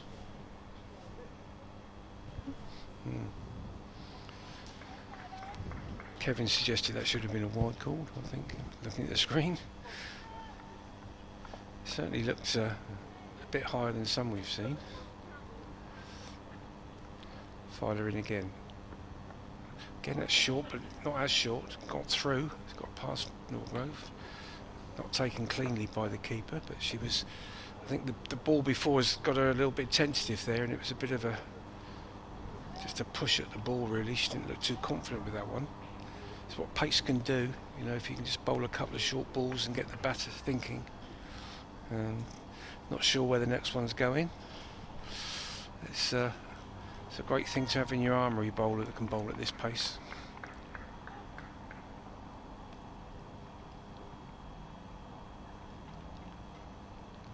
She comes again. So it's just defended onto the offside. I've come across a lot of people over the years that say, oh, they like facing fast bowlers, well, they like pace, but there's not too many that I believe when they say that. Never easy. Thank you, Phil. Bex is coming on. Rebecca Blake will stay on alongside me, Kevin James. 32 runs are needed, and go back to that argument about whether Lauren Filer should stay on with not many runs to play with, and she's back on for a second spell, and she immediately takes a wicket of Maya Boucher, which keeps that argument going. Yep, big wicket to get that one. It was. I had the feeling that sort of Boucher was just looking to sort of play it out, really. I mean, sometimes she's probably accused of just trying to get on with it a little too much, and she causes her own downfall. You could argue she could have executed the shot a little better, but I did get the feeling that she would, you know, she was there to be in at the end. Yeah, she looked very much in control the whole time. So Catherine Fraser coming round the wicket to Freya Kemp. Straight ball, and that's just been hit straight back for no run. Again, this change with Freya as a left-hander, could change things a little bit. Catherine Fraser's just bowled that nice and full, and that's been driven back to mid-off. Again, Sophia Turner's just fielded that for no run. Scottish international, Catherine Fraser. Coming through now, it's just been on the offside, and Freya Kemp's just given herself a bit of room and hit that through to deep cover for one, bringing Abby Norgrove back on strike. Hampshire 88 for 2. 88 for 2, chasing 119. 31 to win. And obviously, change of field, having a right-hander back on strike. They seem to have 2 out on the leg side. Catherine Fraser coming through, that's through the offside, but that's been hit to cover, who's intervened and has stopped that. So a dot ball. She's been involved in some T20 World Cup qualifiers during the winter, Catherine Fraser. Nice and straight, and that's been driven very nicely down the ground. Mid-off has managed to get a hand to it, and mid-on has come round, and that's just the one run. Freya Kemp back on strike. And Scotland qualified as well, didn't they? Yes. Got that to look forward to soon. Women's T20 World Cup that's in this country during the summer. Utilita are hosting a few games as well, aren't they? They are, yeah. Catherine Fraser coming round again to Freya Kemp, and that's just been hit to deep long on the ground for one. And that will be the end of this over. So you guys would have been involved in qualifiers, wouldn't you? Not quite. Do you We're not- a little bit too far down. Oh, are you? Down the list. Oh, right. You also have to meet certain criteria, so you need to have a certain number of women's teams and certain infrastructure, which we just don't quite have at this stage. Definitely something I think they want to work towards, but at the moment, Yeah. it's still a bit off. Okay. Is there a plan in Romania to get you guys to that point? I think they're still very much trying to develop. Romania's not naturally a very cricketing country, so trying to develop cricket in those countries can take quite a long time. Yeah. I know that they're going into schools and they're trying to build just the number of players that are playing cricket, but these things take time, and until they have a good pool of players to pull from, I think they will struggle. Although saying that, there's 2 of us that are in UK based now, Yeah. and one that is Australian based, so she'll fly out for all the tournaments from Australia. Oh, okay. Yes. Okay. Right, Lorne Filer is just getting the field right on the leg side for Freya Kemp as we're about to start over number 21. So it's 90 for 2. Hampshire lead another 29 from here. They're well on course for not only the win but the bonus point as well, which will come in handy come the end of the season as Kemp is on the back foot to Filer, and they're going to get a single as the ball just squeezes off the inside half of the bats out square on the leg side, and Kemp moves on to 4. So who's the other UK based player then? Romania. Maya Kirval. Right. She plays up in, I believe it's Buckinghamshire, Okay. Yeah. Berkshire, one of the two. She's part of the age group set up there. Mhm. October was the first time that we'd come across her. She's still quite young. She's only about 15, 16. Okay. She does have a younger sister as well who plays cricket, so that could be an Handy. extra player for Romania at some stage. Filer in, right arm over to Norgrove, who drives. It goes out to point. Maddie Villiers throws at the bowler's end, thinking that Kemp's probably a little bit too far down. Okay, so that's good news. And so you don't play in World Cup qualifiers. So what's the next one down? You just organise tournaments and just play that way, internationals that way. Yes, yeah. There's not a structured league or division as such for us at the moment. Right. So they end up organising their own tournaments. So one of the ones that they tend to host a lot is a Continental Cup, is what they tend to call it. Okay. And it tends to be a lot of teams more Eastern European based. But saying that, a couple of years ago we had Isle of Man go there, which are definitely not that side. So Sure. bit of a mix. Okay. Filer into Norgrove. Norgrove pulls that away hard through mid-wicket. Well fielded. And no run taken. So we mentioned earlier that you played against Malta. That's when you got your highest score, and you're talking about 1 or 2 teams. What's the most obscure country you've played against international? Oh, the most obscure. If that's the right word. That is a very good question. Well, I might name the have to- countries you played internationals against. You Then. probably know that better than I do. No, at I this don't. rate. No. I might have to have a think about that and get back to you. Well, out of Very those 17 innings it took you to get 1,000 T20 runs, it's pulled that away down to fine leg as Norgrove. You'll get 1 for that. 92 for 2. So we know you've got your big 100 against Malta. I can't believe you don't know some of the other countries you played against. I can give you some of the other ones. Go on then. Obviously, we've played Norway, Malta, Greece. We've played quite a lot of games actually against Greece. Isle of Man. Mhm. Have I said Norway? Yeah. Turkey. We played them for the first time in October. Okay. Here's Filer into the left-hander Kemp. Kemp drives up towards mid-off. They'll take another single, 93 for 2. I'll tell you, here's the thing though. Right, so 17 innings to get to 1,000 T20 international runs, the quickest ever by anybody, male or female. Has somebody presented you with, say, a certificate of each of those games against Romania against X, Romania against Y, Romania against Z, and the innings, and a list of those 17 innings? Has anybody ever presented that to you? No. See, I think Phil Green, that's the most obvious thing that Hursley Park Club could do. And I'll tell you why. Oh, as a player miss outside the off stump. Because when I was lucky enough to get my 4 and 4 and 100 years ago, I try not to talk much, but I was the 32nd player ever to take 4 and 4 at that time.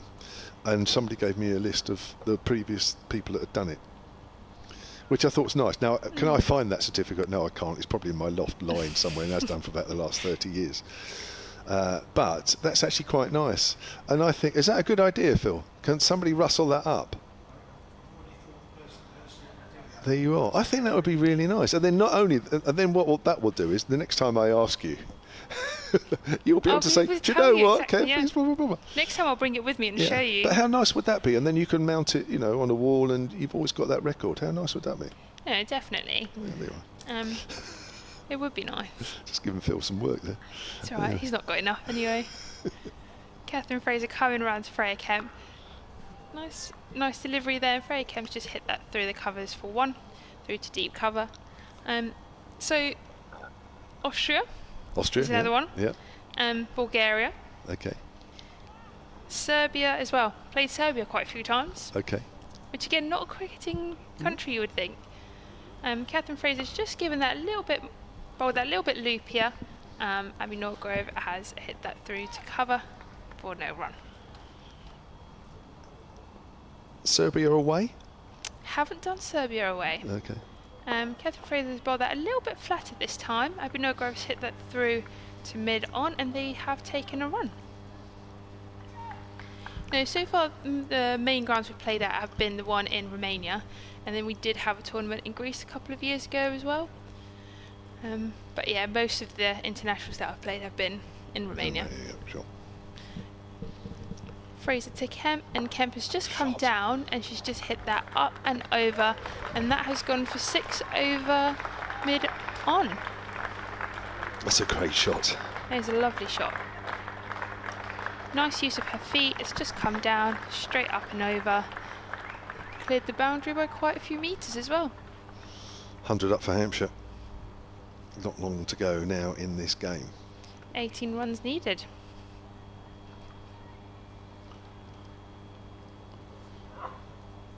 That's a beautiful shot. You couldn't hit that much better, really. No.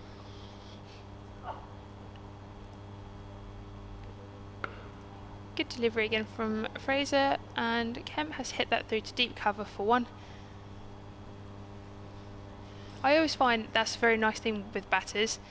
Hit a 4 or a 6, get off strike, your turn. That's right. Great tactic. For sure. Fraser come in, back over now. That was a little bit fuller, but Abby Norgrove has just pushed that through to long on for 1. Yeah, Freya Kemp had a good season last year. Played 6 of the matches in this competition, just under 300 runs at 59 apiece. She was injured when she first sort of joined the Vipers, wasn't she? But she was always seen to be one of the big prospects. She seems to have lived up to that. Yeah, she's well, I mean, she hasn't bowled now for quite a while this year. I mean, it was a bit of a worry whether she actually ever will again, but her batting is it's so, I wouldn't say it's unpredictable, but you feel like she's a batter you can't really bowl to, and she will punish you. So we've got Lauren Filer to continue, 4 overs, 1 for 23. Picked up the wicket, and Maya Boucher caught at mid-wicket for 47 in her second spell. Here she is again, and bowls. Norgrove works that away to mid-wicket. Now Kemp was a third of the way down there and had to turn back pretty smartish. Yeah, her strike rate in this competition last year was 125, which was comfortably the highest of any of the Hampshire batters. It's normally a strike rate you'd expect in T20 cricket, and even then that's a fairly good one. Certainly in this cricket, that's a high strike rate, 100 and a couple of 50s as well. I think that 100 off the top of my head was down at Somerset, but I could be wrong. Here's Filer. Norgrove drives and thickish outside edge. It makes its way down to the boundary at third, but it's picked up by Emma Marlowe. And Norgrove moves on to 20, and it's 105 for 2, 14 runs needed. Again, Freya Kemp, quite good season last year, 298 runs off only 6 innings. Yeah. One of the 4 England players restored to the Hampshire side, and they will be available on Wednesday as well against Surrey. Make sure you join us for that one, live commentary.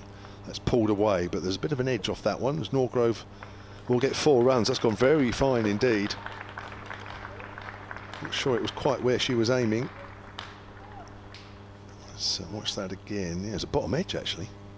Bottom edge that's gone between the body and stumps. That's how fine that's gone. 24, she moves on to 109 for 2 in Hampshire. From here, need just 10 runs. We can have an early finish today. Yes, go and enjoy the sun. Yes. It's, after the first 10 overs of the game, it's been all Hampshire. I did get some other stats actually at half time. Was it Lauren? It was Lauren Bell's second ever professional 5-wicket haul. Yeah. That's right. I can never normally remember what people tell me. That's played towards mid-wicket and there's no run, so I remember that now. And just to repeat, yeah, a second spell haul of 5 wickets for just 4 runs. Absolutely knocked the middle and lower order out of the Durham innings, and really has made this contest a completely one-sided affair. 109 for 2, 10 needed. Norgrove's on 24. Lauren Filer just taking her time at the top of her mark. I think it does highlight obviously the importance of the England players in this team. Oh, makes a huge difference, doesn't it? Bit of a struggle at Warwickshire a week and a half ago, where Warwickshire hit 350 before the rain came. You do wonder, without the England players, whether Hampshire would have chased that down. Make of that what you will. But a good win here against Essex, nevertheless. But again, the England players were available, apart from Lauren. But well, I don't know. I presume Lauren Bell was available, but only 3 out of the 4 played. Freya Kemp had got 46 versus Essex as well, looking in good form. Yeah, does make a difference, doesn't it? It's just the way they score the runs as well. Again, that's gone fine from Norgrove, and again, it's gone for 4 runs. Filer's just testing Norgrove out with a short ball, but he's not really getting the bounce this time. A bit unlucky, I think, for Filer as well, because both of those didn't seem like they were really supposed to go down there. But sometimes it goes in favour of the batter, sometimes against, so can't argue. Yeah, and it was a bit leg stumpish as well, isn't it? By the time it arrived at Abbey Norgrove, it was one of those that you could just help around the corner a little bit. So 6 runs needed. This game is very nearly over. Kemp is on a strike. Could be over in 1 hit, knowing her.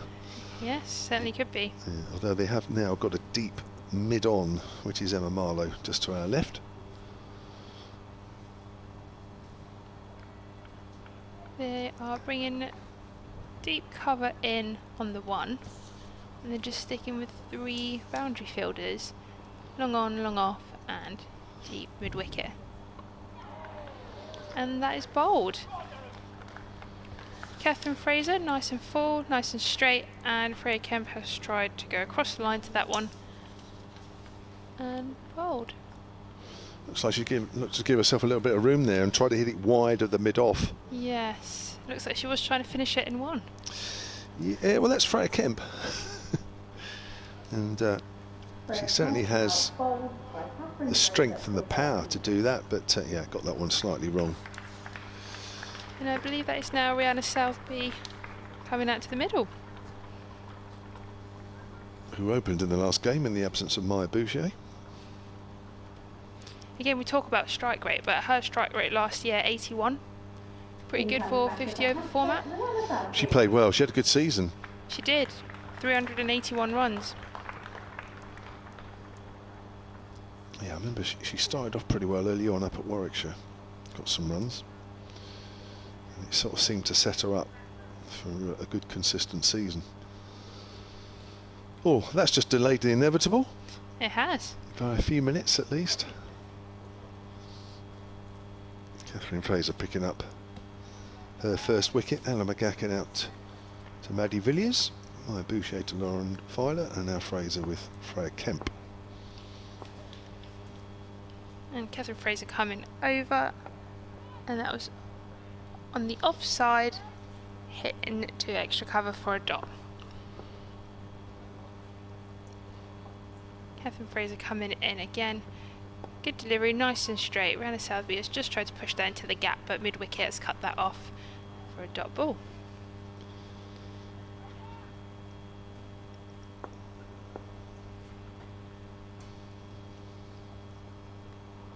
That was nice and straight, and that seems to have been another wicket for Catherine Fraser in this over.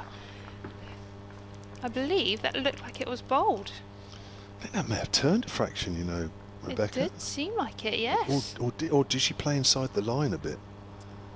I think she played a little bit inside of it, but it did seem to have a little bit of turn, just took off stump. Well, at least if Durham are going down, they're going down with a fight. Yeah. 2 overs for her, 2 wickets for her even. Well. They must needed this a little bit sooner. Yeah. 3 balls Rihanna Southby lasted. And Hampshire, who were 55 without loss, are now 113 for 4. Not quite in the same league as Durham, but it just goes to show, isn't it? The new ball all seems fairly easy, and then all of a sudden things change a bit. Yep. And now we've got Naomi Datani coming to the wicket. Again, another left-handed batter. Captain today as well, standing in for Georgia Adams. Catherine Fraser coming around to her, and it seems like that was down leg, but it was pushed to backward square for no run.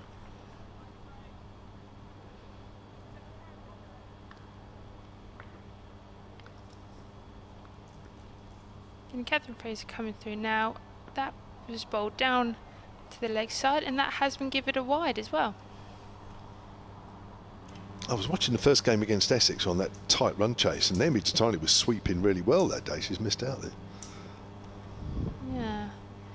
Catherine Fraser coming through now. There was a little bit flatter on the offside, and Naomi Datani has just blocked that. And that'll be the end of the over for Catherine Fraser. Abby Norgrove 24 or 47. Naomi Datani having faced 2 balls. Well, it might be all over this over. You said that last one. I know, I did, I know. There's a couple of wickets in that over, Yeah. which has just delayed things. Freya Kemp for 13, Rihanna Southby for no score, and Fraser has picked up 2 for 16 from her 4 overs. It's bowled nicely indeed. I mentioned earlier she's been playing some T20 World Cup qualifiers in the winter and helped Scotland get through to the T20 World Cup, which starts... Was it about June, isn't it? I think it starts round about there. I know England have got a one day a white ball series against New Zealand. First one up at Durham. That's on the 10th of May. And then they'll be playing India. And there's also a test match, isn't there? There's an India test match at Lord's at the end of July. Right, here's Villiers bowling, and that's driven by Norgrove up to mid-off. Have to hurry here a little bit.